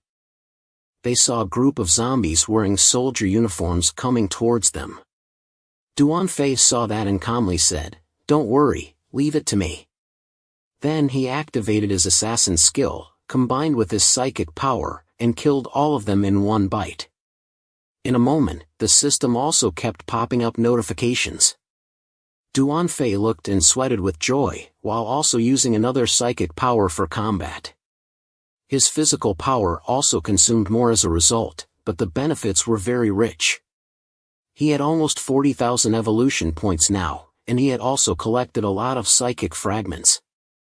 Anna also absorbed many energy crystals. Then, the two of them reached the end of the second floor of the relic. The gate in front of them looked very beautiful and luxurious. The two of them prepared to enter and explore inside. Anna carefully opened the door, and also greeted politely, "Is anyone there?" "Anna is coming in." After that, a flock of owl cats flew towards them. Duan Fei was almost there at that time. Duan Fei saw that there were too many beasts, and wanted to tell Anna to hide in a shadow. Anna still insisted and said, "Anna doesn't want to hide behind Andong forever. Anna has evolved and can take care of herself." A loud bang sounded, and the attack of the owl cat came. Anna dodged and avoided the attack, then her whole body emitted a blue energy, using her psychic power on the ground. An owl cat was being tamed by Anna. Just then, another owl cat rushed over, and immediately the owl cat that had been tamed by her rushed to block it. He had unconsciously regarded Anna as Xianu. He just wanted to protect the girl from his previous life. She was a strong person, stronger than him. She didn't know how many times she had been attacked because of him. Anna couldn't focus on taming, she could only dodge and complain. Just then, an owl cat came from behind Anna. There was only a loud bang and a white owl cat fell to the ground. Anna looked dumbfounded. The white owl stood up and shouted, same team, tell Anna to die." At that time, a big owl flapped its wings and attacked. Anna hurriedly jumped up to avoid it, but the white owl was not so lucky. Anna looked at it falling to the ground and angrily said, "Hey, what are you doing attacking your teammates?" Then the big owl landed arrogantly. The white owl saw that and immediately ran over to explain to the big owl, but it didn't listen to its explanation at all, and slapped it away with its wing. Duan Fei saw that this owl had high strength and told Anna to tame it quickly. Anna said that she didn't want such a bad friend. It turned out that Anna found out that this white owl had a huge amount of energy in its body and an S-level psychic power. It was the strongest owl here, but it seemed that it didn't know how to use this power. As long as Anna entered its consciousness and helped it awaken the sleeping power, it would transform and change. So Anna started to focus on taming it. Just when she was about to succeed, suddenly several owl cats rushed over. Duan Fei saw that and secretly cried out that it was not good, too late. Then right at that time, the white owl was successfully tamed. It turned into a white shadow and flew to where Anna was standing. It seemed to be relieved after seeing her safe, then dusted itself off. Anna and the white owl put their hands on their hips and proudly said, "We are the best." At this moment, a few owls surrounded them, accusing the white owl of being a traitor. Anna saw this, and cheered it on, "Don't be afraid, you are stronger than them." Then, the other owls attacked the white owl. The little cuckoo dodged a blow, and agilely avoided them in the air. Then, seizing the opportunity, it used its amazing speed to attack and defeat them all. "Wow, little cuckoo is so good, I really didn't choose you wrong," Anna said. At this time, Duan Fei also said, "Congratulations on finding a new teammate, but now is not the time to celebrate, there is a big guy coming soon, be careful." A huge owl cat appeared in front of them, as we mentioned before, a D-level owl cat, heading towards them. Duan Fei guessed that this was the leader. At this moment, Anna suddenly said in a serious tone, "Brother Duan, leave it to me, this is the first battle of me and Little Cuckoo." Little Cuckoo heard this, and cold sweat dripped down its back. "If you want to die, don't drag me with you." Duan Fei saw that Anna was so serious, and said, "I understand, I'll deal with the others, you focus on it." Then, Anna controlled a little cuckoo, and excitedly said, "I will show the enemy how powerful I am." Just then, the D-level owl cat clawed at them with a bang, cracking the ground. Little Cuckoo flew up to avoid the blow, then the D-level owl cat also flapped its wings loudly. Little Cuckoo was hit and lost its direction in flight. It barely stabilized itself. Suddenly there were two more owls attacking the little cuckoo. It felt uneasy. Just then, with a thud, Duan Fei attacked and saved the little cuckoo's life. Anna, don't be impatient, take it easy. You have to trust your teammate. Don't just try to force and control it. Okay, Anna understood. It turned out that when Anna first entered the little cuckoo's consciousness, he felt that it was very timid and insecure. Anna thought that by using coercion to make it fight, he could restore its confidence. But being invaded by his consciousness made the little cuckoo even more afraid and worsened the situation. Since childhood, little cuckoo had been regarded as a freak. Normally it was bullied and oppressed. Gradually it became afraid of everything around it and lost trust in others. Anna was like that since he had no parents since childhood. Because he was often laughed at and bullied, he was also afraid of being with others. Until he met Brother Duan, who really treated him as a good friend. So he didn't need to be afraid. He just wanted to be friends with him and take him away from here and show him the outside world. Little cuckoo dodged while listening to Anna's encouragement and gradually became brave and began to fight back. It rushed forward and hit the D-level owl cat with its head. Then it turned into a blue light and began to attack continuously. Duan Fei saw little cuckoo's attack and also marveled that Anna's teammate was really powerful. At this moment the D-level owl cat suddenly flew up, its body became bigger and the little cuckoo in front of it looked even smaller. Duan Fei saw this and told Anna to retreat or he would be injured. Anna said he wanted to stay with the little cuckoo and cheer it on. At this time the little cuckoo couldn't do anything to the D-level owl cat and could only dodge repeatedly. It seemed that dealing with a D-level opponent was still too much for it. It really couldn't do anything, then it had to do it himself. Just then the little cuckoo's body emitted a blue energy and with a swoosh turned into a blue light that flew towards the D-level owl cat. The blue light was like a storm that wrapped around the owl cat. The storm rocks flew everywhere and hit the owl cat, which spat out 2 mouthfuls of blood. Duan Fei was very astonished, because this was the S-level storm ability that was absolute in his previous life. The combat power of this ability was the highest. Then, the D-level owl was beaten and fell to the ground. Anna saw that, and reminded little cuckoo that this was a good opportunity. Little cuckoo seized the opportunity, and attacked the head of the D-level owl. With a bang, the D-level owl rolled its eyes, fell to the ground, and exposed its belly to the sky. After that, Anna and little cuckoo happily hugged each other. Duan Fei came over and praised Anna for being very good. He told her to go absorb energy first. Then, little cuckoo went to enjoy its spoils. Duan Fei curiously asked, Anna, how did you discover its potential? Anna said, as long as I activate my ability to manipulate thoughts, I can see the data of zombies. Then I can identify the strongest one and control it. It is a great ability, worthy of an S-level warrior. This energy can be used in a group battle, to instantly find the strongest strategist in the enemy side, and convert it to our side. Duan Fei responded, do you have the ability to restore other people's abilities? Anna said, I saw you restore the fire ability of someone before. Duan Fei did not hide it, and answered, that's right. Anna happily said, let Brother Don restore my ability, you will use it more powerfully than me. Then she stretched out her hand. Actually, Duan Fei had wanted to restore Anna's ability before, but he thought he had to explore the ruins first. So he chose to restore an ability that had better explosive power before. Now he had enough fragments of abilities to restore another one. This time he chose Anna. Then he grabbed Anna's hand and started to restore her ability. Last time, we talked about how Duan Fei held Anna's hand and prepared to restore her ability. But because Duan Fei did not press like, the system announced that the restoration failed.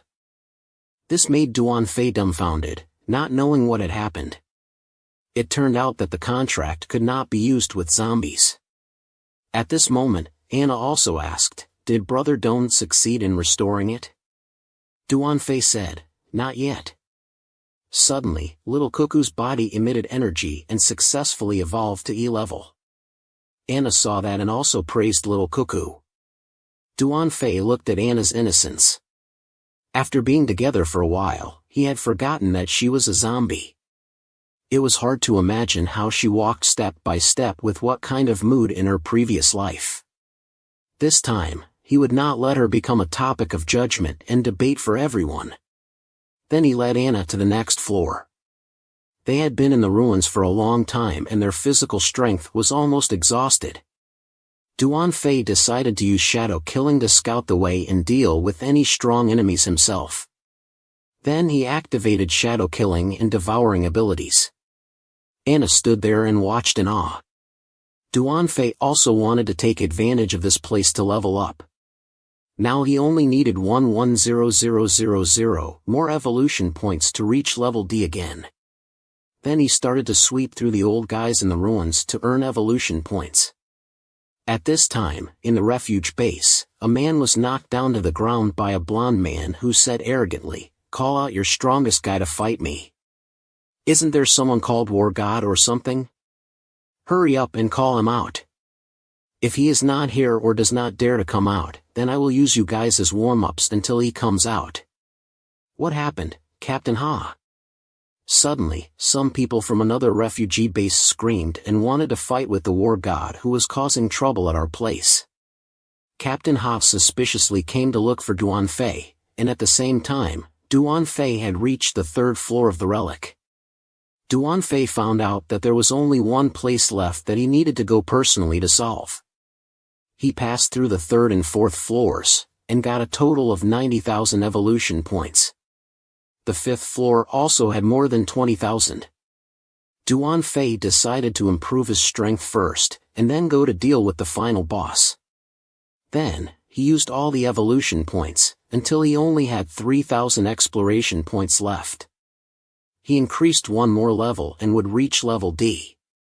From level 8 to level 9, he needed 7,000 evolution points, and he was still missing 4,000. Then, the process of increasing his attributes began to affect his body. Duan Fei's whole body emitted purple energy, and he screamed in pain before calming down. Seeing this, Anna was both shocked and worried. Then, Duan Fei finished increasing his strength, wiped his sweat and said to Anna, "Let's go." Then they went to the fifth floor of the relic, the door leading to the final boss. This time it was quite dangerous, so Duan Fei told Anna to wait outside, and then opened the big gate. He was impatient and wanted to test his current strength. A huge snake-shaped mutant beast appeared in front of Duan Fei. The python did not say a word and opened its mouth wide. It rushed towards Duan Fei. Unfortunately, Duan Fei easily dodged it. Duan Fei jumped into the air and prepared to use 3/10 of his strength to kick down hard. The python fell to the ground with a thud, but this fall did not cause any damage to it. Then, the python continued to attack Duan Fei, and a man and a snake wrapped around each other tightly. At this moment, the python suddenly sprayed a large amount of green venom. Duan Fei used Shadow Kill to avoid the attack, then appeared behind the python and prepared to use 5/10 of his strength to strike. Duan Fei kicked the python hard, and a loud noise rang out. The python hit the wall hard, then spat out blood and shakily got up. It seemed that 5/10 of his strength was the limit that the python could endure. The python was unwilling to give up and opened its mouth wide again. It rushed towards Duan Fei, ready to fight to the death. Duan Fei saw this and used Psychic Devouring to finish it off in a second. He also accidentally picked up a treasure called Little Gourd. "You tell me, should we go in or not?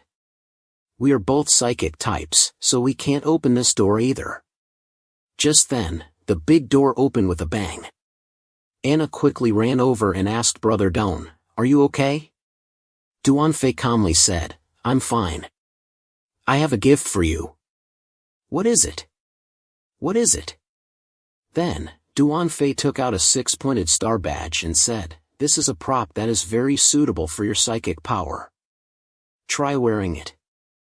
Anna happily accepted the badge and said, "How do I use this?" Duan Fei said, "Just say activate in your mind." Then, the scene around them began to change. Then they arrived at a different primal space. It turned out that this thing was equivalent to a spatial backpack. Anna could put zombies or corpses that she had tamed into the space and release them when needed. Just then her stomach growled loudly. Duan Fei said, "We've been busy for so long now, I'm hungry too, let's go upstairs and find some food first." Then they returned to the ground floor and came to the door of a supermarket. Anna said, "You eat first, I'll go clean up the zombies nearby for safety, okay?"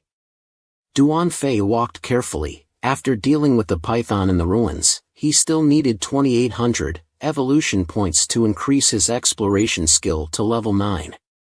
After clearing the zombies around here, he could immediately evolve to level D. He needed to make himself stronger for the evolution tree, restore his memory. Maybe she knew some clues about XINU. At this time, in an alley in the city, a couple led a child to hide. The man wanted to take a car, and then look for supplies. It turned out that this man was a truck driver who had helped the protagonist transport goods at the beginning. As soon as the man prayed, the car started quickly, and a large zombie walked out from behind the car. At this time, his wife was also impatient and reminded him that it was dangerous. He turned his head and saw it, thinking that he was dead for sure. He closed his eyes and waited for death to come, but slowly opened his eyes and found that he was still alive. Duan Fei told him to get out of here quickly, or he would really die. With a bang, the large zombie was easily solved by Duan Fei. The man looked at Duan Fei and felt very familiar. He remembered that Duan Fei was the one who bought a truck of goods from him. Duan Fei curiously asked, "Why did you run here? Where is your family?" "My family is very safe, thanks to you. I listened to you that day and went home immediately. I escaped a disaster. But because I didn't stock up on food before, I had to risk going out to find food." Duan Fei understood the situation roughly and said, "Wait a minute. The noise just now attracted the zombies around." He said to everyone, "Back off and let me deal with them." Then Duan Fei was excited and looked at his evolution points. The system kept jumping and adding evolution points. Soon he reached the requirement of level D. At this time, Anna sat on the ground with her full belly and said, "I can't take it anymore. I can't eat anymore." Then Duan Fei brought the 3 people in and told them to eat and rest here. Later he would take them to the shelter. After Duan Fei finished his instructions, he went out to the balcony to rest and prepare for evolution. Then he entered the system space, but he didn't see the evolution tree. Duan Fei decided to upgrade to level D first, and then began to evolve. When he evolved to level D, all his skills were increased accordingly, and his attributes also increased. Finally, the system also popped up and asked him to evolve to level C. At this time, the evolution tree also appeared in front of Duan Fei and congratulated him. Duan Fei said, "You finally showed up. Have you restored your memory? Do you know anything about XINU? I don't have any information about the person you mentioned. My memory is still fragmented. I just restored some of it. The world you are in now is not the same world as your previous life." "What does it mean that it is not the same world?" Duan Fei was doubtful. Just then, Anna's voice kept coming in. The evolution tree saw this and said, "You should leave here. There are many things that I can't explain to you right now." After that, Duan Fei returned to reality and saw Anna leading Kim Bao to him. Then, he learned that the refugee base had some trouble, so he decided to go back to the base. He wanted to see how Tran Jia Hao was being beaten up by that blonde guy who was arrogant. Was there anyone else here who could fight, except for a war god who didn't show his face? It turned out that the people with abilities in the base had been defeated by the blonde guy. Li Feng was very angry. He also wanted to go to the arena and fight with the blonde guy. He urged the 2 buyers to leave quickly, because if Li Feng was discovered by them, it would be troublesome. Ha Ka was curious where Duan Fei was going next. He remembered Along, the person he had met in the Panda City. There was a person there, who might know about Xinu's clue. He had wasted a lot of time already. This time, he had to find Xinu quickly. He was determined. Until now, Duan Fei had successfully killed another D-level monster and had reached the 300th floor on the cultivation path that he participated in. Duan Fei did not have to spend too much time. In just 15 seconds, he had wiped out the monster and prepared to move on to the next floor, receiving an additional 20% gravity. Thap Thap was the guide, flying next to Duan Fei to congratulate him on his achievements in the past 2 days. She continued to ask if he wanted to continue or not, because the next floor would have a monster with a new state. She also guessed that with Duan Fei's ability, no matter how many more floors there were, it would not be difficult for him. Duan Fei decided to try the next floor according to Thap Thap's words, because he saw that there was still a lot of time left. Moreover, he also wanted to see what the monster's form was like. Thap Thap then led Duan Fei to the 301st floor, where the monster was also D-level. If he defeated it, then the evolution points would be tripled. The state of this monster was to nullify the attacks, a very powerful type of strength, especially in battles like this. The monster immediately appeared in front of Duan Fei to challenge him. It had a wolf-like shape, with red wolf fur and sharp claws. Its arrogant appearance and its nullifying ability made Duan Fei pay more attention. The monster could not wait for the battle to start. It roared to signal Duan Fei to take the initiative to attack first. It acted coolly only to be approached by Duan Fei and punched in the face. Seeing Duan Fei being so arrogant with it, it was very unhappy, its eyes full of killing intent as it glanced at Duan Fei. Its teeth clenched and growled. It stood up and punched hard on the ground. The attack was aimed at Duan Fei, who had his attack power reduced by the gravity effect. After it thought that it had won against Duan Fei, it immediately wanted to launch a decisive blow to finish him off. He jumped back quickly to avoid the attack of the monster. Although he was agile, he also had some difficulties, because his ability was being limited a lot. Thap Thap saw Duan Fei struggling, so she advised him to stop and prepare well before coming back, because the difficulty of the fight was increasing. But Duan Fei had no intention of doing so. The impatient monster continued to rush to attack Duan Fei. This time it used all 4 legs to increase its running speed. It rushed over without knowing that it was about to get beaten up. It did not know how Duan Fei regained the initiative and just waited for the prey to come closer to launch his punch. He moved like a gust of wind, and his punch sent the monster flying up to the moon. The system immediately announced that he had killed the enemy, and the time was 25 seconds. Thap Thap was stunned. If she met people like Duan Fei who passed each challenge like going shopping, she would probably die soon. The confrontation with that monster was his last match of today. Duan Fei did not continue, but chose to go back and rest for a night. For him, everything needed moderation. He returned to the abandoned apartment and sat at the table opposite Haka. He saw that she was still there, so he wondered why she hadn't gone to rest yet. Haka said that she still had some things to deal with, so she couldn't rest yet. She pointed to the map on the table.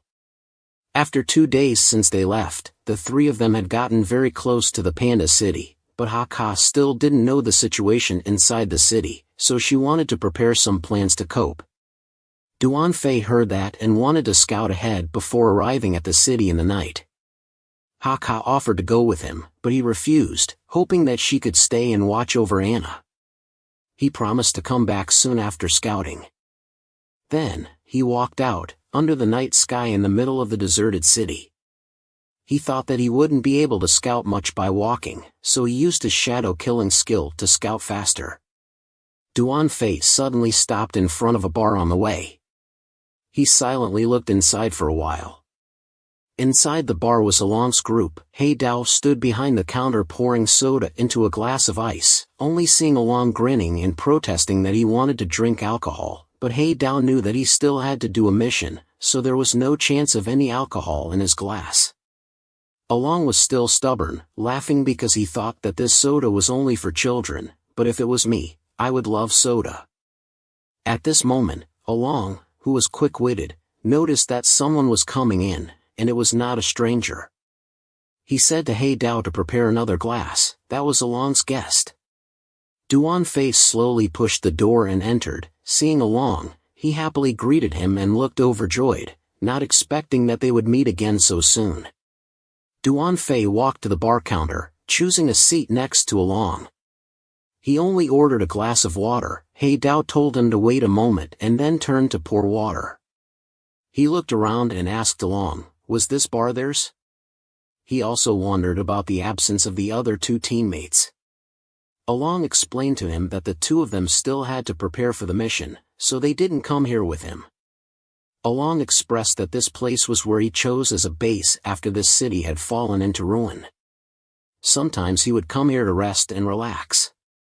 Besides that, Along updated Duan Fei on the information about finding his sister. Unfortunately, there was still no clue about her. Then, he put a photo of a woman on the table. She had short hair and was said to be the one who took Xinu away. That was some of the information that Along had. Suddenly, at this time, He Dao seemed startled when she saw the photo of that woman. Seeing He Dao's face, Duan Fei noticed and asked her. He Dao said it was nothing and put the glass of water that he had ordered on the counter, holding the photo in her hand. Along exclaimed and remembered that he seemed to have met her before. Hearing that, Duan Fei couldn't calm down and jumped up from his seat, but Along quickly soothed him. Along admitted that he just felt a bit impressed, so he said that, but it could also be that he mistook her for someone else. It was a case of people looking alike after all. Anyway, he needed to confirm it first. Then, he came up with an idea.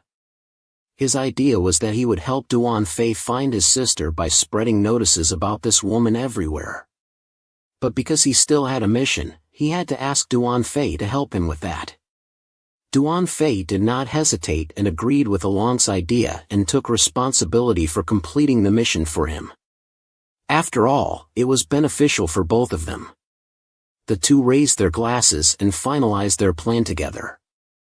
After clinking glasses with Duan Fei, Along wanted to ask for alcohol again, but He Dao sternly said that he couldn't fool around with her.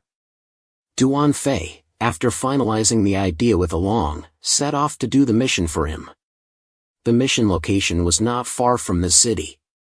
The mission was to investigate natural disasters, which was also a topic that he was interested in. But because he had an appointment in the city at dawn, he had to make use of every bit of time that night. At the bar, He Dao asked Along about the photo. The photo was just to deceive Duan Fei. Along could only do that to temporarily cover up for Tianwang, because if Duan Fei knew the truth, then everything would not be good. As for him, he would go to Tianwang to ask later. Duan Fei muttered, full of thoughts about the natural disasters, also looking forward to learning more from them. Many years ago, when the world was still peaceful, in a small alley, there were 3 homeless children rummaging through the trash to find some food. The 3 children were a men's group, Kim Kwang and He Dao. Amin was the eldest brother, so he couldn't stand seeing his siblings starving. After searching for a while, they were overjoyed because they found half a loaf of bread, which seemed edible. They were about to split the half loaf of bread for the 3 of them, when a voice came from behind. Another child appeared and told them to stop, not to eat that bread. Amin thought that someone came to steal their food, so he shouted that they had found the trash can first and it was theirs. The voice just now was from another boy. Next to him was a girl, and that boy was none other than Along later.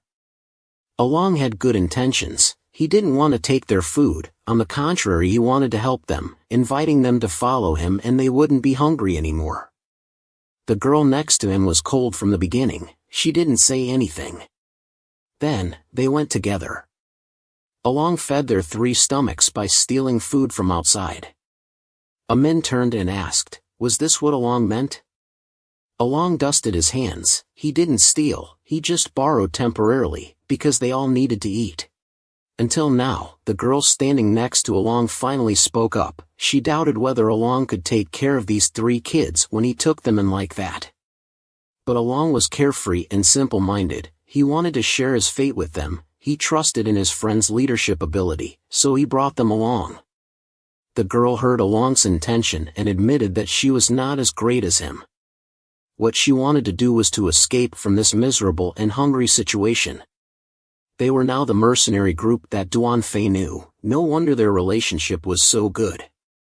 Back to the present, Along was standing in the elevator at a base just now reminiscing about the past. In an instant he went looking for Xiao Van to ask questions. Xiao Van was the girl who went with him back then. He guessed endlessly whether Xiao Van's mission could be a search mission like his own. And it was also looking for Xianu like him. But guessing endlessly didn't get anything either. He would ask her later. Along arrived at Xiao Van's office and politely knocked on the door before entering. As soon as he entered, he smiled and greeted Xiao Van. But Xiao Van had no expression and asked him what he was doing here at this time. Along shrugged at his friend and said that he came here out of friendship to visit an old friend. He didn't want to bother her. Xiao Van was still cold and warned him not to visit her too often. Then she got straight to the point and asked Along what he wanted. She knew that her friend didn't just come here to see her. Along was also not courteous and requested to see Xiao Van's mission list. Xiao Van worked for headquarters and thought that Along had thought it through and wanted to see the missions in advance to join her. So she took out a file with a list. She also blamed him for always protecting the Black Peach group too much for so long. After all, she thought they should have their own path. Along knew Xiao Van's personality, so he nodded and let it go. He picked up the list on the desk. He thought of the name Duan Xianu while flipping through the pages. Along was surprised to find the information of the girl Anine who often went with Duan Fei in the pile of lists. Could it be that Xiao Van was looking for her? Along became tense. Xiao Van saw that he was not well and asked him, interrupting his thoughts. Along just said it was nothing and returned the list to Xiao Van. Along thought to himself that Duan Xianu's whereabouts were not here. Maybe Duan Fei was wrong. Xiao Van got up from her desk at this time. She was ready to leave to do her mission. She did not forget to remind Along to consider joining the investigation team. She said that the headquarters was putting a lot of pressure on them. Because before, they only caught 9 targets, and one of them did not have a list. Hearing this, Along reacted immediately. What was the person without a list like? Xiao Van said that she heard that the headquarters was about to recruit that girl. Along stood still, feeling a wave in his heart. The person without a list, could it be the one he was looking for? Meanwhile, Duan Fei had arrived at the place where he was supposed to do Along's mission. He still used shadow killing to move around for convenience.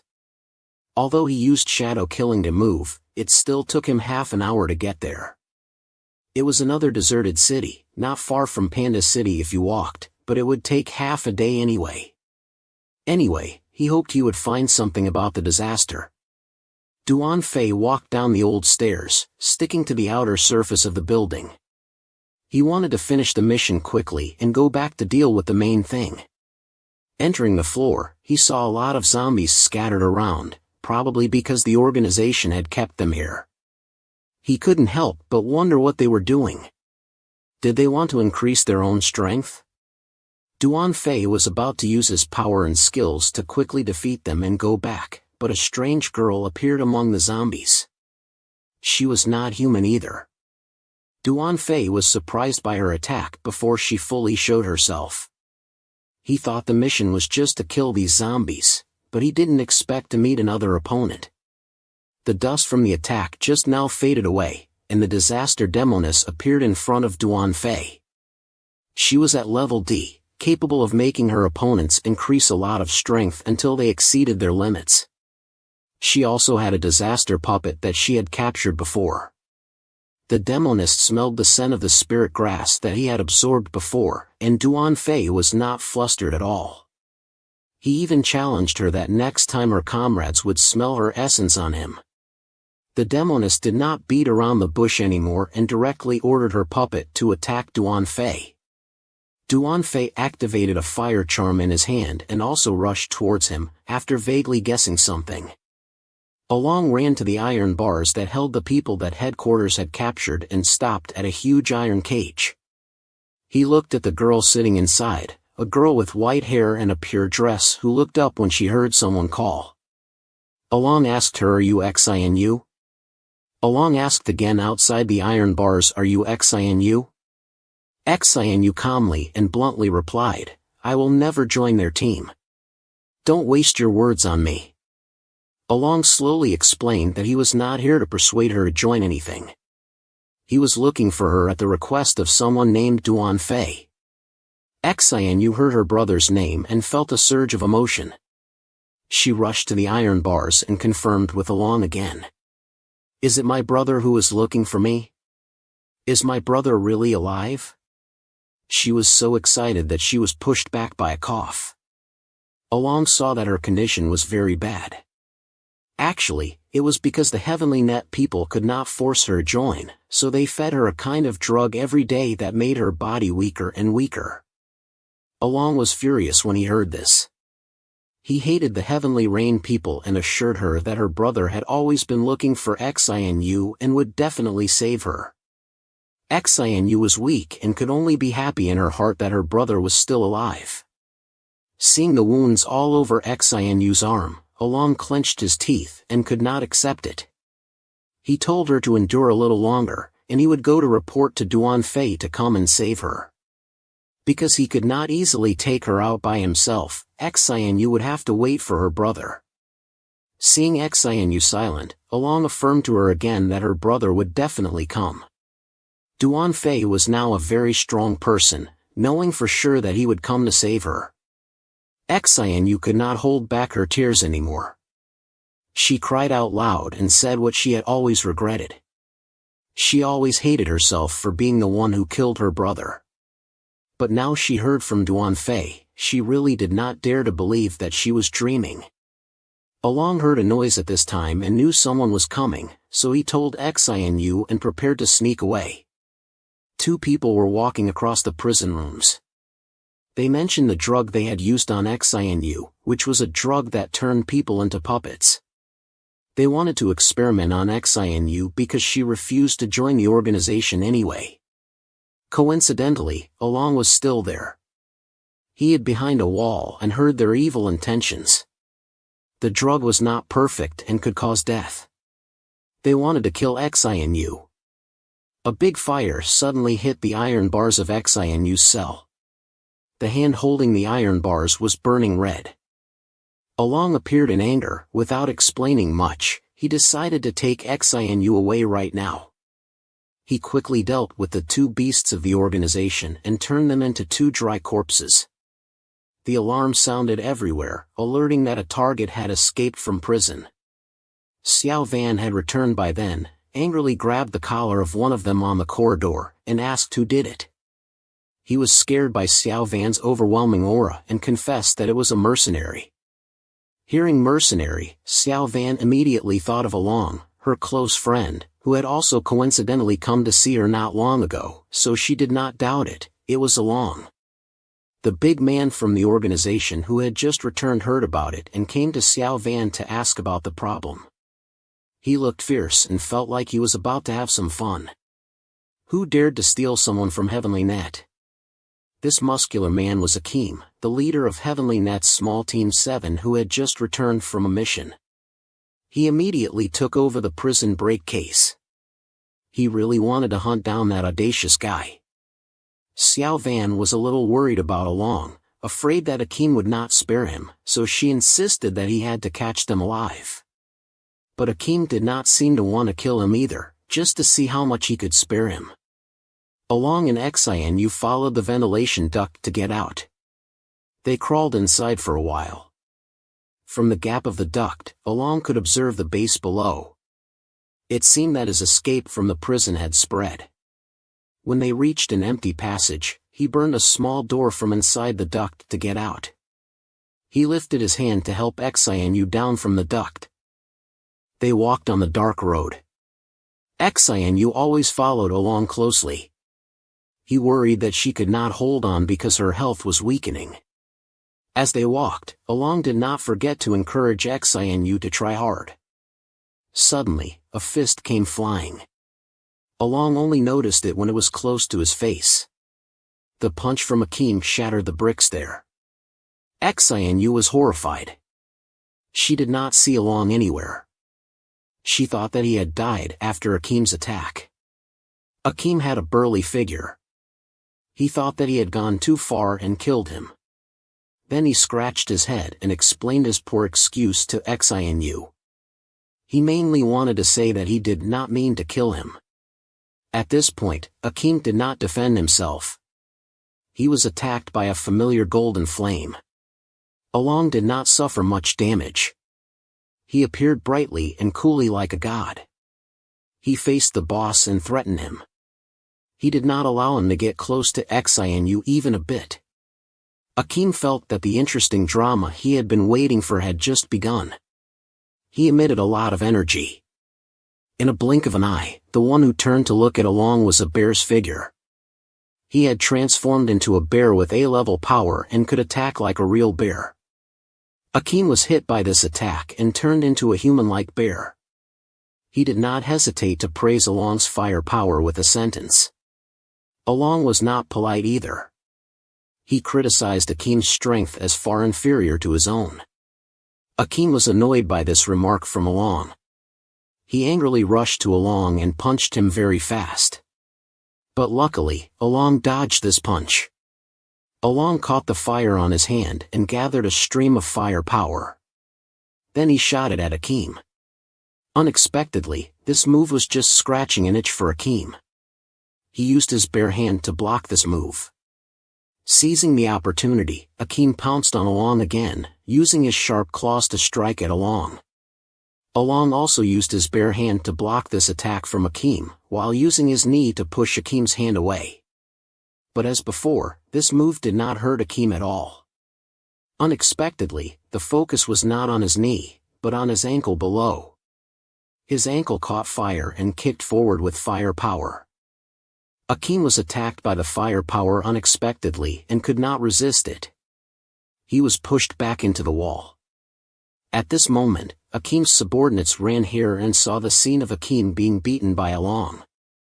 They looked at the face of the one who beat their leader and felt that it was familiar, but they could not remember who it was. They were also very confident and wanted to replace Akim and beat up that guy who was looking for death. But Akim would not let his subordinates fight with Along. He insisted on fighting with Along himself and advised his subordinates not to interfere in this matter. Although Akim sounded calm, he was actually angry inside. This damn Along made him lose face in front of his brothers. He had not easily obtained this position of leader.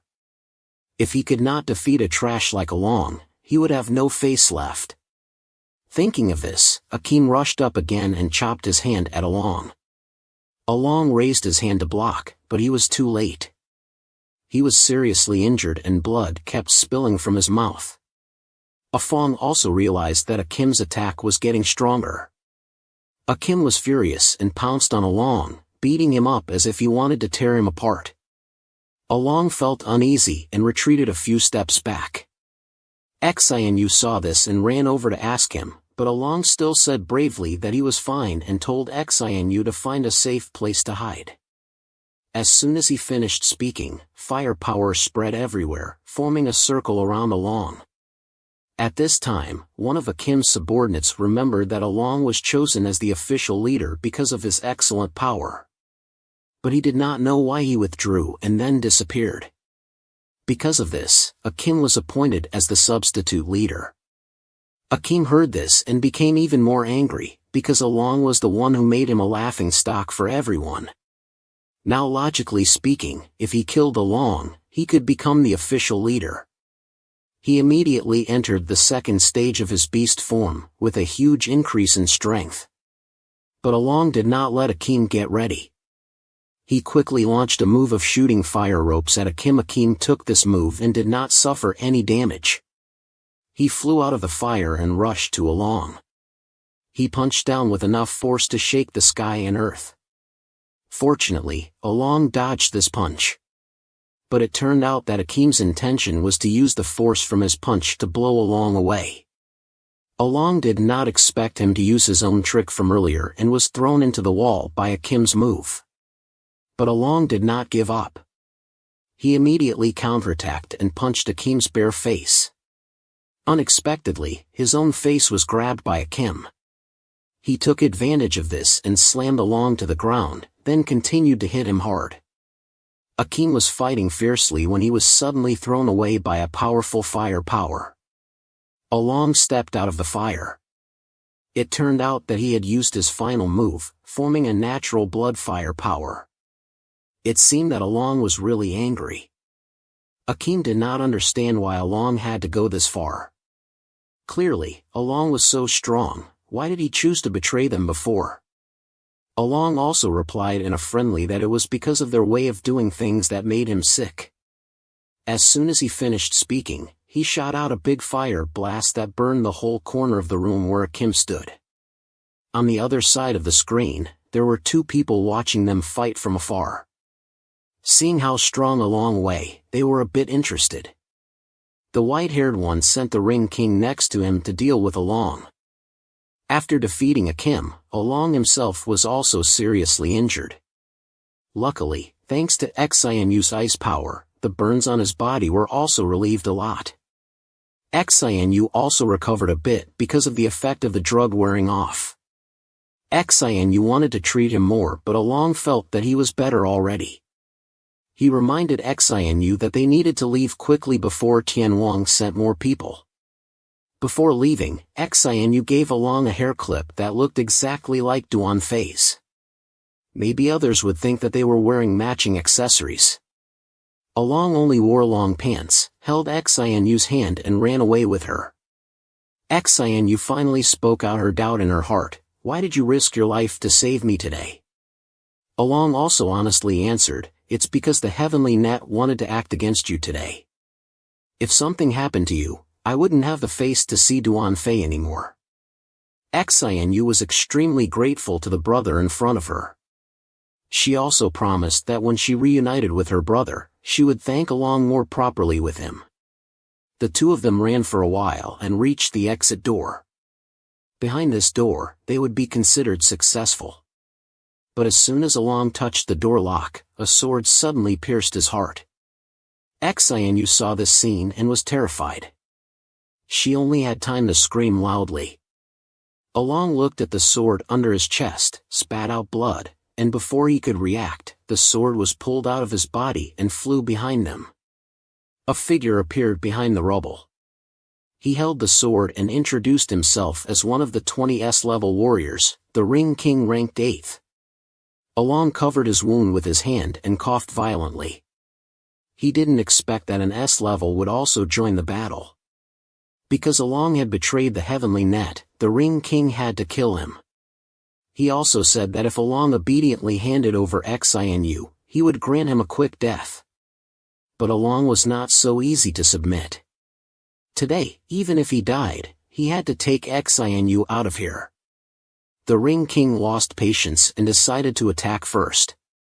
He arrogantly thought that with Along's current condition, he could crush him without using his power. Along heard that and his eyes showed anger.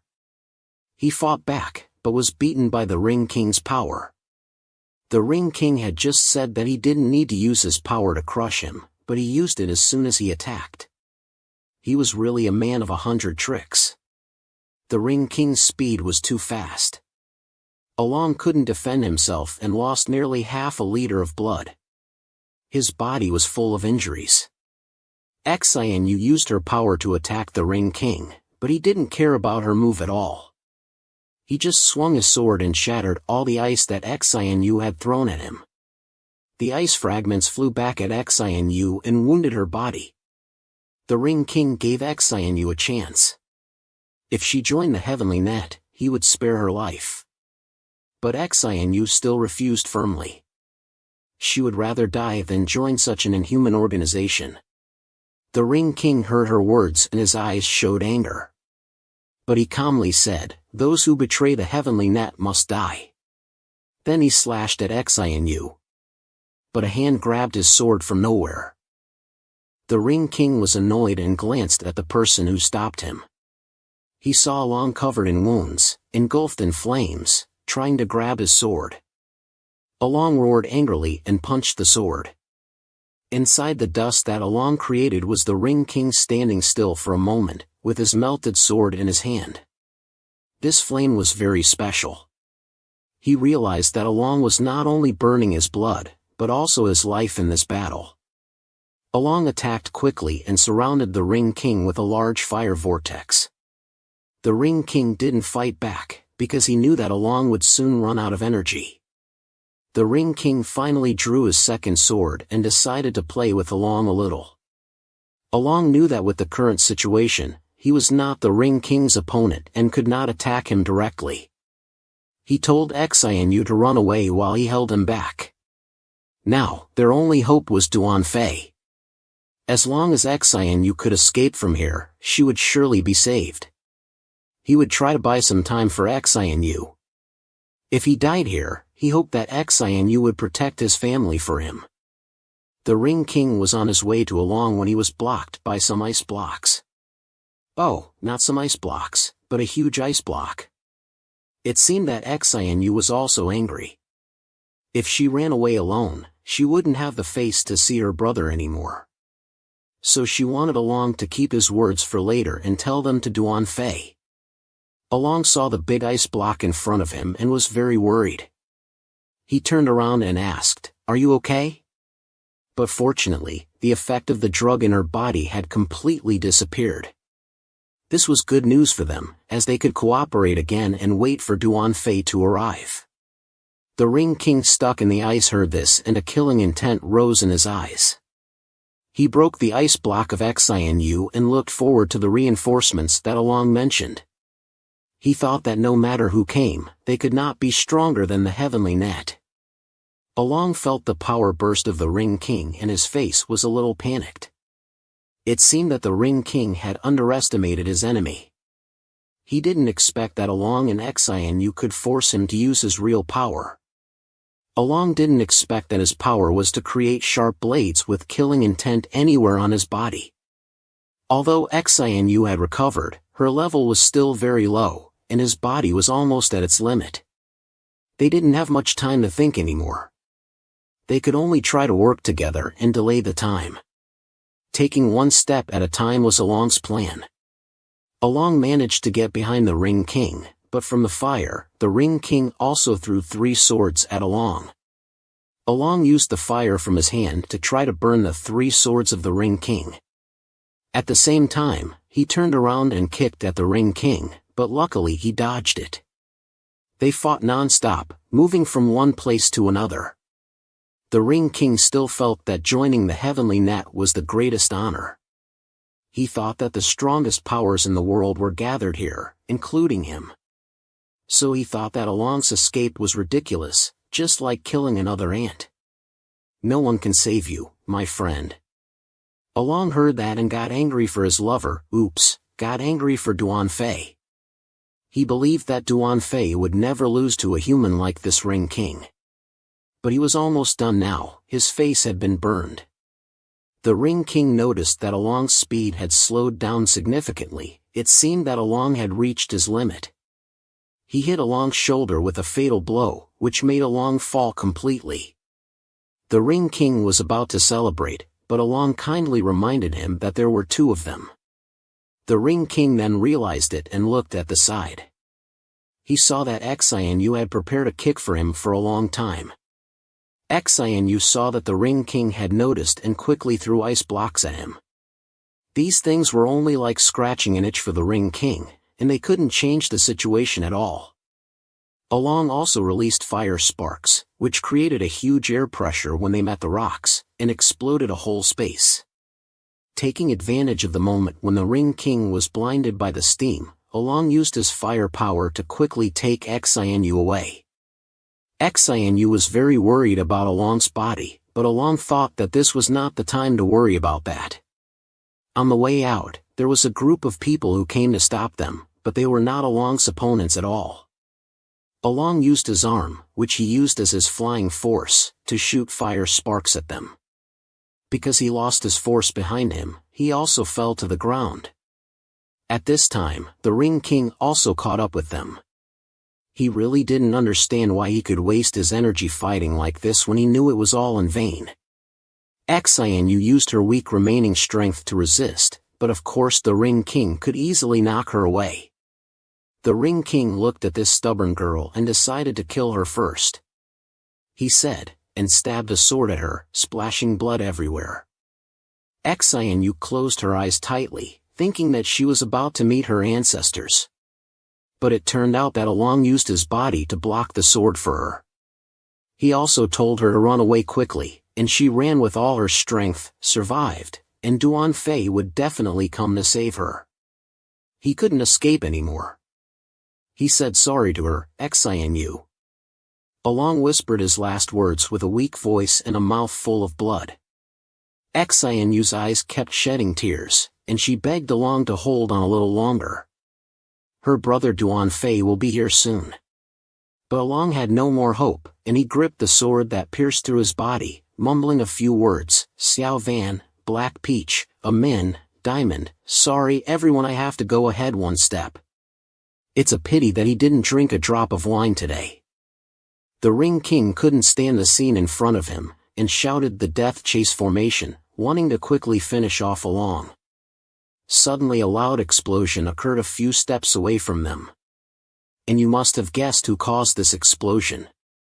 Xinu opened her eyes in astonishment and called out brother.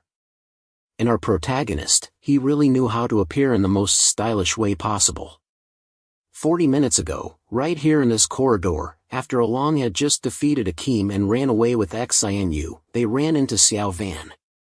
Xiao Van dragged him into a corner away from Xinu a bit, and scolded Along for daring to kidnap someone from their headquarters. And Along scolded Xiao Van back for catching an innocent person here. Xiao Van didn't answer his question but directly told him to return Xinu back. Then she would beg them for a way out for him.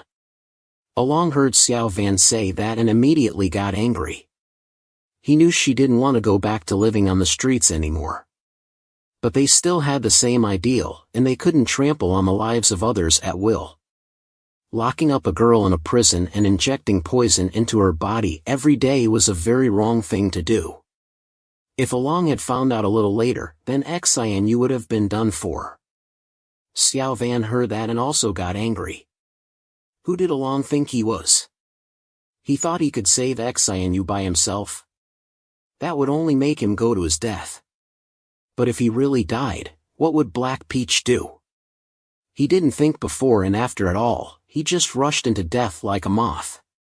The Skynet had successfully recruited 9 S-level fighters to become the important part of the organization. Although they had all gone out to do missions, the 8th one, the Ring King, was still at the headquarters. Even if she and he teamed up again, they were not his opponents. He had no way out anyway. But Along ignored all the nagging words of Xiao Van and asked her for help. He asked her to contact Black Peach quickly and tell her to go to the mission place to find Duan Fei. Then he told Duan Fei that he had found Xinu and asked Duan Fei to come here quickly. Xiao Van couldn't believe her ears. Along wanted to fight with Skynet by himself. But it turned out that she misunderstood him. The person who fought with Skynet that he was talking about was that guy named Duan Fei. And according to their plan, Duan Fei really arrived. He arrived just in time when the Ring King launched the final blow on Along, a perfect hero saving a beautiful scene. The Ring King was surprised when his hand was held back by a D-level person who had such great strength. Before he could finish being surprised by this surprise, he was given another surprise by Duan Fei. Duan Fei punched him hard in the chest and didn't expect the Ring King to fly several feet away because of this punch. Duan Fei didn't bother to check how the Ring King was doing, but turned around directly and looked at the two people, Along and Xianyu. Xianyu hadn't seen her brother for a long time and was very surprised, because in such a short period of time, her brother had become so powerful. Duan Fei suddenly rushed over and hugged Xianyu tightly. He apologized to her for being late and making her suffer so much. Xianyu knelt on the ground and leaned her head on his chest and cried. She just felt good that her brother was still alive, and also very regretful that she had held him tightly at that time and made him weak. Duan Fei saw Xianyu's arm covered with wounds. He felt very sad in his heart. But Xianyu still insisted that she was fine. She also reminded Duan Fei to check on Along's situation. She also asked Duan Fei to save Along, because this life was also thanks to Along. Duan Fei only noticed Along's body lying on the ground then, and shouted loudly, "Xian Along, hold on a little bit, don't let anything happen." Xianyu looked at Along, who became like this because of her, and tears welled up in her eyes. Maybe the protagonist thought that Along would come back to life because of his scream, so he kept screaming loudly to encourage Along to hold on. I felt a bit speechless when I read this. While Duan Fei was risking his life screaming at Along's motionless body, the Ring King was humiliated by being injured by a D-level person and rushed like flying towards Duan Fei to take revenge. He wished he could tear them into pieces. Xianyu saw this and was very scared. Duan Fei was very calm and used his shadow killing ability. But what the Ring King and all of us didn't expect was that Duan Fei could let his shadow use the Ring King's ability. He merged his shadow with the S-level Ring Exchange ability. Although the shadow could only have 10% of the Ring Exchange ability, it was enough to buy some more time for Duan Fei to heal Along. The shadow of Duan Fei moved his lips and mocked Nan Vong about how he was defeated by his own power. They were indeed like masters, like servants, both of them were so sarcastic. Nan Vong felt like his black heart was hit by the words and burst into anger. He told Duan Fei to shut up. Then he attacked the shadow again. He launched a series of attacks, and the shadow could only defend because of his limited power. He tried to stall Nan Vong kept attacking the shadow. He said, get up, and talk back. Where's your strong mouth? Do you only know how to dodge like this? On this side, Along finally showed signs of regaining consciousness. He spat out a few mouthfuls of blood. Duan Fei also felt that this was a good thing, as long as he had consciousness, there would be a chance. Along opened his eyes and worried about Duan Fei. The first thing he said was to remind Duan Fei to be careful with that Nan Vong. He was, after all, the first-class warrior of Yan Vong. Of course he would not be easy to deal with. Duan Fei told Along not to talk anymore, but to rest assured and rest for a while. He also asked Xianyu to use her power to reduce the infection of Along's wound. His clone was about to lose to Nan Vong, so he had to deal with him personally. Nan Vong was fighting fiercely when suddenly the shadow disappeared, leaving only Duan Fei hiding in the purple smoke. He provoked him to come here and taste his power. It was time to settle this debt clearly. Nan Vong was very excited, thinking that Duan Fei was looking for death. He didn't know how Duan Fei got his power, but fake goods could never beat real goods. Before he finished speaking, Duan Fei began to use his hidden killing power, quickly covering the whole place with darkness. He looked coldly at Nan Vong, who was very confused by the swords that came out from everywhere around him. All directions were sharp blades. Nan Vong couldn't believe his eyes, he was extremely bewildered. Duan Fei didn't want to talk much, just focused on using his power, and immediately the blades attacked Nan Vong one after another, cutting him constantly. The blades stuck into the ground and Nan Vong disappeared.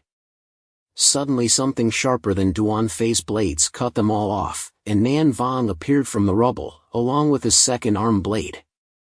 He rushed towards Duan Fei, throwing out a series of blades from both hands all around. Nan Vong tried to knee Duan Fei in the face, but Duan Fei saw through his movement and easily dodged it. He was furious and attacked him, thinking that Duan Fei couldn't take it anymore. Fake goods were just fake goods after all. How could they be Nan Vong's opponent? Duan Fei didn't bother to answer, just stared at him, and Nan Vong became even more angry because of that look. A few more blades appeared behind him, determined to smash that expression on his face. He threw out a bunch of blades at Duan Fei, but of course Duan Fei dodged his blade with his agile skills. Xianyu saw that and realized that her brother was gradually losing ground. But she couldn't help her brother either, because Along was very critical at the moment. Duan Fei kept moving, trying to avoid Nan Vong's blades. Until the end, there was not a scratch on him. Duan Fei even taunted him with a sentence, "Is this all your power?" This sentence successfully provoked Nan Vong, making him almost lose his calm and rush towards Duan Fei. Duan Fei didn't want to stand and take it, so he immediately counterattacked. He quickly approached Nan Vong, and managed to slash him in the chest, at the same spot where he stabbed Along earlier. Nan Vong was in pain, but he didn't scream or cry. He tried to endure it. He ignored the pain from the wound, and hit Duan Fei hard. He thought that if Duan Fei didn't steal his power, he would be just useless trash. Duan Fei shook his head, and easily dodged this blow from Nan Vong, as well as withdrew his ring blade power. Nan Vong couldn't believe his eyes. He stared wide-eyed at the scene in front of him. And at this moment of distraction, he was burned by Duan Fei's fire power. Xianyu was also surprised, because she was witnessing Duan Fei using the power that belonged to Along. Nan Vong came out of the smoke and dust caused by Duan Fei, angrily asked Duan Fei who he really was and how he had so many powers. He was clearly just a trashy level D, but he could give him so much trouble. Nan Vong was determined to kill Duan Fei. He still believed that his level S power could defeat Duan Fei. Duan Fei calmly advised Nan Vong to admit defeat and have a better outcome. Then he raised his hand and shot a large fire power at Nan Vong. Nan Vong still came out of the fire, risking his life to move forward. Duan Fei admired his spirit a bit, so he increased the fire power that was released. Nan Vong seemed to have reached his limit. He rarely screamed loudly in the fire, using all his strength to attack Duan Fei again. He still thought that everything was not over yet, that he couldn't lose. Duan Fei heard that and stopped being polite. He directly unleashed a firestorm at the highest level. Nan Vong was burned to the point that his skin and flesh were charred and his legs couldn't stand on the ground anymore. At this time, the system also displayed a message: the opponent has died, level S power ring is disabled, 50% of energy fragments are returned. Duan Fei turned around to deal with this mess. But he only saw a message: "Please leave this place now, I can't explain it, just get out of here from the evolution tree." The evolution tree continued: "I sensed a huge power coming closer, a person with a power so strong that no one can compare with him." The misty smoke obscured the figure. A person was slowly appearing from the dark shadow. As soon as he appeared, Duan Fei's figure was nowhere to be seen. He thought that it was good that way. He was afraid that if Duan Fei was still here, he would have killed him. They were monsters who were discussing with each other. They turned around and looked at the person who was walking in. "What's going on? Why are you so badly injured?" It turned out to be the disaster woman who had just fought with Duan Fei. She hugged her injured arm and gritted her teeth. "I underestimated him a bit. It was because of a damn kid who did it. I will definitely get revenge for this grudge." The monster with white hair and 2 horns on his head didn't believe it. "Really? There is a human kid who can hurt you? That sounds interesting." The deer-like monster was curious. The disaster woman hurriedly said, "He is the one who killed the king bird. This time I was lucky to escape. If we let him continue like this, he will definitely be a big threat in the future. Who wants to go with me to kill him?" What are you guys fussing about? Was King Kuok really killed? I thought King Kuok and his sister were out having fun. We must pay attention to him. He has already made us lose one person and injure another. The leader, who had been sitting silently until now, slammed his hand on the table and shouted for silence. He reminded the people below who were not calm, "Don't forget our mission." Then he leaned on his hand and thought and continued. Our goal is to find this key. A picture of Anin appeared, to awaken our king and order his subordinates to disperse. We must find it. The horned monster left when he passed by the beauty Taihoa. He whispered, "Don't worry, I will support you.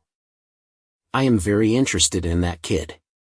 Back to the city side, Duan Fei was going up the stairs. Xianyu is coming soon. He supported his sister when he saw that she was not well. What's wrong? Xianyu put her hand on her head. It's nothing, sir, I just have a headache. I still can't calm down like what happened too. Duan Fei comforted Xianyu, "Don't worry. From now on I will protect you well." Haka was lying on the table, waking up when there was a noise. It was Duan Fei outside the door. "Haka, it's me." Hearing that, Duan Fei asked, "Why did you come back so late?" She got up and opened the door of the room, where she saw the two brothers standing outside. "You are Xianyu, right?" Duan Fei suddenly remembered that the two had never met before and said, "Let me introduce you. This is Haka, our teammate." "Hello, Haka." "Hello." Haka smiled at the girl. Duan Fei continued after the two had met, "Now Xianyu is very weak. Let her rest for a bit. Can you make some food for her?" Haka agreed right away, saying, "I understand. Go inside and talk." Duan Fei replied, "I'm not going in there. There's not enough space inside. I'll rest here next to it, and I'll explain everything to you in the morning." Xianyu slowly walked into the room and looked back at her brother, saying, "Rest well. I'll be outside watching the situation," as he worriedly instructed. Then he entered the system of evolution trees. Inside he hurriedly asked the evolution tree, "Do you also know about the Envong? Why did you stop us just now?" The evolution tree appeared. "I can feel the power of humans. He has a source of power very familiar to me, also someone who has been reborn like me." He wondered. "Now I can't be sure. Those existences of that organization are very special. We have to be vigilant. When my memory is not fully recovered yet, we can't make hasty plans," the evolution tree advised Duan Fei. He accepted that there was something special like that. "I understand." And again asked, "Now my friend is in danger, need plants containing life essence. Do you feel any nearby?" The evolution tree answered that although the aura is very weak, I feel that there is a very large source of plant energy in an area to the east. It can not only save your friend but also increase our strength. Inside the room, two girls were lying on the bed resting. Xianyu couldn't sleep. "Sister Haka, are you asleep yet? You haven't?" She was curious. "How long have you known my brother? I want to know what happened to him when I wasn't here." Haka slowly told her. She and Duan Fei had known each other for a while. She remembered very clearly the first time she saw Duan Fei. He was being chased by some monsters. At that time, she thought he was about to become food in the stomachs of those monsters. But he managed to escape from their pursuit. Then, her team rescued him. He woke up and treated them as enemies, even though he had been in a coma for 4 days. He went crazy looking for his sister. He even tamed a monster as a pet. It was also Lakambao, who really scared them to death. Later, Duan Fei protected them in a safe place. Not long after, he also came here to look for clues about his sister. During that time, the safe place was attacked by zombies. Duan Fei single-handedly repelled them all. Then, he continued to look for his sister. When he found out that the safe place was ambushed by bad guys, he appeared like a hero in front of them. Xianyu listened and smiled faintly. It turned out that her brother had become a hero to everyone. Haka felt puzzled by the girl's words. Before she could ask, the girl continued, "Thank you, Sister Haka, and I am more determined now. I will not be a burden to my brother anymore. I have to become stronger, I have to help my brother. Let's work hard together." But, unexpectedly, Sister Haka remembered so many things about her brother. Could it be that? Haka did not let the girl say more. "Don't think nonsense and go to sleep." The next morning, the sunlight shone down on the ruined city. Duan Fei came to give Haka some things. "This is Xianyu's breakfast and clothes. When everyone is ready, come outside," he said. The door closed. Duan Fei leaned against the railing outside and waited. And he thought about going to that bar next to investigate a bit, then go to the area that the fairy tree had said. Along the way, he would help Xianyu improve her skills. The apocalypse had passed for a while now, and those zombies would also evolve further. The door of the room opened slowly, and Xianyu came out in a new outfit. "Sorry to keep you waiting. The clothes are very suitable, thank you, brother," she said. Then Haka also came out and praised him. "I didn't expect you to have a good eye too. But then again, Xianyu looks good in anything." The girl blushed. "That's not true." Duan Fei smiled and said, "That's good then." And he thought in his mind, "Actually, I just based on the clothes from my previous life's absolute limit and matched them." Then he said, "Are you ready? Where is Anna? You must have met her already, right?" Anna heard her name from somewhere and came out, "Here, here, here. Anna and Sister Xianyu have become good friends already. Little Dove too." Anna was very enthusiastic. Xianyu replied, "That's good then." Duan Fei put his hand on his neck and took off the necklace he was wearing. "Right, there is still this thing, I almost forgot. Xianyu, welcome back." The girl looked at him and smiled, "Yes, I'm back." At the stairway looking down at the lower floor, Little Cloud was talking to Duan Fei. "Really? You found a way to save Along? But it's far away. In the meantime, I need you guys to protect him well." "Who else?" he asked Little Cloud to answer him. "The others have gone to find medicine for Along." And she looked out the door and saw 3 people Haka coming in. "You only have so few people? Do you need my help?" Duan Fei was confident in his ability. "No need, your task is just to protect Along well, understand?" And she thought secretly, it turns out that he has become one of their team members already. Then he decided, let's go then. In another ruined city, 2 skyscrapers with only frames left were collapsing, and in the distance, countless zombies were approaching. They looked very fierce with red eyes and sharp teeth.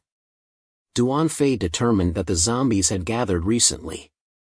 Next, he handed Xianyu to his sister.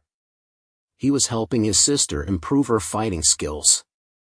She unleashed countless sharp ice shards and was determined to become stronger. She was no longer the Xianyu she used to be.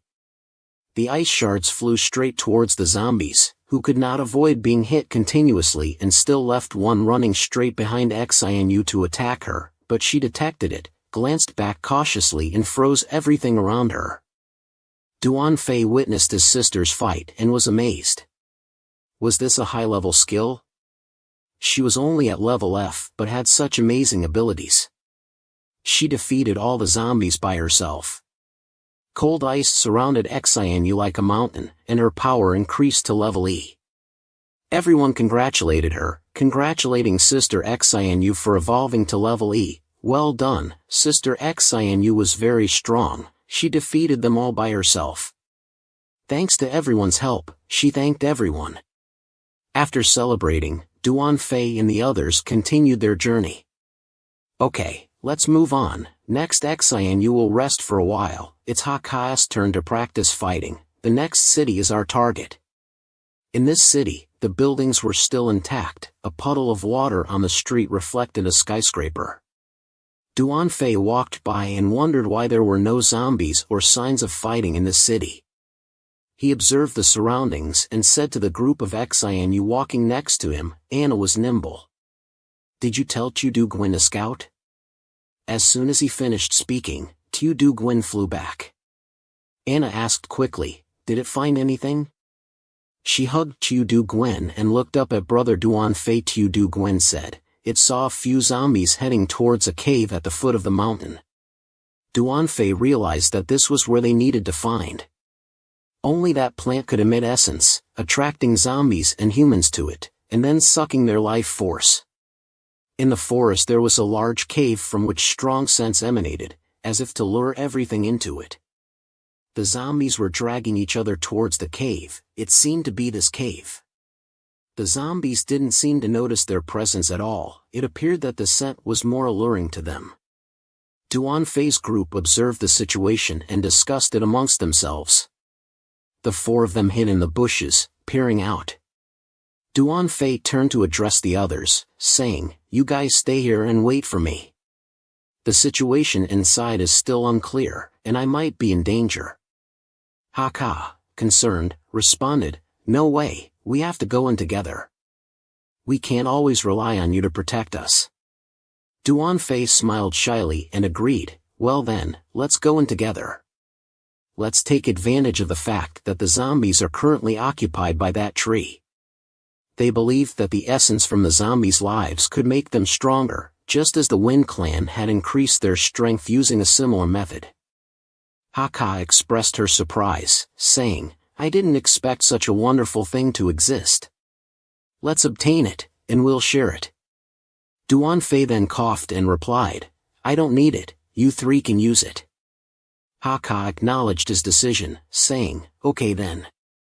The zombies have already gone inside. Let's go. Concerned about Duan Fei's cough, Haka asked, Duan Fei, are you okay? He hesitated before answering, it's nothing. Let's go. Inside the cave, the sharp stalactites were dripping water. Duan Fei slowly walked in, and suddenly he noticed something unusual. He stopped and retreated. Xianyu, who was walking ahead, turned back and asked him, what are you doing there, you silly? Hurry up.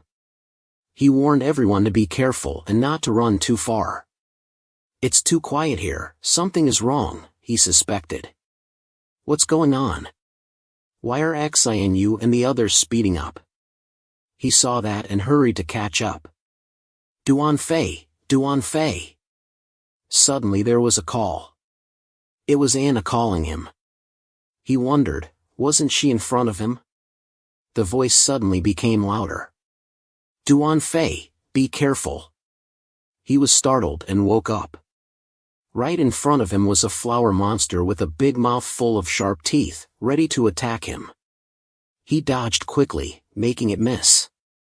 Anna stood behind him, worried. Duan Fei, are you okay? You almost got eaten by that plant.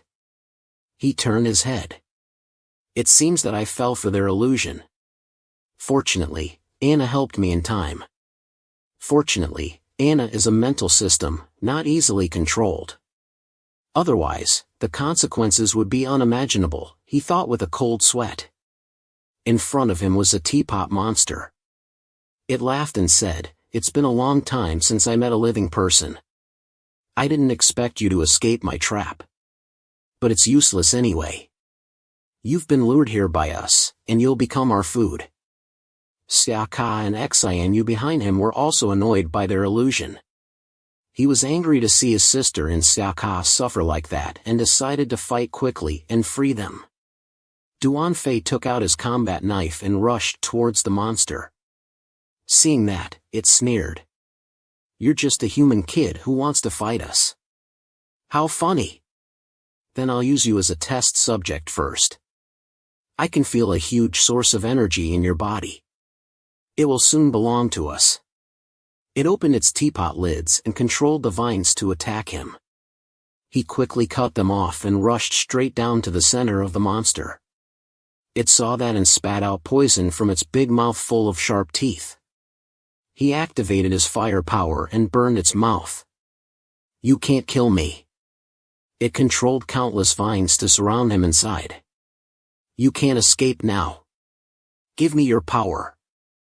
Under his feet was its big mouth waiting for him to fall. Suddenly, Duanfei jumped straight into its mouth. Xianyu and Xiaka outside were watching him and worried. Brother Duanfei. The monster was smug. Next is you guys. The taste of humans is much better than those dead things 100 times. Jin Bao and Xiao Duoqian were alert and ready to fight at any time. The flat ground suddenly cracked, and it was quickly destroyed into large and small pieces of rocks and soil. The monster couldn't believe it. Why can my fluid absorb even metal? Why are you still alive? Duanfei used his shadow killing power to appear. Too bad you can't absorb my shadow. It's over, he confirmed as he held its core in his hand. It was scary and incredulous. Core? How did you find my core? He began to absorb its core, and the monster screamed in horror. No! You beast! But it couldn't stop what it feared most. It was successfully absorbed by him. A notification appeared, received low-level energy crystal. After using the energy crystal, the owner will permanently increase 10% of energy.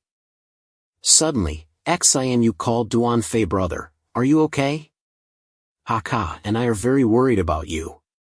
Duanfei turned to the three of them. I'm fine, the essence of life is ahead, let's go. He led the group of Haka to a tree full of liquid. This was the essence of life.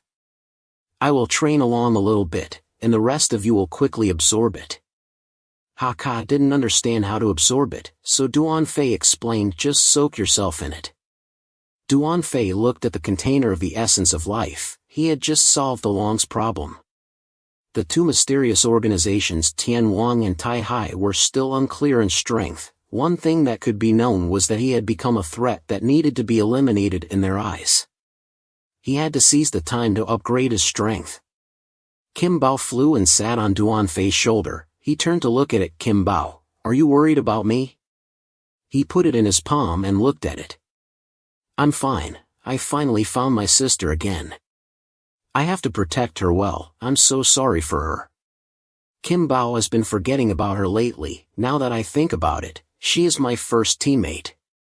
Time flies so fast, our friends are getting more and more. We also have to protect Anna and Haka well. Haka, Xianyu and Anna were soaking themselves to absorb the essence of life when suddenly Haka sneezed. Xianyu saw that and asked, "What's wrong, Sister Haka?" She replied nothing and sat down embarrassedly, thinking it's over. I said I would absorb this thing with Duanfei, how embarrassing. Duanfei brought the bottle containing the essence of life back for Along to drink. Using this thing would save Along? The essence of life could save those who were close to death. Look quickly, Brother Long is awake. Along woke up after drinking the essence of life. He opened his eyes and saw everyone worried standing around the bed he was lying on. Aha was happy. Great, you finally woke up. What happened? How come I'm not dead yet? I remember I was attacked by Tian Wang. Brother Long slowly sat up and put his hand on his head to remember. Suddenly he remembered Xianyu worriedly. How is Xianyu? Xianyu was still standing next to him from earlier. I'm here, Brother Long, I'm fine. Along was not fully recovered yet. He suddenly had chest pain and coughed, but still felt grateful. That's good. Duanfei saw him like that and advised him not to move, although he had escaped the threat, but his body was still very weak and needed to rest for a while. Along clasped his hands together. Sorry, Duanfei. Before, I hid it from you. It's okay. Don't mention the past. I will take you guys to a safe place where there are expert doctors to treat you. Duanfei didn't care about that and replied. Along was a little surprised. The safe place in City C. 3 people were holding guns walking along the streets when suddenly one of them was scared. What's going on? Zombies don't know where they suddenly appear in large numbers. The three saw the danger and turned around to run. Suddenly, zombies appeared again. Quickly contact the dam headquarters, quickly receive the signal. The person in charge at the headquarters received the signal. This is Kwang Min area, what's going on? The people on the other end of the line hurriedly said this is the city investigation team, a large number of zombies suddenly appeared in the city. Quickly call for reinforcements here. The person at the headquarters heard that and worried. Hey over there, what's going on with you guys? Where exactly are you? But the other end of the line only heard screams for help. But before they could finish speaking, the signal was cut off. Receiving dangerous information, he quickly turned around to report to his superior city commander, we suddenly have a large number of zombies. Commander Huang was surprised. What did you say? He was scared. A large number? How is that possible? We are just a small base, how can we resist them?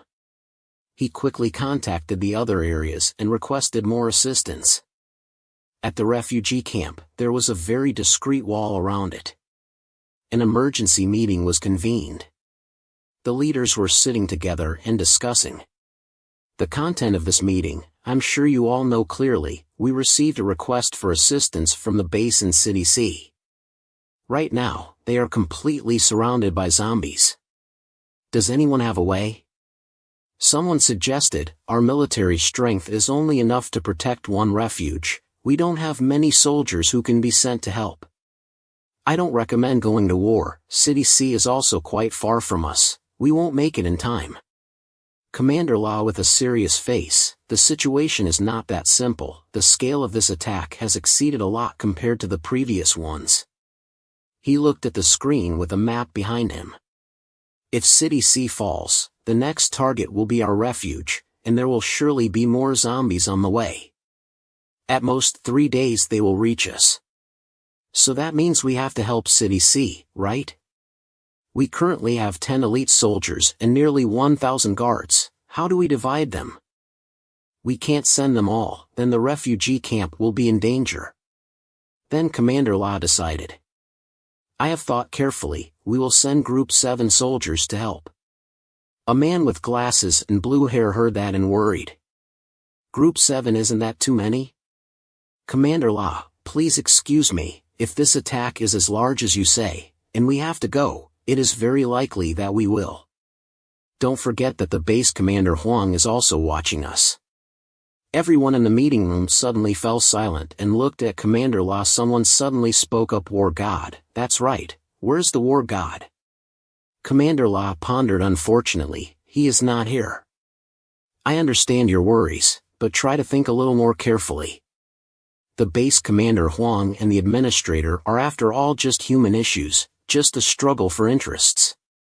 But zombies are not like that. Outside the meeting room, Chao Tu-Long was standing guard at the door and paying attention to the meeting going on inside. He listened quietly. Their purpose has always been one thing, that is to destroy the country that we have built with great hardship. Hearing this, Chao Tu-Long was terrified.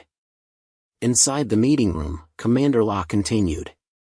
They are cruel and ruthless, our biggest enemy is those zombies. Everyone agreed when they heard this. That's right, Commander La is right, dealing with them is the most important thing. Suddenly from outside came in, Commander La has a report. He stopped and said, Chao Tu-Long, come in quickly. Chao Tu-Long opened the door and entered. I'm sorry to bother you all, but this matter now has to be reported to you. Behind him, it seemed like someone else was there. Our war god has returned. Duan Fei entered the room where everyone was sitting together and turned to see him very happy. The war god has returned, just in time. Commander La looked at him. You came back very well. Come to my office later. In his office, Commander La told Duan Fei everything that was happening. The situation is like this now, Duan Fei, do you have any opinions?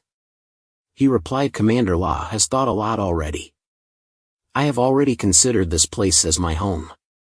I will definitely help if there is any difficulty. I also have a wish and want to ask Commander La for help. He agreed with him right away. You don't need to be polite with me, your matter I will definitely help. Duan Fei continued, it's not a big deal.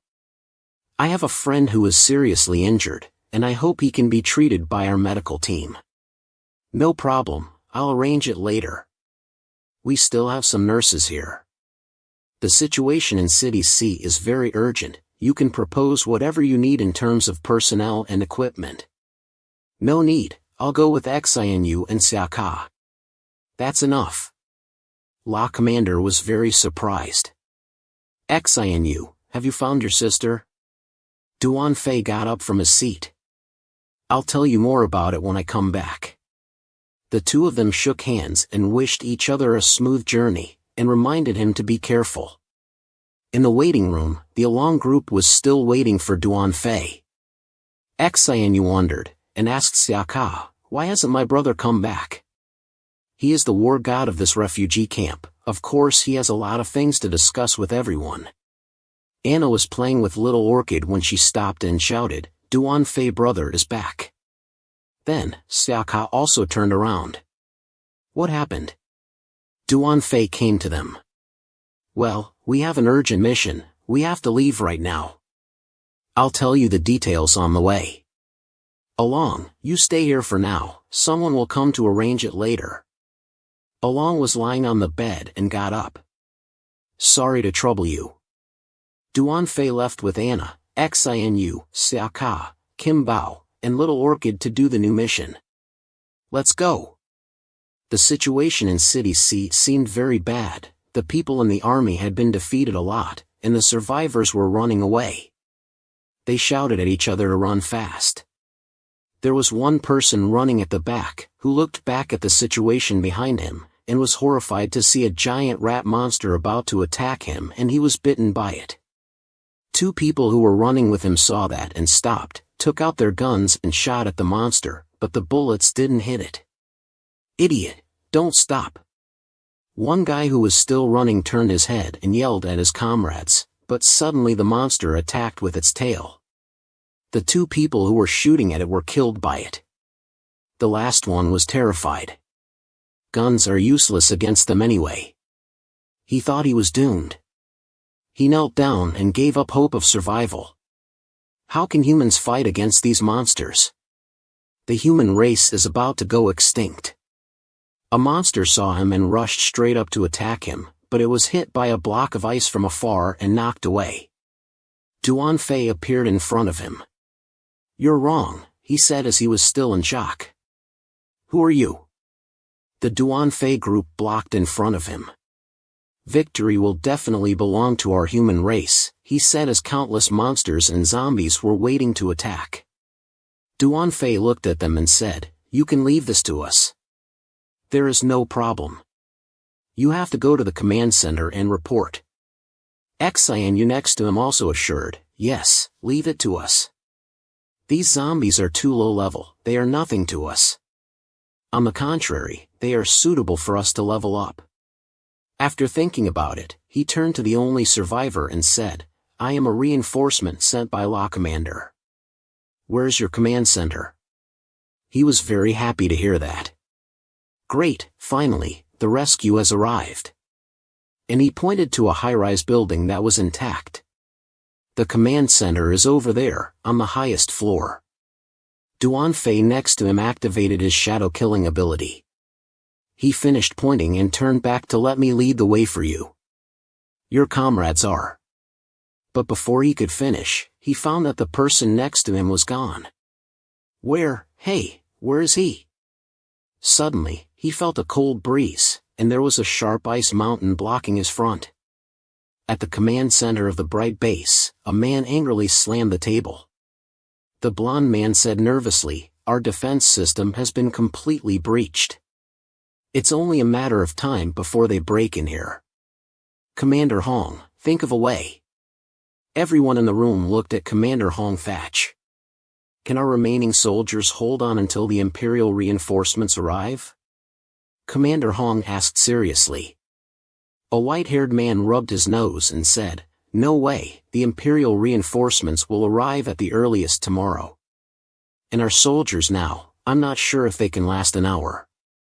But there is a refugee camp coming soon. He heard that they had successfully wiped out a large attack of zombies. The blonde man didn't believe it.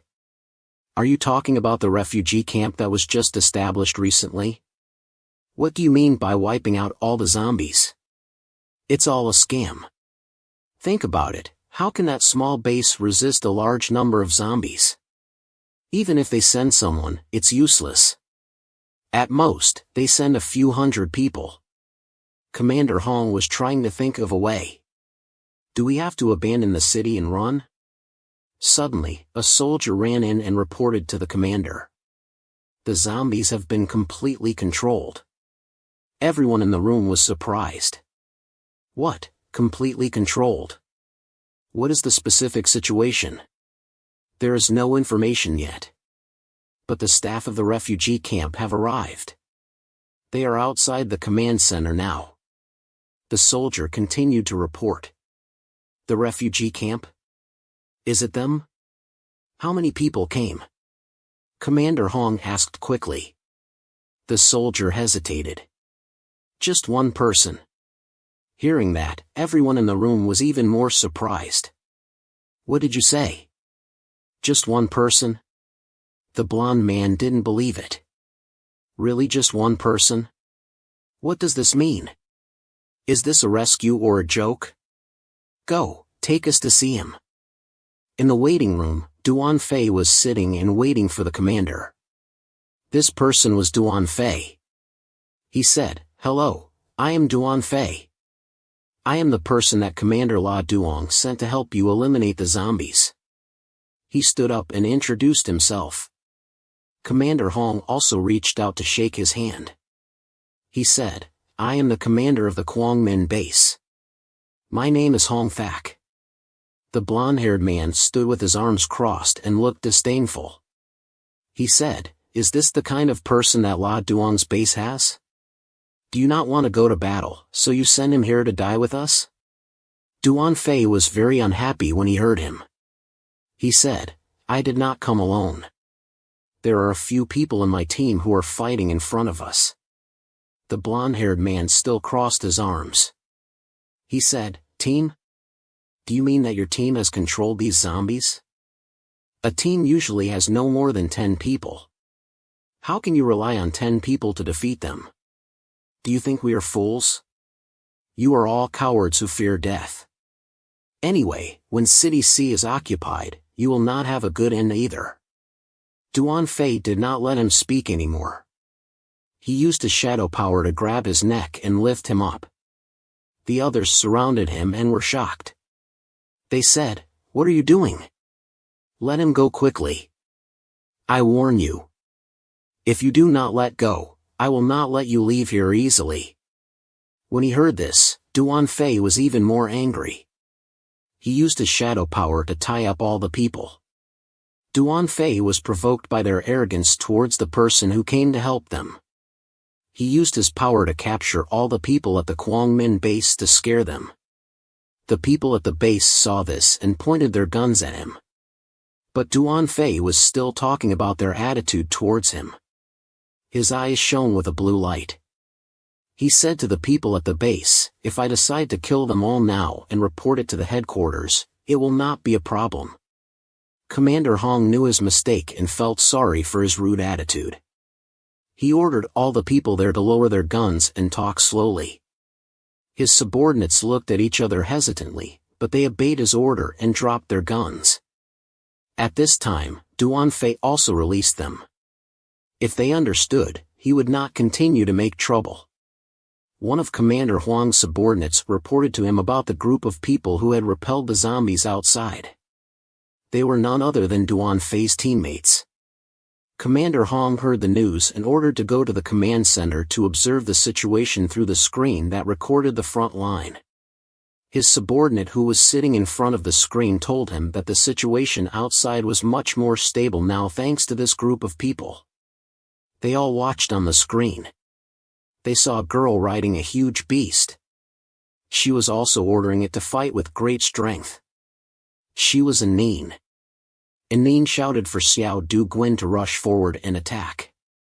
Xiao Du Guan, who was small before, was now very powerful.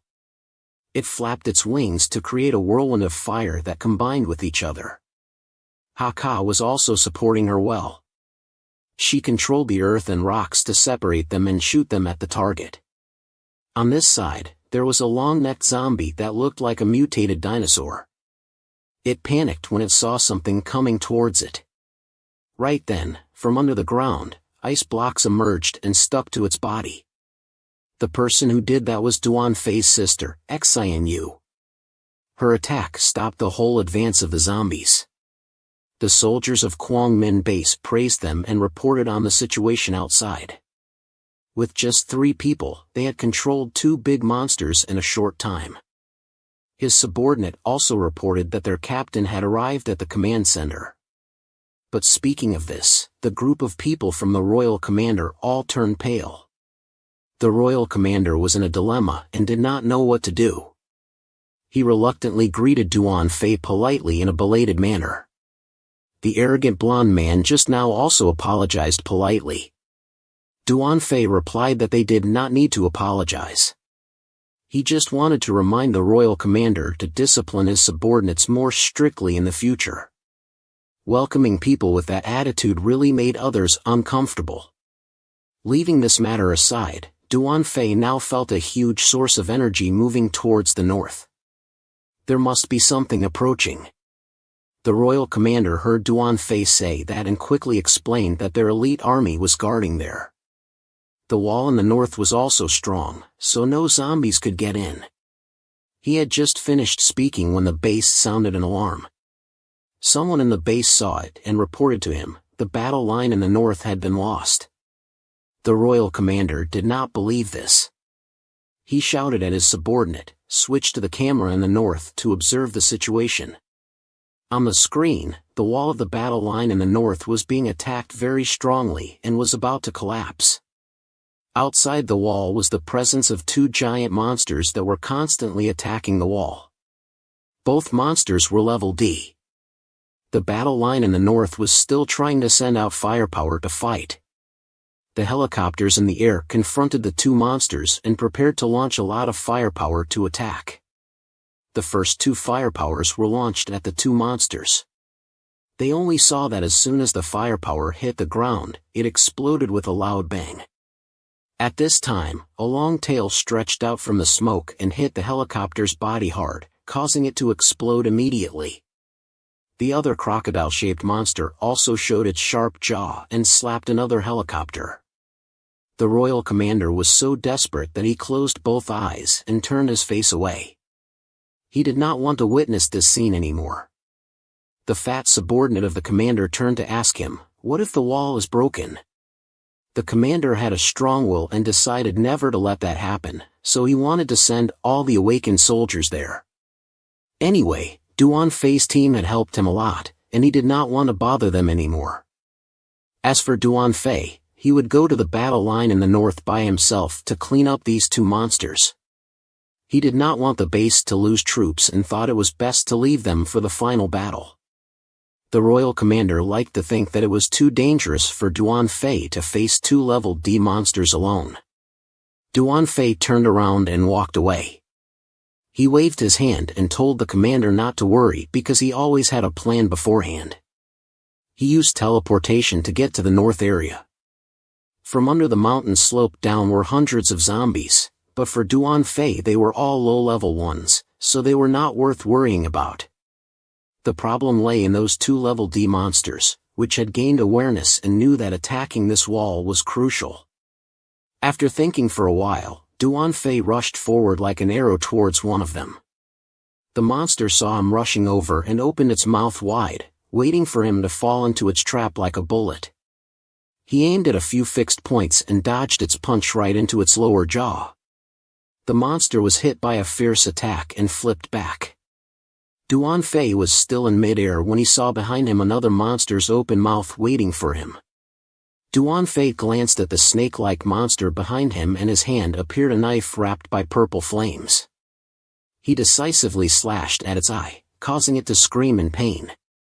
The Commander Hong watched Duan Fei fight outside the battle line through the screen and began to doubt if the rumors about his strength were true. 5 people in his army whispered about Duan Fei killing the monsters. They also invited each other to go there and see for themselves. Duan Fei landed after a while of fighting in the air. He held 2 swords in his hands. It seemed that the 2 monsters he had attacked had surrendered, but Duan Fei knew that level D monsters were not easy to kill. They got up from the dust with their eyes glowing red. He realized that he had been relying on using energy to fight and neglected his skills. He took this opportunity to restart those skills. Duan Fei saw the 2 monsters ready for the second round of battle. The 2 monsters also rushed to him and attacked, but Duan Fei easily dodged them. Seeing that his companion failed, the other monster also prepared to attack. Duan Fei wondered why there were so many level D monsters lately. Was it because of natural disasters and heavenly nets? Maybe that was why the monsters evolved faster than before, or was it related to the rebirth of the evolution tree? As he thought, he counterattacked the snake and the other monster. The snake was furious and attacked Duan Fei crazily, wanting to crush him. Duan Fei was surrounded by 2 monsters from both sides. He barely dodged the snake's attack, then he saw the yellow eyes of the other monster. Duan Fei used his small body to block the 2 monsters in a very urgent situation. It seemed that Duan Fei could not escape from them, but his determination to protect everyone was greater than anything. He turned around and kicked both monsters in the air. He quickly clenched one hand into a fist and then punched it down like a thunderbolt, making the ground shake. The level D monster that was threatening was killed by Duan Fei. At the same time, he also earned 600 evolution points for himself. The guys in the army witnessed the scene just now and were shocked by his strength. They could not believe that he had killed 2 monsters with 1 punch. Duan Fei was indeed the savior with terrifying power that people always rumored. He felt that his fighting spirit had returned after a long time. The snake that had just been knocked down was not completely dead yet.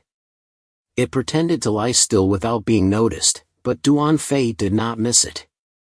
He found it and it quickly ran away, but Duan Fei had already appeared on its head from some time ago. It was over for it this time. Without hesitation, Duan Fei killed the snake successfully and eliminated another level D monster. The people in the army were still stunned by his power and only stuttered that he was really strong. Duan Fei handed over the low-level zombies to them and returned to the base. He had not used his skills for a long time, so he was a bit tired. As soon as he arrived at the base, Quang Min Commander Hong called him War God. Duan Fei asked him how he knew about his nickname War God. It turned out that he had just contacted Commander La Duong and learned that Duan Fei was the savior of the refugee camp and also the war god of the headquarters. Duan Fei modestly told Commander Hong to just call him Duan Fei. Then he changed the topic to the situation of City C. The commander invited him to the screen to observe. The zombies had split into 2 directions. The second line of defense, where the zombies were most dense, was also where Duan Fei's teammates were fighting. The 2 main areas were divided into 7 strategic points. If any of these points were breached by the zombies, the entire area would be destroyed. Duan Fei looked at the 7 points and said that his people would not be enough to support them. Commander Huang said that the base of Huangyan was sending 1,000 elite soldiers. Now they just needed to hold on until dawn. Duan Fei heard about Huangyan and felt a bit uncomfortable. He said to the commander, "I will go to meet my teammates now." It was past 5 p.m. and Xianyu was starting to feel tired. Xiaka's ability was also running low. They had held on until now, but the number of zombies was endless. Duan Fei had just arrived with everyone when a group of helicopters also appeared. Duan Fei looked up and saw that Huangyan's army had arrived. The helicopters of Huangyan's base were entering the battle line one by one. On a helicopter, a subordinate saw Duan Fei's group and reported to his captain. they didn't seem to be from the Kwangmin base. The subordinate asked the captain sitting behind, "Should we go down and pick them up?" Manhwa indifferently said no need to care. He said, "If they appear here, they are not ordinary people, so they will go straight to the command center first and signal to send more people into the battle." His army brought down a lot of reinforcements from the helicopters. Seeing the situation, Duan Fei said, "My sister and everyone can go back now. Leave the rest to them." Duan Fei's group returned to the base to rest. Xianyu felt that zombies were really terrifying and so numerous. She wondered how her brother could fight them alone and save the refugee camp before. Manhwa came over and interrupted their mood. He thought that Duan Fei was still immersed in his old glory, so he appeared unfriendly, but he still remembered to introduce himself. He was the captain sent by Huang Yan's base to assist them. He also mentioned his brother. It seemed that he had a grudge with Duan Fei. Duan Fei coldly asked, "Did he come here to show off instead of his brother?" Manhwa heard Duan Fei's tone and knew that he had not mistaken the person, but he left personal matters for later. Now he wanted them to go to the command center to discuss tactics. Anna saw that he didn't care about others and was annoyed. She stood up and said clearly that they had fought all night long. Manhwa looked at Anna with a meaningful glance. The girl Anna was scared and hid behind Xianyu. Duan Fei interrupted and said to Manhwa, "I'll go alone, everyone else can stay here and rest." He told his teammates to rest and then went with Manhwa. On the way to the command center, people from Kwangmin base whispered about Manhwa, because he was the second strongest person of Huang Yan's base. Some even sighed that if they had sent such a strong person, their base would surely be saved. One of the soldiers whispered about Duan Fei and how he had dealt with 2-level D monsters, comparing his strength with Manhwa's. He saw his friend talking too much and covered his mouth to prevent things from getting out of hand. Manhwa heard everything and frowned slightly, clearly unhappy. He turned to Duan Fei and reminded him that everyone here valued him very much. But Duan Fei didn't care about that at all. Duan Fei and Manhwa arrived at the command room where Commander Huang was waiting for them. He welcomed them and asked if they wanted anything to drink. Manhwa wanted a cup of coffee, but Duan Fei was eager to start the meeting right away, and so was the commander. Manhwa was speechless at these two. The commander began the meeting. "We have found out the origin of these zombies in the first area. We discovered a D-level monster and 3 E-level ones leading them." Manhwa interrupted him, "So we just need to deal with them and that's it, right?" "That's right. The zombies will be like headless snakes and there will be nothing to threaten us anymore. As long as you two cooperate, you will surely be able to handle them." Manhwa interrupted again, "Anyway, we are a big base of Flame Huang. How can we let a small refugee camp be in danger? You can leave the D-level beasts to me, and the 3 E-level ones to you, is that okay?" The 3 of them agreed with this plan and got up to prepare to depart. Manhwa added, "By the way, if you feel too much pressure, just try to hold on, I will come to help you after I finish." He smiled smugly and walked out. At this time, at the front line of City C, everyone was trying to hold on. Team leader Manhwa had been able to stop them by now, but there were too many of them. Where was the leader of them? He looked over to the top where the zombies appeared and saw a building near the floor where they came out. Manhwa turned back and reminded Duan Fei to keep up with his speed or he might end up as their food.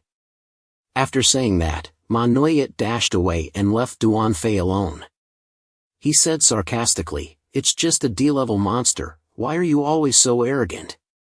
At that building, a D-level beast with an A-level spatial aphrodisiac ability came out. There was also an E-level gorilla tiger following the orders of their leader Mao, a small cat. They were waiting for the humans to come and attack. The cat started to cast a spell and a circle appeared. It jumped through it and went to Manhwa's side. At this time, Duan Fei had caught up with Manhwa and said, "You are not bad, you can keep up with me." Duan Fei taunted him, "If you have no ability, how can you use a knife to kill your brother?" Manhwa didn't have time to vent his anger when Duan Fei warned him that they were here. 3 beasts approached them and Manhwa assessed that they were all E-level beasts. There was no leader here, so according to the plan, he left them to him. Duan Fei said. On the other side, the giant monsters were getting closer and closer. Seeing that the main character's former team leader Manhwa had some ability, he felt somewhat relieved and left this place to him. The team leader quickly went to find the D-level beast. Seeing one of their targets leave, King Kong roared with angry eyes that had no trace of animal nature. It seemed to be aiming at Manhwa but was blocked by the main character in front of him. "Your opponent is me," he said as he rushed over and struck a fatal blow at its eye. Its pupil flew out immediately and it fainted. It had to be so, with his protagonist Halo, how could he waste time with a D-level monster? After killing one monster, the main character landed lightly and saw that his comrades had dealt with them neatly. The 2 remaining monsters immediately joined forces and rushed to Duan Fei, but he was not afraid at all. At the same time, Captain Manhwa also arrived at the location of the D-level beast, which was here. He looked firmly at the building. He had just heard that Duan Fei had single-handedly dealt with 2 D-level monsters. This brother also had a competitive spirit and was determined to kill this beast to regain his dignity for Huang Yan. Then he would settle accounts with the protagonist, but this leader seemed not easy to deal with either. While Manhwa was still lost in thought, it secretly launched a fatal attack. Although he had not prepared anything beforehand, fortunately he was able to dodge this move. Clearly there was no ghost in front of him, but the wind kept appearing. Thinking that the opponent could use invisibility, Manhwa drew his sword and stood in a defensive position.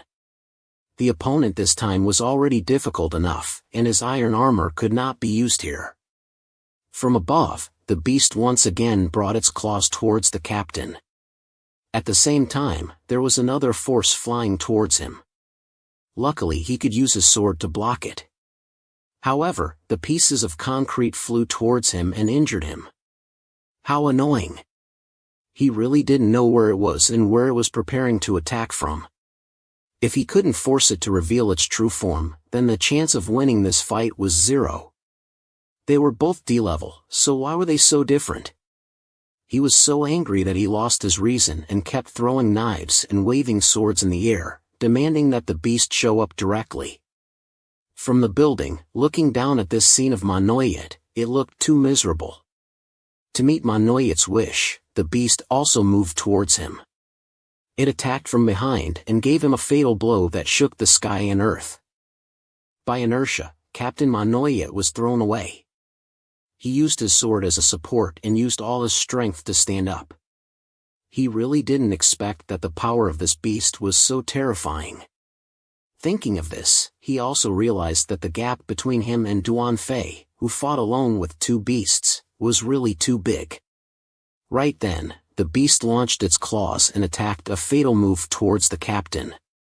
Thinking that the captain would die in its hands, but from afar came Duan Fei's voice. He bowed his head down. The protagonist flew over and held the beast's claws, standing in front of the captain. He said that he was not its opponent either. Quickly back down. He couldn't believe his eyes. How could Duan Fei appear here in such a short time? Did he already deal with those beasts? Not letting the protagonist answer, the D-level beast attacked him again. It kept attacking from all sides, all of them fatal moves. He guessed that this might be a spatial ability. He wasn't surprised that Manhwa wasn't its opponent because spatial abilities were very rare. While his thoughts were still running in his head, Duan Fei had already determined the position of the beast. He grabbed its wrist and threw it away. Right then, its body emitted a source of power as if to defend itself.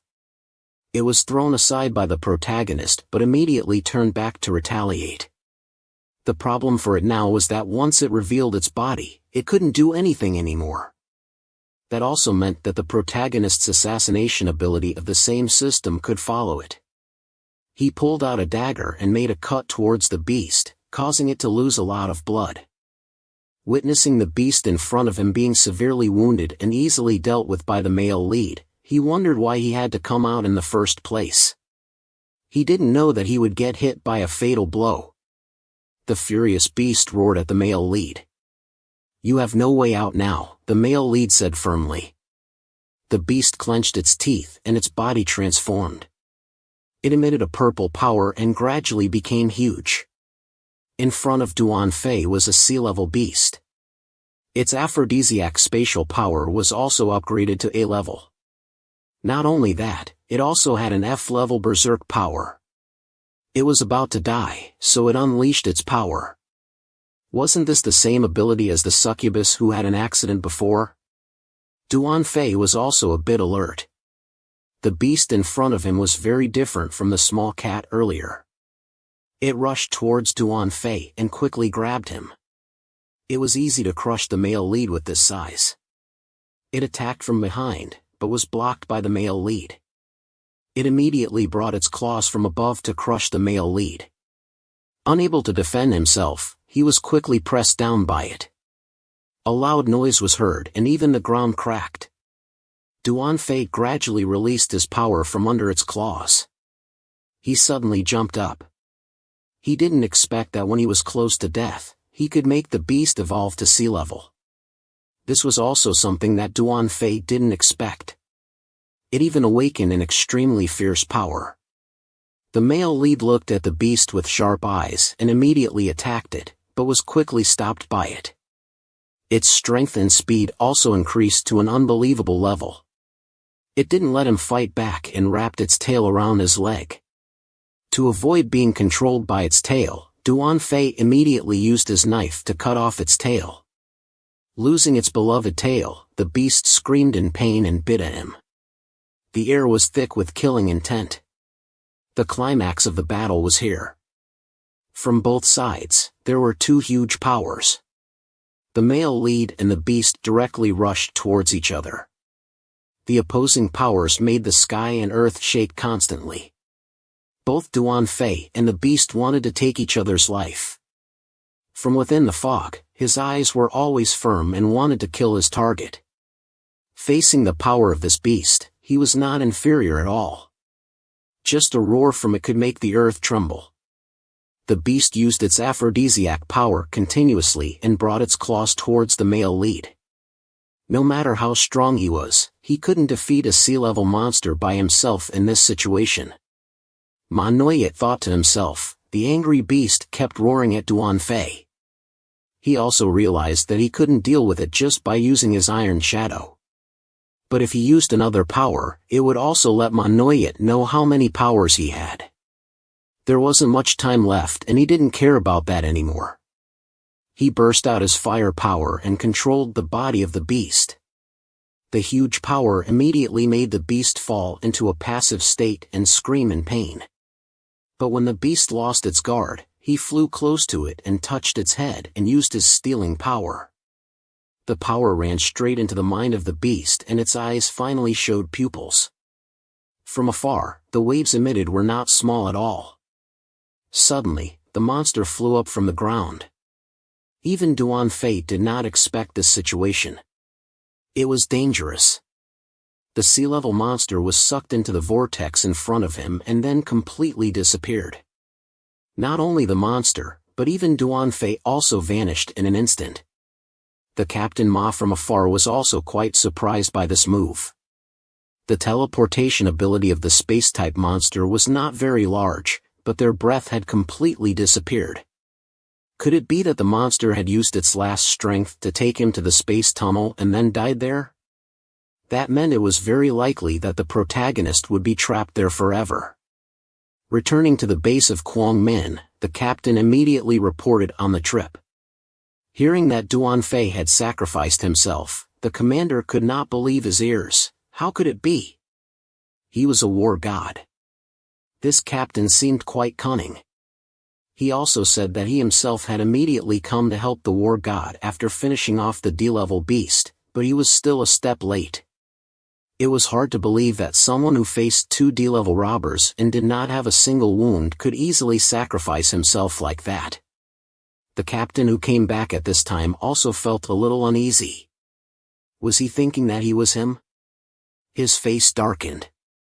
The commander also quickly denied and expressed that he could not accept the shock. Helplessly, the commander had to assign the next task to Manhwa to transfer to the commander's office at the base of Veem Hong. Manhwa sent a secret message to Hua Commander. Picking up the phone, Hua Commander immediately asked, "Has the matter of Quang Minh base been resolved?" He also heard that someone had been sent to that refugee camp. On the other end of the line, the thick-faced captain also had to admit that Duan Fei of that small team was really strong and he held a lot of power by himself. However, he thought that they were now useless because the protagonist had died.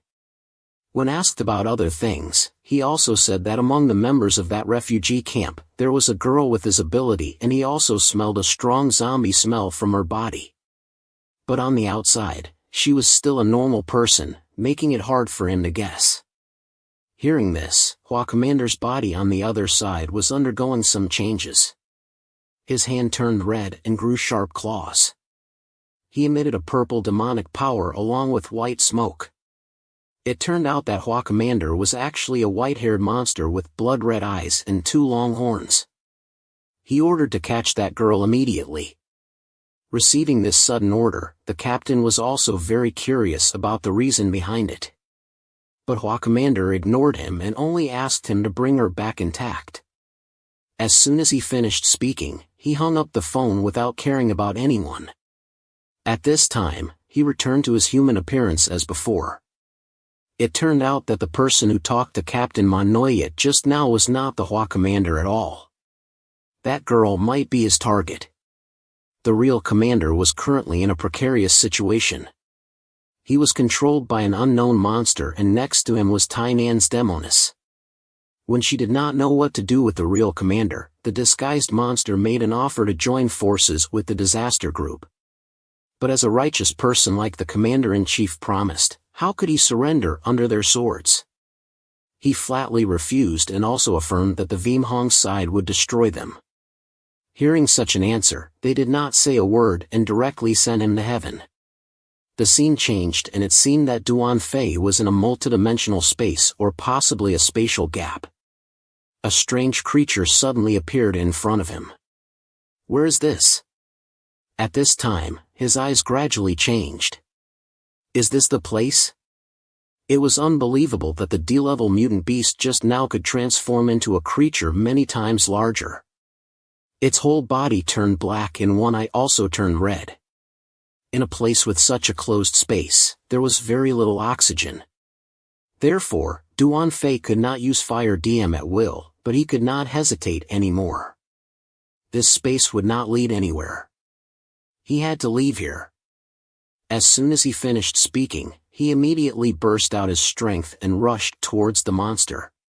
His Fire DM power was unleashed and his whole body turned into a dazzling yellow light. He raised his fist and rushed towards the monster. It was also unexpected that the previous accident that caused him to love his country had such unpredictable consequences. With just one blow, he could make the monster's body disappear. Without any preparation, the monster suddenly attacked him from behind. It was clear that it had disappeared into smoke just now, but now it could return to its original shape. It must be that physical attacks were useless against it. That proved that physical attacks were useless against this mutant beast. Then the protagonist had to summon magic power to defeat magic. He tried to approach the monster and then directly rushed to it. With Duan Fei's speed, the mutant beast could not catch up with him. Suddenly, when it realized that the protagonist was no longer in sight, Duan Fei appeared behind it.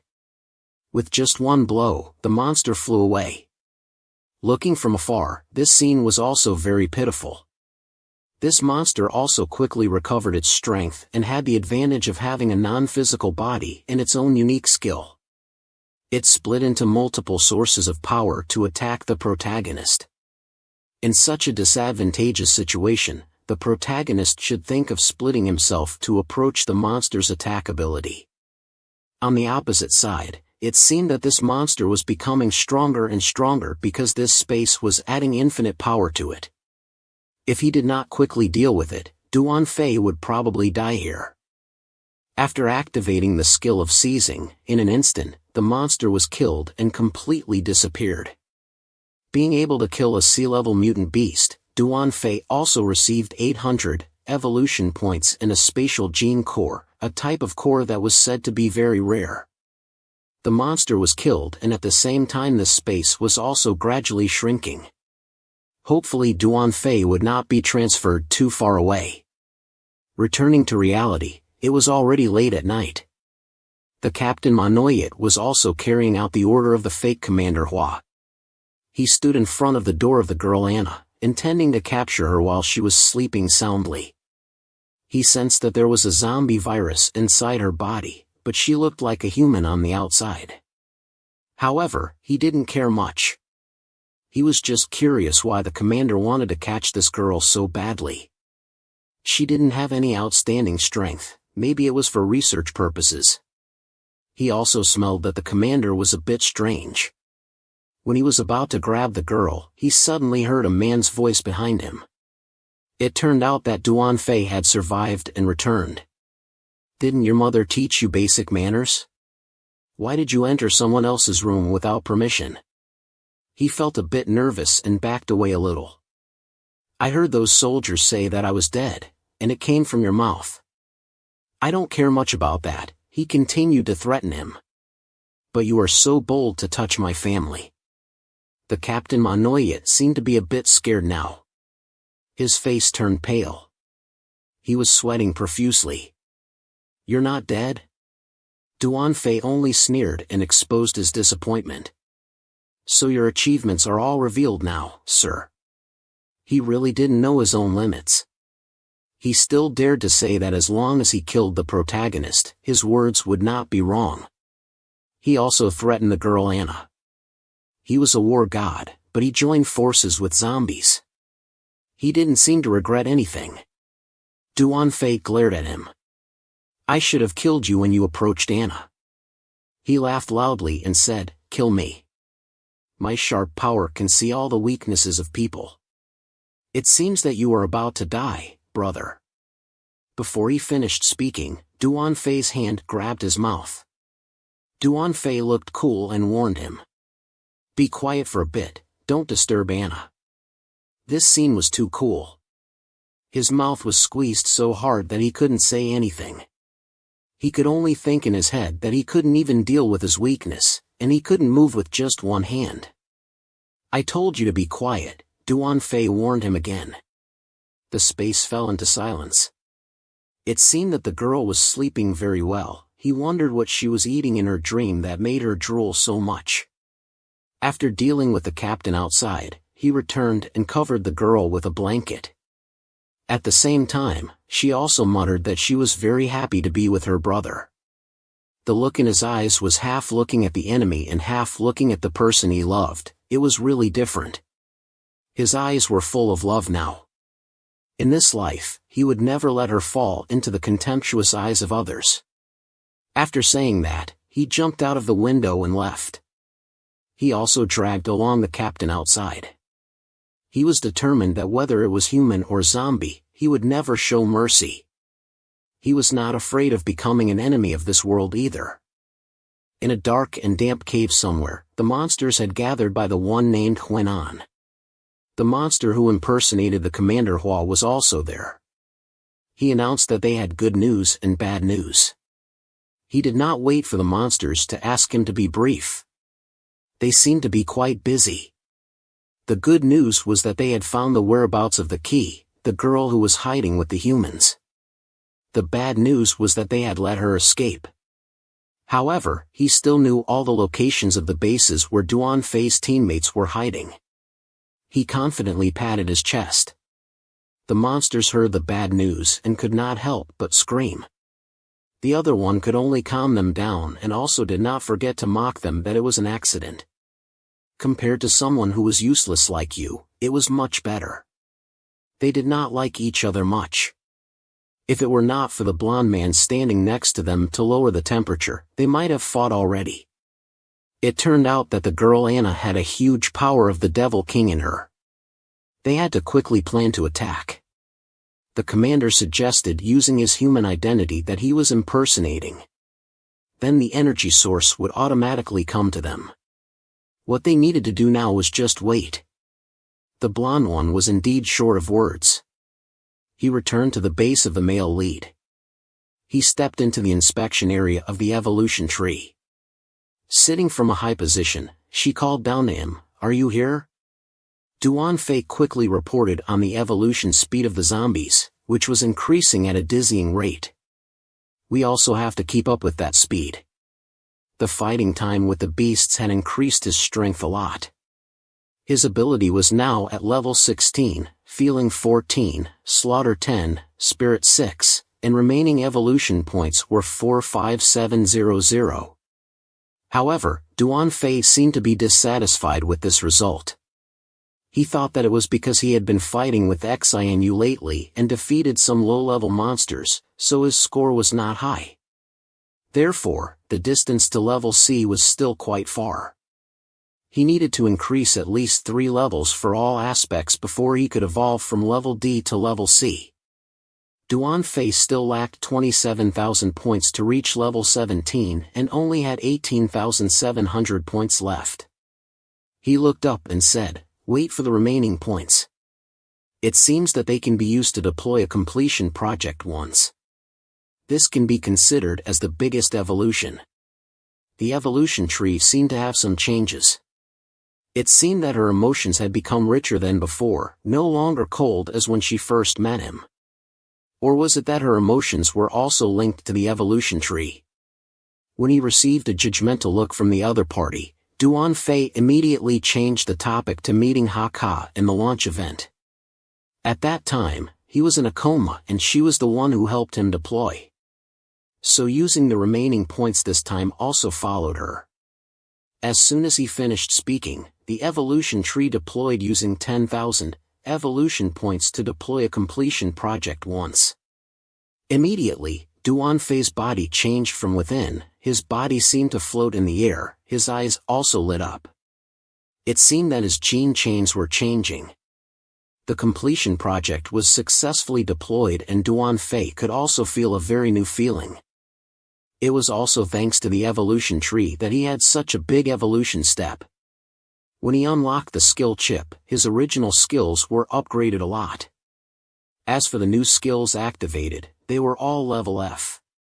It seemed that they were not very useful. This skill chip should be used to evolve more diligently values, maybe it would be much higher. You also think that upgrading the core skills will be more beneficial for future upgrades. Moreover, this skill chip also allows you to increase the contract to level 4, which means that when the person who made the contract with you is in danger, you will receive a warning in their signal. This effect can deceive the zombies, and it can also protect others better, right? Next, you also decided to upgrade the Duzut skill. That's how Duan Fei successfully upgraded the abilities that could be upgraded. He turned to the evolution tree and said to rest assured that he would try his best to help her recover her memory. "I trust you." The evolution tree replied gently, because she had completely trusted the male lead from the beginning. At the dining hall of the Kwangmin base, his teammates finally saw Duan Fei return. From somewhere, a loud voice called out "War God Great Person," attracting the attention of everyone. It turned out to be Hong Commander. He hurried over to verify that he was still alive or had died at the hands of the monster as everyone had rumored. Duan Fei's face was a bit serious then. He just said that he was fine. At the same time, he announced that he and everyone were about to return to the refugee camp. He didn't seem annoyed this morning. He must have returned to the base. "Do we have to go now? Is there a place for us?" "Commander, rest assured that the zombies have basically been resolved. Based on your current ability, you can definitely resist them." Duan Fei tried to reassure him. After refusing the offer to escort him, Duan Fei quickly returned to the table with everyone in the sunset. The refugee camp was full of cheers welcoming the return of war god Duan Fei. Even Xianyu had to admit that here Duan Fei was no different from a big star, making Duan Fei blush. He also immediately denied that he was afraid of this scene. He had just walked a few steps when someone called from behind, "Brother Duan Fei." It was Tao Tulong, right? He came to call the male lead to La Commander's room. He really wanted to meet you. Hearing that, Duan Fei didn't say 2 words and told everyone to take along to his room and practice again. As for himself, he would return to discuss with everyone later. "Let's go. I also have something to say to him," the male lead replied. At La Commander's office, he was busy doing something when he heard a knock on the door from outside. After greeting each other briefly, La Commander told him about how people from Kwangmin base kept harassing him. He really wanted to talk to him a bit. It was still the chessboard from before. Duan Fei reported on his departure. The commander seemed very curious about what the male lead had gone through. Seeing that Duan Fei's face didn't look very good, he also asked. Duan Fei looked at him seriously and said that he had something very important to tell him.